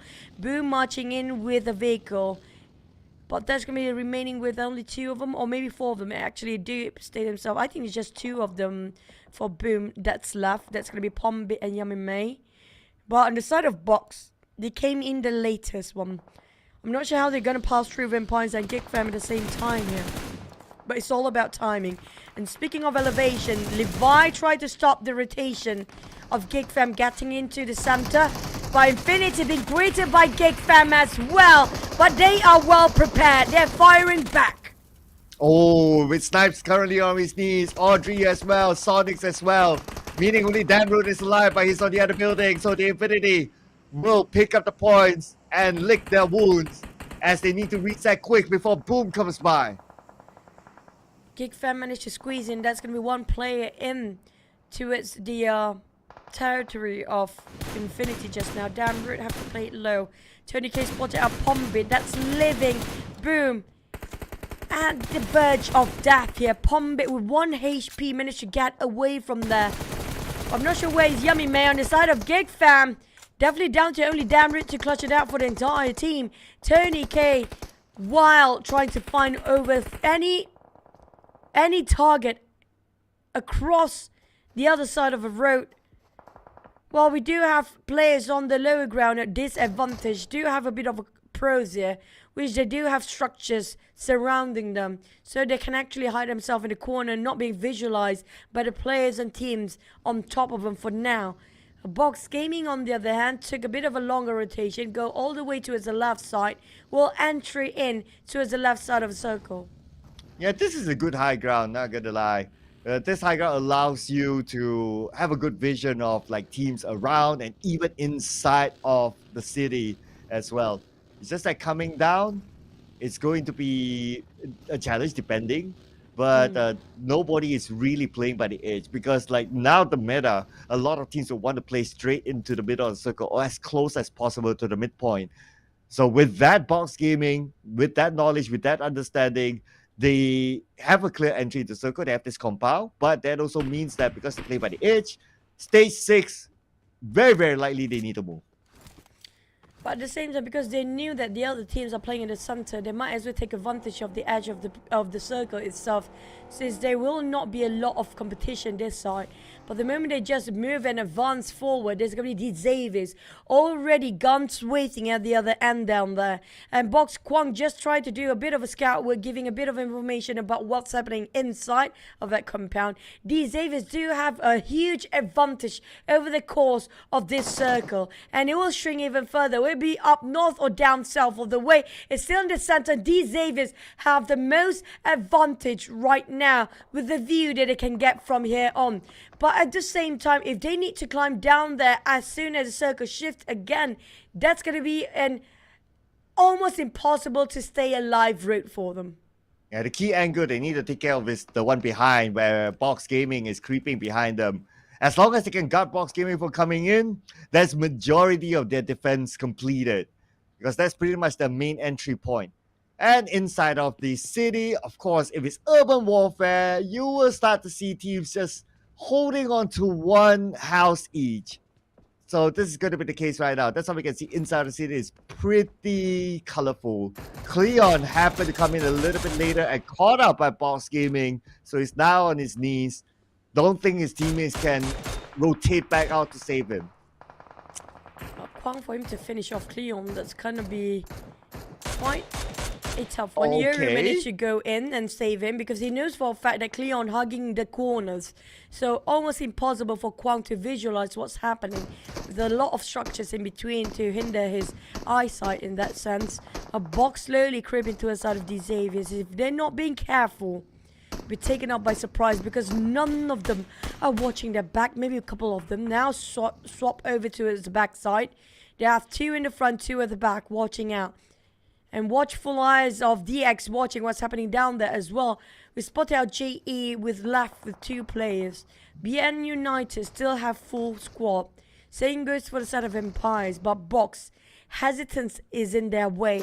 They've taken too much time to think about the next step here. Trongs is spotted out Tony K. And, oh, strapped. There's definitely a headshot down there. Almost the entire health goes down. With this SLR, Trongs will make it work as much as possibly can. Try to be efficient for the team, giving away all the information about what's happening around them. But it also kind of exploit the position, because these Xaviers start to just focusing on the back for now. Let's see. Yeah, they have at least one person looking behind, in which it's a very good move, because that is pretty much the only entry point. You just look at the terrain from the bird's eye view here, and you'll be able to tell that, okay, this is pretty much the key entry point. So as long as they can keep this entry point safe, they are pretty clear. They have the circle still. So it's important for them not to allow Box Gaming to just come in and wreak havoc at their account. They will try to do so. Thien2 can try to confuse them with this buggy. I do know PERSIJA and Levi is actually scouting at the back. The entire crew of DX now focused towards the back. They heard those vehicle coming in. Lamborghini have his eyes on towards the Thien2K, but he's waiting for the entire cover to arrive to know exactly where are the four players of Box Gaming down there. Gosu, on the other hand, playing it very sneaky on the flank side, while Kwang push up all the way towards the back line with a Mini 14, but the circle happened to be shifting at the very moment too. Kwang spotted our BN United players are just beneath him, and the circle, if it moves away, DX still got it anyhow. GE being moved away from the circle, they have to figure out how to cut across MORPH and Sam9 at the same time, while Box and Boo hovering around the backline of these Xaviers. These Xaviers cannot afford to lose a compound, because that was the highest value of compound at stake. But these Xavier not only defending the compound, they know that Vampire Esports is across them. That dog is going to be crucial. That bought time for themselves, maybe not to be crashing. But speaking about crashing in, REGUM has a guest of their own, and it's called BN United. BN United marching in, REGUM in trouble. Nepeko and Nomads in that corner up to the highest floor there is. While MORPH also giving them pressure across the other side of the building. REGUM barely got enough space for two of them to work things out. They can jump down if needed to exit out. But the moment they jump down, a lot of teams can see them from the outside. But Vampires rushing to a side of Pumbit. That's going to be the last of Boom, is it not? They still have one more player. But for Boom, they fought back. They fight back. Yummy May on the other hand, cooking up the nade, making Vampires a run of the money down there. Down to only Ravenclaw with Infinity taking advantage on the other end. Okay, Yummy is now the last man for Boom. The very important player. He has clutched up for Boom many times before. Let's see if we can do this against Vampire Esports in Russia with the AK in hand. Yes, and then for the other. Spray! But it's not a DBS. And Yummy May, unfortunately, will be taken out. But at least they go out with 5 elimination points. Decent enough on the side of eliminations, but BTR now rushing towards that 79. They had a 4. It's 2v4, but here comes the entire cavalry of BTR arriving. So Mikael have to go over this angle by himself, holding the entirety of BTR pushing towards his side, while the rest of it couldn't visualize. BTR playing around the corners, ring around the Rosie while Depp tried to revive on Kenny. Mikael barely alive on the second story. Tam couldn't see where are the rest of BTR who's marching in. They're taking the next door, and BN United being rushed to a side of MORPH at the same time. Porsche! Ooh, that's a nice rush there. Porsche had no chance against MORPH GPX, and they will clear out this compound. That is it for BN United with 4 elimination points. MORPH GPX can still reset. They got a 5 in the back here, and nobody will stop them from reviving themselves too. But Vampires took out Box. Tony K finish off the last player, but he being knocked down instead. DX still stand defending their ground, but Box, never mind, they still have a lot of players on top of DX right now. They're climbing up to the tanks, and it's gonna be Trongz and 2K trying to visualize on Lamborghini, but they're gonna keep tossing the strobles. They're gonna keep the pressure on, will not let them breach easily, but they got the high grounds this time. Trongz and Box, and it feels like they try to close in the distance, but Lamborghini make it such a tough time for the side of Box to close up the game. Lamborghini swap over to his DBS with 14 magazines left. There is in the last clip as well. Lamborghini try to find any sort of leeway to find a loophole in the formation of these on the side of Box Gaming. Oh, Tien! Took too much damage, and to say that the blue was behind him, and he is knocked down. Vampire Esports now infiltrating, goes to defend his ground, knocked down the Ravenclaw. Tony K 1v1, but Tony K goes down as well. Schweppes 1v1 by Gosu, who's still being taken out. Traps wins the fight, but he needs to get back up quickly as we move on to 7-9 now against BTR with Gen Force all alone defending against the entire BTR squad. Gen Force try to hold the ground. Strap stuck down there. He can't move, but finish off by Xaviers anyway. Xaviers, what a tenacity being shown by Lamborghini. Not like that. He slipped down there. There's no way up anymore because the zone is just closing in. But finish off Straps anyhow. But Lamborghini will be the unnecessary sacrifice on the side of DX after they defended their fortress for the longest time. Infinity on the other hand just beneath these Xaviers. MORPH, QEON and the rest of MORPH is out in the open. They got themselves this Coliseum right now. But the side of 7-9 they need to make a move. The Blues will start to shrink. Damn Root lost long enough to be in the top 5. He's still holding his ground by himself. Wow, okay, Xavier, the only way down is using a vehicle. They jump straight down to get knocked anyway. But the Infinity saw that happening, knocks down Chua, and now the other 2 members, again, same case. If they jump down, they'll be knocked. It's just too high. And this is the bad part about this area. But they have a bug. Okay, PERSIJA, 10% of health, but spotted out by 7-9 from Mikael. And PERSIJA might be eliminated. It's very likely now Mikael explodes the vehicle. That's going to be the point in the hand. But no, actually Rocky from MORPH GPS got the point. PERSIJA got stuck in between his buggy just now. We can see the staggering amount of, of the shakiness coming up from the side of his movement. But MORPH on the other hand tried to take down these Aves out of their high horses. That's going to be last player of DX, and that's just it. They're done. With 8 eliminations, more than enough for them to secure the position. But 7-9 finding the corners for Damroot. It's prepared. Oh, he whiffs it. Oh boy, it's going to be 2v1 here. Damroot with the music once again, and DBS in the face by Kenny. Wow, very fast movement from Kenny there to evade Damroot. But now MORPH GPS is going to stop 7-9. They're going to toss the nade onto them, putting a lot of pressure at the same time. The Infinity comes out of the compound. The Infinity, only 1 player left. Here at level is the only one standing. MORPH GPX has two players still active. Rocky goes behind, he has the micro here, he sees his opponent, No! but the beautiful counter from Thumb, nicely done. And now QEON is there. MORPH GPX will get the chicken dinner, and another one for Indonesia. It's going to be back for the streak of Indonesian teams. Yeah, we talked about how MORPH and REGUM are the only two teams hailing from Indonesia region. Didn't score any chicken just yet. They definitely had fun with this last map just now, but what an exhilarating circle. My oh my, a lot of good plays, a lot of accident, a lot of comical ones too. Man, at some point I thought the Infinity would have scored this chicken dinner. If only they had like a little bit more space before the stage 9 circle onto them, then they will get it. Because MORPH GPX and 7-9, they were busy with each other and they had their own casualties. The Infinity, if only they had a little bit more space, they can come out to third party and wrap things up. But I gotta give it to MORPH GPX as well. They clean out 7-9 quick enough. Side of MORPH this time, we're gonna give the MVP to a side of QEON with 807 damage, and it's a red side to see QEON, and they are back here. MORPH, what a progressive week it has been for them. The growth was remarkable, inspiring even to be in the very bottom last week in week number 1, but coming back way stronger in week number 2. It's nice to see MORPH GPX now playing like this.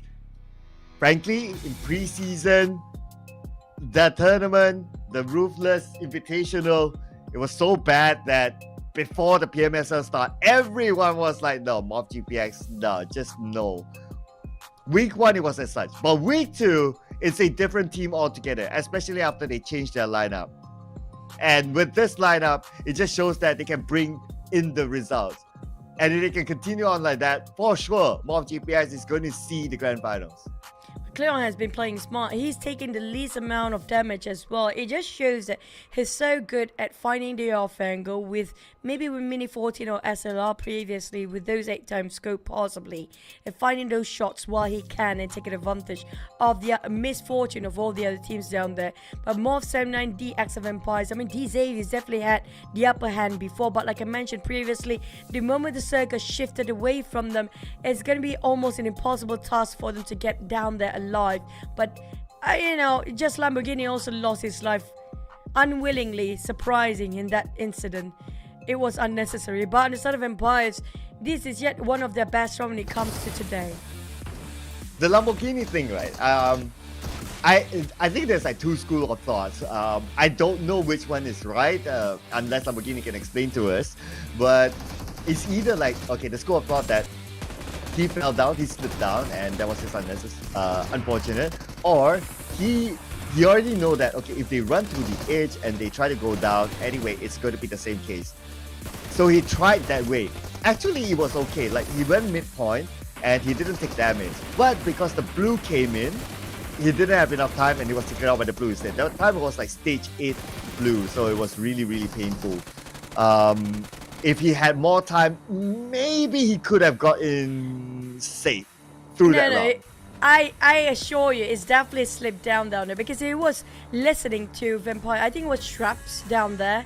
He got stuck and he saw Straps down there, but he wants to go down, but he got accidentally extended.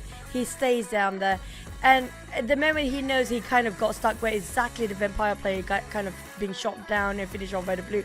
He knows there's no way out for him anyhow, so he just leave it be. But 50 elimination on the side of MORPH with 25 points. Nobody else got their double digit. MORPH really plays so well in this round.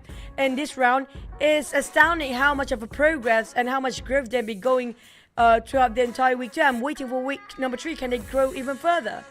Wow, no movers at wall at page number 2. Okay, but we got the movers on page 1 instead. Looking at the gap, D Xavier is only 6 points behind RRQ. 7-9 is 12 points behind RRQ, but they all need an extra 1 point on top of what I just said because of the tiebreaker. BTR also 14 points. They need 15 to take over RRQ. I mean, there's still so many teams able to overtake RRQ in the final round. That's true. The margin is incredibly minute for the teams on the first page. It feels like it's a fair play. I love how balanced it is for all the teams. Nobody seems to be dominating over this PMSL anymore. But for the side of MORPH, when it comes to top performers, 2 of the players up there. But we're back on the streak of the Indonesian teams. The only one that didn't score any chicken yet for the side of Indonesia is going to be just RRQ, who happens to be in the #1 spot right now. Yeah, I know, right? It's scary for RRQ right now. After an amazing round yesterday, today they could slip that #1 spot. But you guys could slip it as well if you don't get this quick. Join the event and get this PMSL Southeast Asia Limited Skin Series. The Dream Chaser comes with an entire set. Launch your game right now and get it. And it's the best time for you guys to go to the beach right now because it is summertime, even though it's raining season on our end. But it's new beach and pool party team Royal Pass for all of you out there who happen to be a Royal Pass avid lovers. But don't forget about this very exclusive act suit. We have, on rare occasion, we have the act suit, which is going to be Memorials this time. And I love this suit so much. If you compare it to the previous act suit, it's more robust, a bit more masculine sort of act suit before. This time you have more on the feminine side instead. Yeah, and if you get that, then I don't know about the level of visibility. If you wear that, you're in game, like people can see you from Sanhok to Miramar. I don't know. Gotta try it out though, so let us know. Do create some content and show us. But since you all say about box gaming, I'm done. Okay? I'm done. That's it. I'm going to go with the flow now. Don't pick box gaming. Instead, I'm going to pick the Birthday Boys team. If Vampire's being eliminated early, you know who to blame now, guys. I'll blame that it's the Birthday Boys thing. He don't get to do that. It's his birthday. He deserves all nice things together today. Wow, someone just said like, oh, don't announce your birthday. Oh, birthday. He already did. Oh, now it's like, oh, it's his birthday. Yeah, sure. It's already rough enough for them to actually not having any birthday good news. And you jinx it even further with your curse. I mean, like, what else can get back for the sort of Vampires now? I wish they have Stone. I feel like they really need Stone when it comes to their lineup Vampires, honestly. I know what else can. I'll drop another fun fact about Vampire. Ding, ding, ding. Okay, here we go. So, since it's birthday boy, right? So, it has to be fun fact about the birthday boy. Our birthday boy, Sir Tanny, used to be a tennis player. And he even played tennis in multiple countries. I thought when you actually meet up Tanny, he's quite tall, by the way. A bit of robust guy with a very wide shoulder. I thought he used to play basketball with his height. Because he dressed up like a basketball player every single time. Oh, when he was a tennis player, he was a very different size. Very, I mean, like unrecognizable. Same, right? Really? Have you seen the picture? Always. He always share it. And that's where everyone just goes crazy. It's like, no, that's not you. But the face is the same though, so yeah. The baby face, you mean? Baby face, really? Yeah, for me, he got a baby face because he looks adorable, you know, he smiles all the time. Yeah, that's where Zephyr likes to make fun of his smile. Zappa is also the same. Why is making fun of people when they actually do the same thing? That's where you can make fun of another person who has the same thing as you. And that's kind of true. If you guys don't know, Zephyr is actually the one of the closest associate for Vampires, and he's also the caster for the Thailand side. And he's a gentle China call because it's like so cute. Like everything we offer him is like, yeah, let's go, let's do this, yes. You know, it's so adorable. I'm thinking of a fun fact for him, but no, I don't have one for now. So maybe later on when I can figure one out. GE's fun fact is that, well, they got off anniversary yesterday. You guys know this by now, so maybe they had like a good party day yesterday. I don't know, but today wasn't the real good day for GE. Okay, PB, I have a fun fact. So they will have a drastic lineup change coming soon. It's because 2 of their players have another tournament to go in Romania. Oh, I think I know that tournament. Yeah, that tournament. I mean, surprisingly, you know, I thought they will alternate between the schedule, which we do have another tournament in next month as well. But I just wish all the best then, because that's very limited players that can actually, that nobody can split their body into two parts, right? If we can, it would be great. But for the teams, they should prioritize over what their org want them to play at this point, or what the players do want to play at this point. But speaking of which of playing, we do have one more map to go, Cloud, and that's going to be the last Marama of the week. And FaZe just keep being pushed down since they are not playing. And the position right now currently is worse than last week's. Yeah, so FaZe Clan, with whatever condition that they will end up today, next week it has to be big for them. It has to be real big. So yeah, FaZe Clan not only saying like Mela has to step up, but the entire team really has to do it next week for FaZe Clan. If not, they might not even see. They will not see the grand finals, and it's going to be one of the biggest upsets. It's kind of true, but on the side of Infinity, things are not doing so great for them as well. A lot of teams, surprisingly, when it comes to week number 1, they've been shining so bright. They have been performing so well, surprising us back to back. So much good plays and clutches when it comes to week 1, but when it comes to week 2, it feels like they've been washed down for a bit. Yeah, I guess this is what we also talked about, like, right, week 2, you start to see like teams like, because it's a league at the end of the day, right? If we are tired watching this, can you imagine if the players, like, they are even more feeling the fatigue of playing this long league? Final game of week 2, let's go.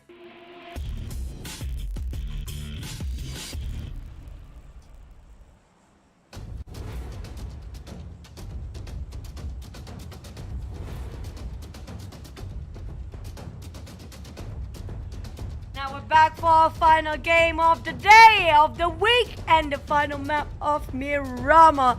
Hailing from the northern side, it's going to be just on the outskirts of Oasis, down to Puerto Paraiso, cutting across Los Leones.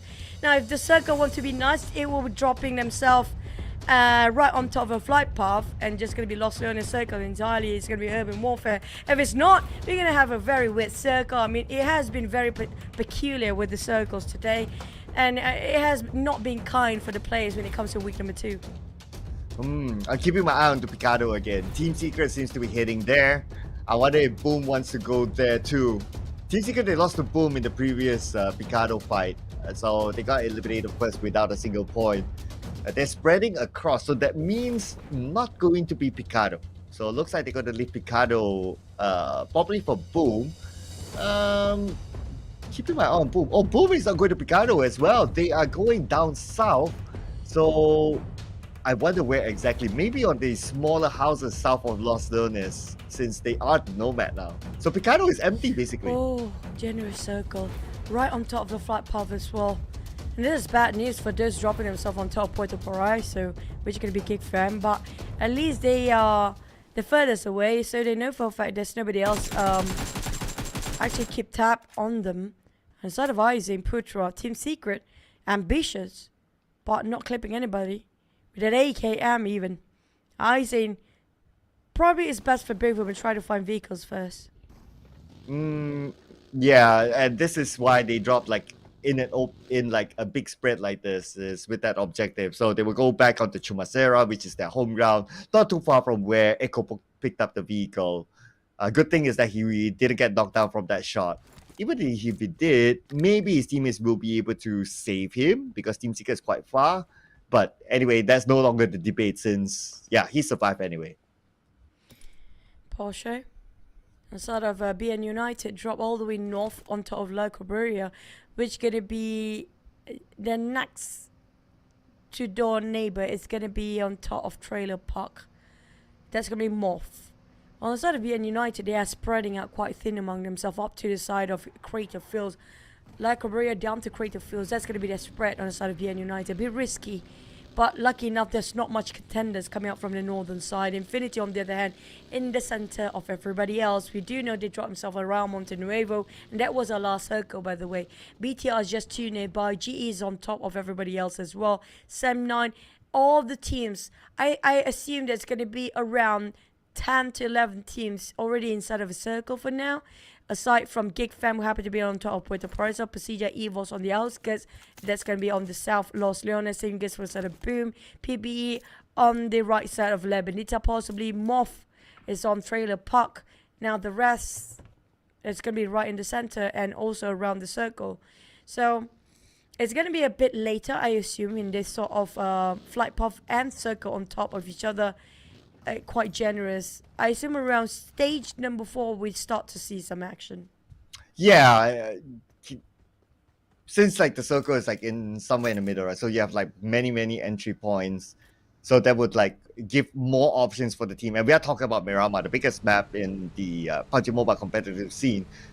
So with a lot more entry points, a lot more options, so possibly of that clash will be lesser, which is good news for some of these teams who don't like to take early fights, i.e. PBE, i.e. Team Secret. So hopefully with that kind of theory, it will work out better for them in this final round. Speaking of teams, right, GEEK Fam also didn't score as much. They are in a slump right now. Team Secret, at this point, no comment anymore. They still have one more week to go. I just hope they can reset their mind and not being overwhelmed the fact they have not performed for the past 2 weeks there, and just try to refresh their mindset entirely. Try to find objective one step at a time. The best right now is not to be at number 20. If I look at their points, right, so they are like 24 points from BN United, but let's not forget there's FaZe Clan as well, who is 89 points. So 9 points from FaZe Clan. FaZe Clan is definitely not going to move. If they can somehow score that 9 points, then at least they won't be at number 20, the dreaded number that you don't want to be in. Same goes for GEEK Fam. But unfortunately for FaZe Clan, because they're not playing, right? So nothing can change their fate if that happens, and they have to deal with the fact that they will be at number 20. At the end of the day, it's a competition. Somebody has to give in. Yep, somebody will be relegated by the end of the day. But I just wish the score is not that big of a gap, you know? I mean, like, yes, it's a competition for a reason. There's going to be 4 teams out relegated. But at least there's no significant gap. They're kind of just too different when it comes at the end of the table as well. So we do know for a fact that it's going to be a very balanced out throughout all the teams down there in this PMSL. It's just down to who is better than the other in the very last minute, who makes the first mistake by the end of the day. It's not about totally a team that really cannot capable of pulling it off for the entire league. That's it. I just wish that happened one day. That's going to be my dream tournament, to have all the teams equal in fair play ground and have the same firepower and strength. But when it comes to Team Secret, definitely, what else can they do? They try to rotate later. They try to follow the footsteps of PBE, of playing around the rim of a circle, and then they try to change it up to play a bit more aggressive. It just didn't work out either way. It feels that something is lacking. That certain factor that's lacking so much inside of Team Secret. There's one thing they need to figure out, but I'm not sure what is that. I don't know how to pinpoint it out. Well, I kind of do have that some sort of an answer now. So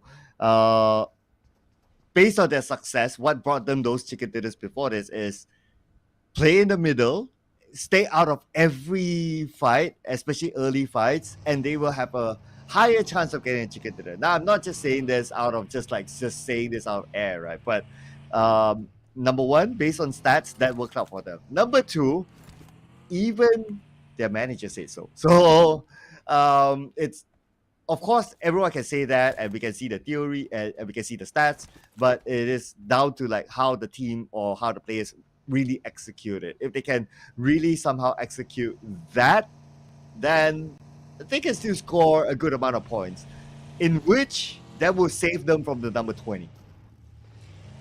But based on like 5-6 years of casting PUBG for me by now, whoever wants to play in the center of circle, they must have the certain level of confidence with their firepower to hold the ground in case you're being ambushed, in case there's going to be more than one team ambushed right at the very same moment. And that's usually being played by a team that we do know, one of the best in the world, like how the China teams play, how Vampires usually play. You have to have that kind of level of confidence to pull it through. And on the side of Team Secret, we don't see that level of confidence. Skill-wise, we do know they can pull it off, but it's about believing themselves and all about mental strength, really. They're doubting too much, and it feels like they're overthinking and overwhelmed at the same time. And looking at the circle even, we're shrinking down into right in the center, whereas all of the team happen to be moving in at the same time. Now this is Team Secret to be put up to the test. Can they hold the pressure? Well, at least right now they do have a decent spot. They have the high ground just on the right side of power grid. So what are the key areas that to be able to be, what are the key areas to play for the teams? Well, we talk about like the Team Secret of the past. That's what spots that they really like, because they normally drop in St. Martin. Of course, we're talking about a new generation of Team Secret now. Semna, one of those who like to play around the area back then, but now they play in a different spot. So RRQ happen to be in the same area. Send the Patron. A bit of trading, not really trade, just one loss on the side of 7-9 for now. A win on the side of RRQ, and Telco as per usual delivers on the side of RRQ. Very reliable player here. Dependable even. Been outsmart the rest of the other teams down there. And brute force himself in, but Mikael knows better. They know for a fact if you want to go CQC against RRQ, it's going to be difficult because Nepeko is just a different monster on it from different planet entirely. Keep the distance in between them, make it a long range fight, and they might actually have a shot at this for 7-9. It's not that I don't believe in their CQC for the start of 7-9, but RRQ is just way brutal in that. Especially in Nepeko, if it's not being knocked down yet, don't take the chances out. But instead of RRQ, they will try to force in towards the side of 7-9. With 7-9, they open up their angles. But if they're not being careful, we do not see that they put quite in the center as well. Bots gaming is just behind them. They have to be alert and have their guard up just in case a passerby happen to be looking at their side for 7-9. Well, Kenny seems to want to bail this. He's just finding the right opportunity. That's why he's like taking his time and not try not to make a sound. As long as he's still on his belly, then it's not going to make that sound. The moment he steps up, then depending on the distance, the footstep can be heard. So he's trying to get a good distance before he either makes the run or maybe his teammate picks him up, which I think the first option will be the better one, because if you go with a vehicle, then it's going to be even more obvious for RRQ to try to turn their attention to and take them out. Putra giving a bit of a warning shot from above. Is it going to be St. Martin all the way? If it's St. Martin, we'll be on top of the town or we'll be on the high grounds. That's another issue for them to resolve for the IGL of all the teams down there. MORPH and BN United coming out of water treatment might have to cut across GEOs, taking us in the Patron as their grounds. But they divide into two sides here. GE, Smile and West Kerry taking on St. Martin, while the others on top of the Patron. RQ is cutting across, but surprisingly, they're not discovering GE right across them. Despite Monet is actually on the vehicle, and they might pull over and start spraying here, definitely. Here comes a bit of a drift. RQ will never bow down from any fight ever.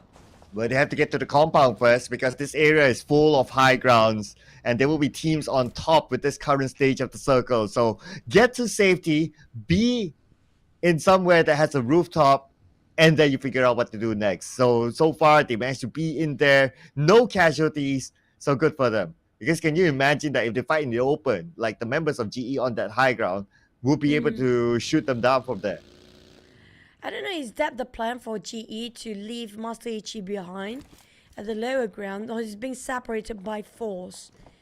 Because apparently he's going the other way around from the rest of the teams down there. Maybe he realized that it's kind of tough for him to get out from his place anymore. Might as well just find himself some safe place to wait it out. while waiting for the crossfire to happen. Because we might actually heading into stage number 4. That's where the fight is gonna be commencing soon. And less than 2 minutes away with 63 players still intact out. This is gonna be a very big mess since none of the team being taken out yet. Yeah, we did talk about like why, and true enough, so far we still got like a lot of players with all the 16 teams. So it's going to be really interesting at stage 4 especially, and maybe even like the beginning of stage 5. But we got Box Gaming still okay, full squad. The only team that has a casualty now is Sam9 with that earlier clash with RRQ. But we will see the next clash now. Beer 11 knocks down Ichi, who was caught out alone earlier. Yep, I think he was trying to find himself a safe place. He happened to be bombed into Beer. And GE, they're just too far apart. There's no way for them to save him up. So they have to sacrifice Ichi for that reason. But Yummy May on a monster truck. That Newton was ridiculous. But Putra just waiting for the right time for them to pick up. The moment they pick, that's UMP. Be right in their faces down there. But Team Secret, dangerous game. Ryza open up the gears. And it's going to be Archul down on his knees first. This is going to be a go time. Green light commencing the fight. Team Secret versus Boom. Okay, here we go. But Team Secret have to make this fast because the circle shift up north. So they need to get down from this high ground. Yes, it used to be a prime position. It is still. But without the circle, it is not as prime as they would have hoped for. Now they're keeping eye on to Boom. If Boom exits from the compound first, it's going to be first shot from Team Secret. Ryza is trying to hang on there. But you talk about the Blues and stuff kicks in. They need to climb down either way. Boom will be stopping them. Yummy way! What a Kobe! Right on top of Putra with that angle. That was ridiculous. Went all the way from downtown, man. I mean, it was like almost a no-look nade. Okay, very, very nice. And now let's see here. GE going up against DVD here with that knockdown. Let's see. Yen climbing up. It's going to be a flat plane up there the moment he shows himself up there. It's going to be a risky game if they want to take the elevations. But Boom Yummy, what an impressive nade coming up from this formidable player. Never failed to deliver. His calculation regarding the trajectory of the grenade is just incredible. But instead of Boom knowing there's somebody else on top of him, which could be Team Secret, they're playing it smart at the edges. But it will not cover for long because Zeral starts shooting down with those Scar at work. But both teams barely getting themselves into the circle. The moment it steps in there, it's going to be DBD waiting, just gatekeeping this side. Oh yeah, DVD will have a good advantage against these two teams. Let's see how long will this fight take. Because Team Secret still needs to track across. Zral needs to play a little bit, needs to do a little bit of parkering. Hopefully he doesn't get surprised by Boom from below, but Boom wouldn't have a good view onto him. As we move over to PBE, not really a good day for them, but this could be a good day if they can eliminate PERSIJA EVOS. PERSIJA EVOS, lucky enough, they still have enough when it comes to their smokes, but the moment the smoke dissipates, it's going to be clear view to the side of Box Gaming and PBE at the same time. On the side of PERSIJA EVOS, they're popping another smoke, so just in case they were being ambushed. But on the side of Boom, still have there you go, Yummy May now calculating the angles again. Zral in trouble. Zral have to hold the angle by himself. He got himself the innate being prepped out just in case Boom tried to pick into this, but Yummy May will toss around it. He just gave away his position, but AKM in his hands, waiting to open fire. The Peko taking on Tony K at the same time. Yummy May barely get to see Zral at the corner down there. As Zuxi taking on Raimon. Zral finally down. Boom! Start to capitalize over Team Secret. Team Secret being shot left, right, and center. That's going to be the last player. Ryza barely hanging on to his life. Too bad. They didn't have a vehicle for him, so on foot it was tough. Now back on to PERSIJA EVOS and PBE. PBE only has 2 players left. 2 of them eliminated. PERSIJA EVOS, on the other hand, they still have a full squad technically. Only 1 on his knees, but Misery knocked out by Ray, so there's going to be 3 more left. So Misery eliminated now. But Throngs is on the other side, putting pressure on the PERSIJA EVOS as well. This is the side that we don't want for the teams on the southern part. They have to cross the road. They might have those slight elevation, which will be taken over by the side of RRQ. BT on the left side. But if the circle happens to be shifting up north again, there's going to be calling out for trouble. PBE is in trouble, as we mentioned. PERSIJA EVOS just obliterated, decimate the entire team out. PBE the first one out. And imagine how many teams we still have in stage 6 in less than 20 seconds. This might go down soon because we got so many teams on the outside of the circle now from the high ground trying to get into the circle, including Boom, as Yen will go boom to the name for Yummy. Echo tries to go in, but he knows that it's a bait. He pops up the smoke. He might want to take that risk because he's still on the outside of the circle. He has to do something. At the same time, Lamborghini knockdown, Slice knockdown as well. Yummy shoots out to Echo, almost getting it, but Echo counters on the Yummy. Levi down to the ground. A lot of players happen to be having a crossfire at the same time, at the very same moment here. Manet gonna heal himself back up first before they try to charge it to the side of DX.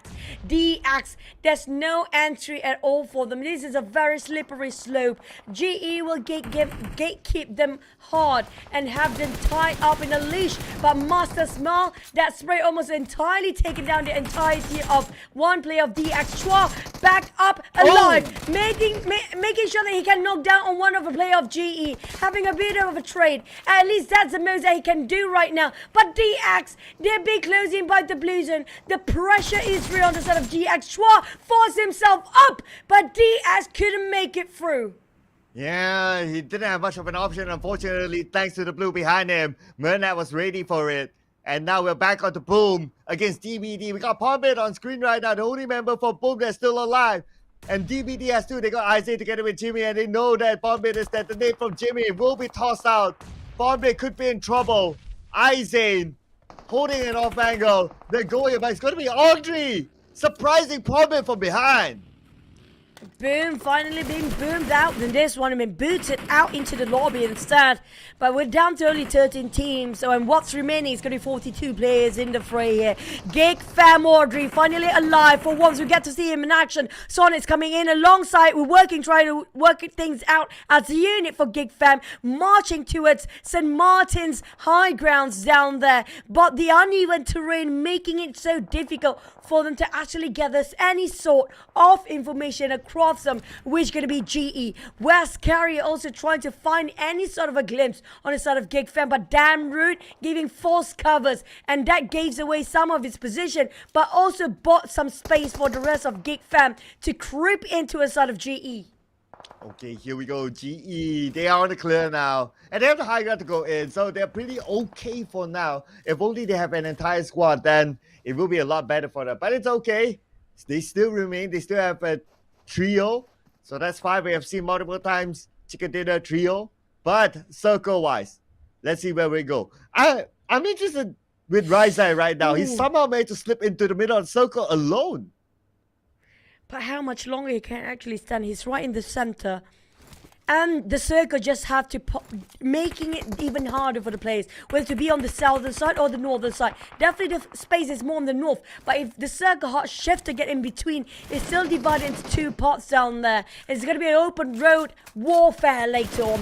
GEEK Fam spot out Luxy. PERSIJA down to a couple of players and one of them bleeding out. Can he on the other end have to reload first, but he have to hold this ground by himself because Box is breaching in. At least he hold long enough to knock on one, but here comes Gozo on the bottom floor. Can he try to just put them at bay, but couldn't hold on much longer? Oh, Kenny at the rooftop still, together with Boss Gaming in the same compound. They are within the circle at this point. You can see another fight happening elsewhere through Stem9 defending their ground against Boss Gaming, but we got the Infinity eliminated by GE from the high ground, helping our BN United at the same time. What a mass here on side of Infinity. That's going to be the end of the run, and this is the last map right now.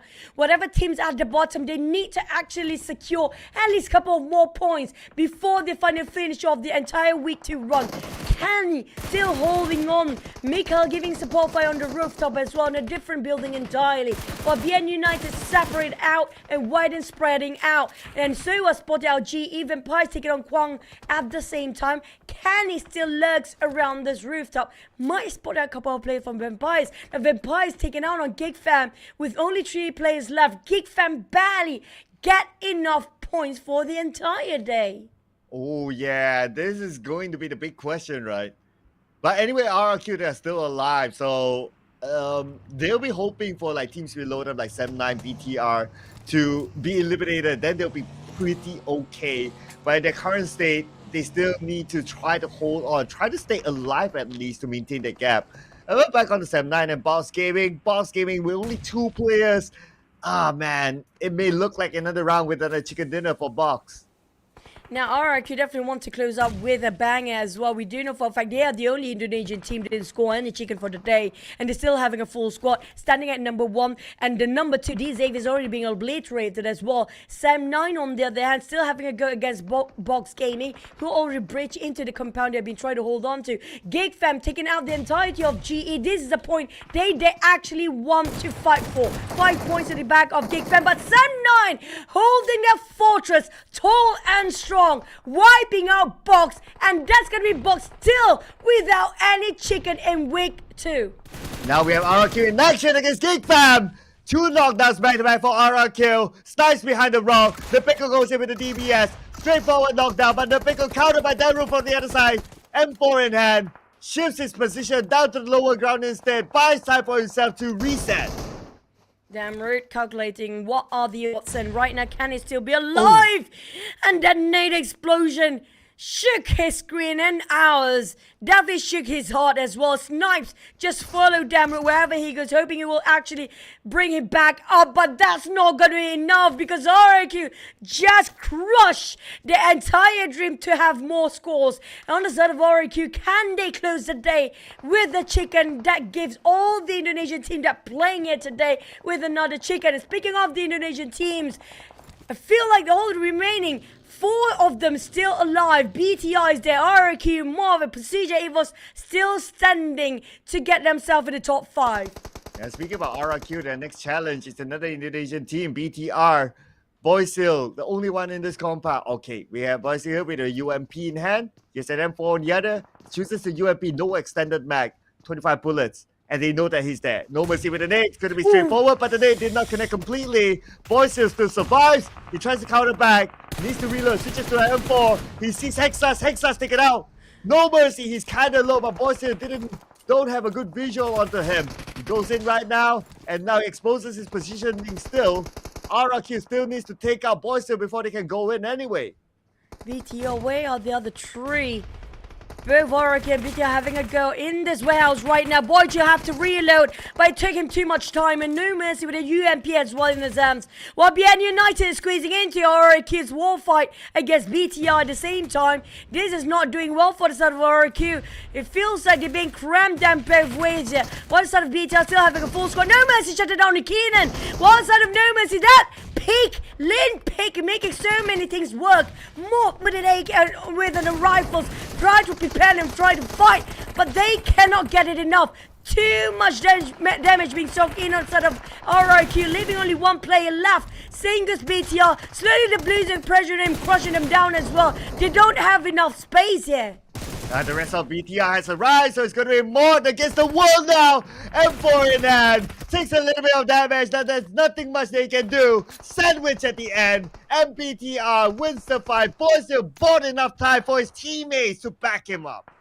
BN United dominating across the board right now. Also the same goes for the side of BTR. But BN United still having a full squad. BTR just need a bit of a reset. These are the only 2 teams with a full squad. BTR and BN. It's going to be both of the Bs this time. But more Vampires having a trio to work. Vampires 1 knockdown. Sam9, that lone survivor of Sam9 is biding his time as much as he can, hoping nobody will notice him. He's going to be dapped on that corner and try to hold his ground until the top 2 or top 3. Here we go. Stage 9 will arrive. So, okay, Sam has a clear shot. Here we go. Dap is going to pull the trigger. Smoke popped out. So that will somewhat save them from Dap. But Break now still has to deal with BTR, and BTR needs to cross the road, but they get a knockdown to Break. This could be their opening, but they need to deal with the rest of BN United because they can do so. They're creating a smoke bridge. Boy still on his knees, trying to get across.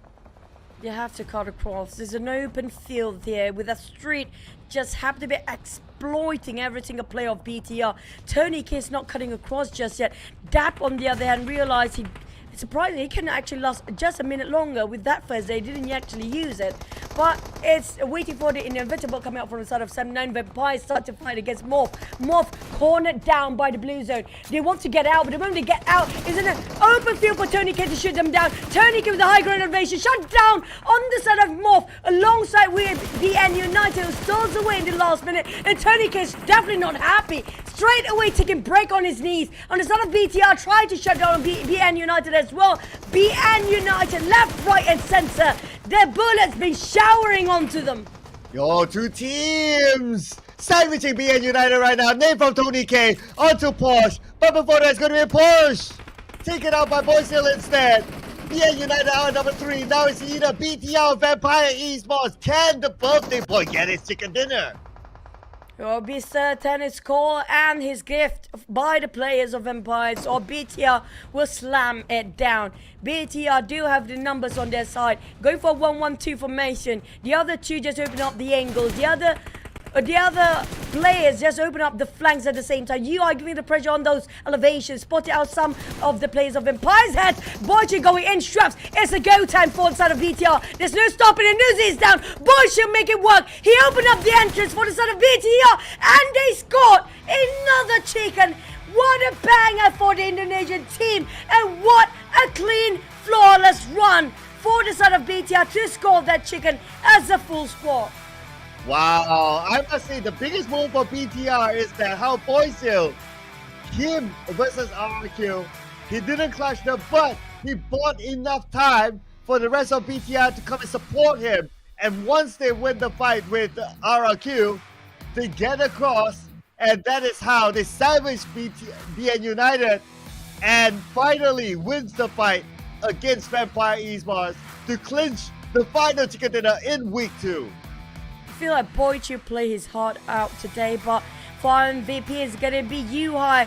Open up so much flank side and give those awkward, peculiar off angles towards his opponents, making it difficult for them to breach in and break the formation of BTR. Yuhai, from the days where he's just starting off PUBG Mobile, and look where he's at right now. 631 damage and 2 eliminations. This boy looked jolly and cheerful every single time, but when he actually plays the game, it's a different monster entirely. Yeah, finally, Yuhai gets the MVP. Before this, he was his other teammates. And at this round, the final game of week number 2, he gets it. Yuhai, Keenan, GenForce, Boys Hill, this lineup scored the final chicken dinner in week number 2. The most eliminations is Boys Hill, and man, this guy, the way he hold off RRQ, that was insane gameplay. It feels like a different Boychill entirely, because when we saw him first starting off with this lineup, it feels like his movement is a bit shy, a bit hesitant. But this time, he's just so confident. He opened up the entry frag for the team here. And BTR, BN United, Vampires, and RRQ, what a play. Well, we ended up the day without RRQ. The only Indonesian team didn't score the chicken dinner for the day. But what a dominating day for the Indonesian squads. Oh yeah, we got like, what, 5 chicken dinners out of 6 for the Indonesian teams? Very, very interesting. If only it would have been a 6, then that would have been perfect. Like, it's Indonesian day all around. But hey, 5 out of 6, that is amazing by itself. Let's check out the best moments from the previous round. And I must say, kind circle, yes, but not so kind towards the end, where you still got 16 teams at stage 5. It's crowded. We're talking about the size of the circle won't fit all the teams in there, and PB the first one to be out, because they thought they want to play a bit slower, but it's not possible with this population that's still alive at this stage.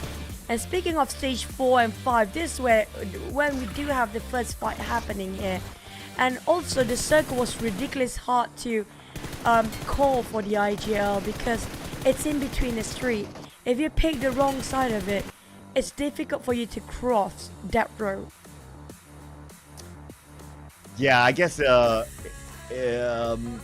was the closest entry to them. If they would like to go the other side, then well, traveling across itself, then PN United would have shot them down.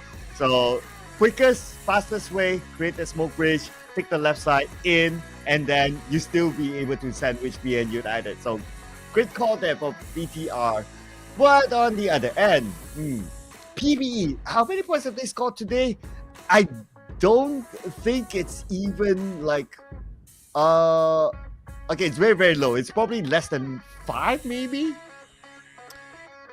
And also, speaking of the team with the least amount of overall for the entire day, how much have they gained? At least GEEK fam, with this last run, they redeemed themselves with the 5 eliminations, even though they're being eliminated quite early. Now, Box, not just they didn't score their chicken, but they didn't score any points in the last minute as well. I don't know how much when it comes to the overall rankings, but we get to see the teams that have a high chance of being relegated if they still stand themselves at the bottom 2 weeks in a row now. One of it is going to be Team Secret. Yeah, Team Secret, definitely now that they are number 20, right? So definitely if they want to see the light of the grand finals, they need to get like number 1, number 2, number 3, that sort of insane sort of performance in the final week later on, which is a tall order for Team Secret looking at their current performance. FaZe Clan, pretty much in a similar position as well, because week 1, they were also in the bottom 4. GEEK fam, it's a turn of an event for them. They did pretty okay in Dig 1, but now they are in the bottom 4. Box Gaming, also similar. They need to find a way out of this in the final week. Oh man, FaZe. This is gonna be a bummer for Mela, Onzons, and all the lineup of FaZe, because we never see Mela not getting into grand finals of any Southeast Asia PUBG Mobile Professional League tournament. And this might be the first ever. Is it time for them to actually have an overhaul? Or is it just a wake-up call for the players that have been veteran and experienced, and finally we can see the rise and the fall of the players even? Is it the entire cycle already for the side of FaZe? But RRQ on the other hand, I think they're pretty much solid when it comes to getting themselves a grand finals. RRQ, PN United a bit shaky, might end up in the middle pack if you sums up both weeks here. The one that kind of still solidifying themselves, consistently getting third place, is going to be the Xaviers. And you know what? RRQ and BTR, they actually have the same amount of points, but the tiebreaker, because of the tiebreaker, RRQ number 1 instead. So okay, that's 1 point difference in the weekly rankings. It's fine, I guess. But BTR, I'm sure they'll be happy to be able to overtake the Xavier and also like Sem9 to take that second spot. That'll be okay for them, because week 1 wasn't that hard for BTR. With this kind of finish in week 2, at least they put themselves in an okay position to be in. Now we have the weekly, we have the league ranking points. The Xavier number 1 now after 18-18. Vampire is still up there, number 2, and RRQ number 3, 33 points. Same with Vampire Esports. And you know what's important for me is going to be the bottom 4. GE, please make it happen for this season. I want them to get into the grand finals. They play way better than last season. And FaZe, Box, Team Secret, Box the only one with the 0 of those chicken right now. Team Secret, surprising, they are bottom 4, but they scored 3 chickens. They have too much of chicken, but not enough consistency. But they still stays at 20 placement. It just shows that how important it is to balance out the elimination and the placement, especially the placement points here. Even if you can't score too much with elimination, it's so important for you not to be the first one out. So we do have the grouping reshuffle, and this is gonna be your group for the final week. I need to take some time to really look at this, but could Group D be like the heavy hitters? Because Sem9, Vampire, Sersha there, and then maybe Box is a little bit of an outlier. Or I think Group D and E. Group D and E. You're looking at Group D and E. Yeah. Or maybe Group C. Oh my god, I need some time here, okay, to really like look at this. Because normally if like this kind of reshuffle, it kind of balance out. But I'm sure we can find like those small little details to separate them. But you guys cannot be separated from the grand finals. It will happen, and it will happen in the main atrium of the Sunway Velocity Mall, happening here in Kuala Lumpur, Malaysia, from the 25th to 27th August. It is free entry, so don't miss out on this chance to meet your favorite stars in front of your eyes. And also, when it comes to comparing week 1 and week 2, so far when it comes to first, second place, it's a deja vu. Even though the points is lesser compared to week 1, which was we're having 197, but when it comes to a tiebreaker, it's again the first and second place. First week, it was a tiebreaker between BN United and Vampires, which was 197, but it's down to placement point. This week, it feels like a deja vu between the teams on the top for RRQ, and it was a BTI as well. But speaking of which, we're going to toss it back to our host, which is going to be Carol. Carol, we want to know who you're interviewing. Let's head it over to Carol. Take it away. 24 matches completed and we are done for week number 2. But before we end the show, we must have an interview session before we wrap up the day. And with me here right now, joining for the last interview session of this week, we have the champion himself, Nerpeko from RRQ, and we have Deb from Sem9. So let's start off with the first question for you guys. How would you describe your team's overall performance this week? Are you satisfied with the results so far? Jadi gimana kamu bisa cerita tentang performa tim RRQ keseluruhan di minggu ini, dan adakah kamu itu kayak puas lah, senang sama hasilnya? Kalau dengan hasilnya sih belum terlalu puas karena di hari terakhir ini kita agak ngecok, agak kurang maksimal, sangat-sangat jauh lah dari hari-hari sebelumnya.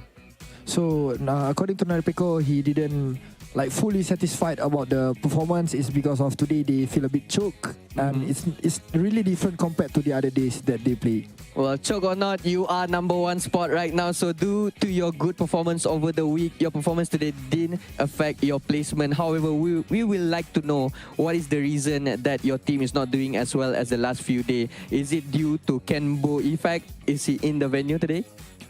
Terlepas dari hasil jelek hari ini, yang tidak stabil hari ini, kamu masih lagi mengekalkan posisi 1 lah gara-gara 3 hari kemarin kamu main dengan sangat bagus. Apakah gara-gara Kenbo effect? Apakah Kenbo sekarang ada di venue? Nggak ada Kenbo, nggak ada di venue, dan bukan Kenbo effect, emang kita aja lagi bagus kemarin. So basically it's not about Kenbo, and Kenbo is not here.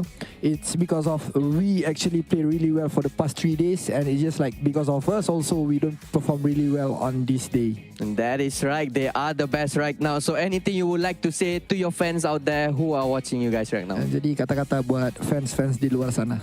Tetap sama sih, kalau bisa hujan terus biar makin gacor. Okay, so basically it's the same as before. Just keep hating and keep bashing us. Is because of that we're gonna perform really well.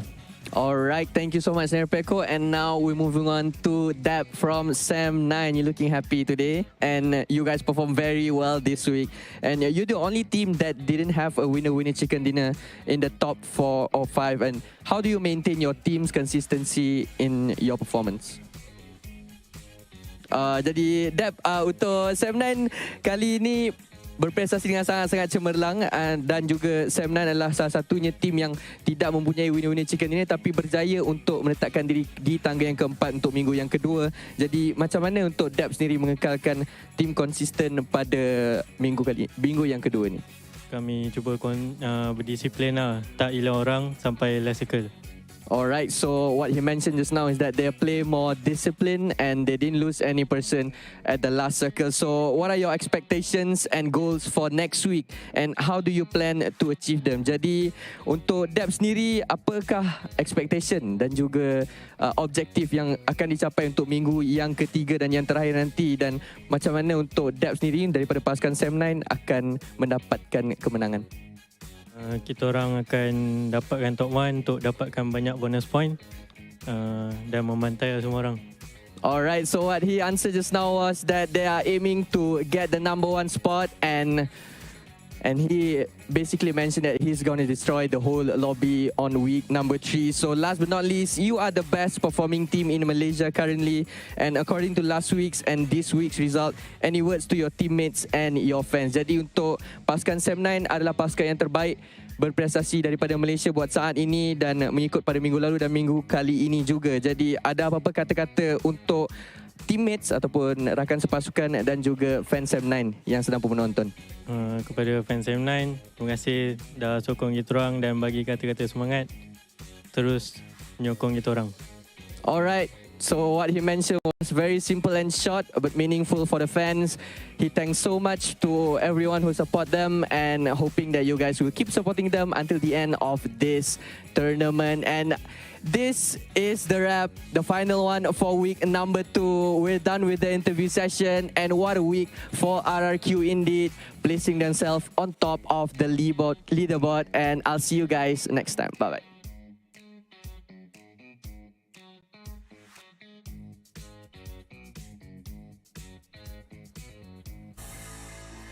That's a nice, very contradicting interview between a shout out for both professional players of Sem9 and RRQ and the Telco.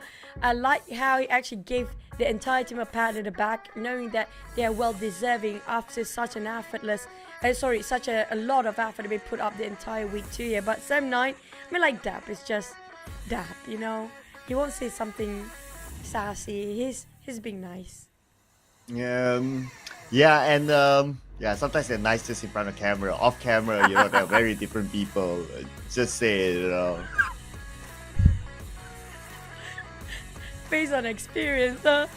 Oh, the guys. Too much. I mean, like, they're still kids though, so I mean, they're still growing now. Okay. Yeah, give them a bit of cut them some slack down there. But speaking of which, I feel like Sem9 definitely performed this week. They're definitely very aggressive, and I love how they play right now. You mentioned about them being some teams are coming out from a different tier team of team before this, and coming up from the side of Sem9. If they keep going like this in week 3, they might actually do have a shot at getting #1 for next week. Yeah, I mean, looking good, and their play style, even like before, like their play style is distinctive because of their level of aggressiveness and the confidence level that they have, especially the original players that played together for many years now. Real Tam, okay, minus that basically. Real Tam, Mikkel, Kenny. Yeah, they played together for the longest time, so they definitely have that rhythm already. But can they have that rhythm again next week? Because we're going to start off fresh again. It's going to be 0 for everyone. Everyone has the equal chance, but all good things must take a break. We'll be taking a 2-day break, ladies and gentlemen. We'll see you again next week for week number 3. That will be all for us at the Caster Test. My name is Sir Cloud. This is the wonderful Choo Choo. We'll see you guys again next week. Bye-bye.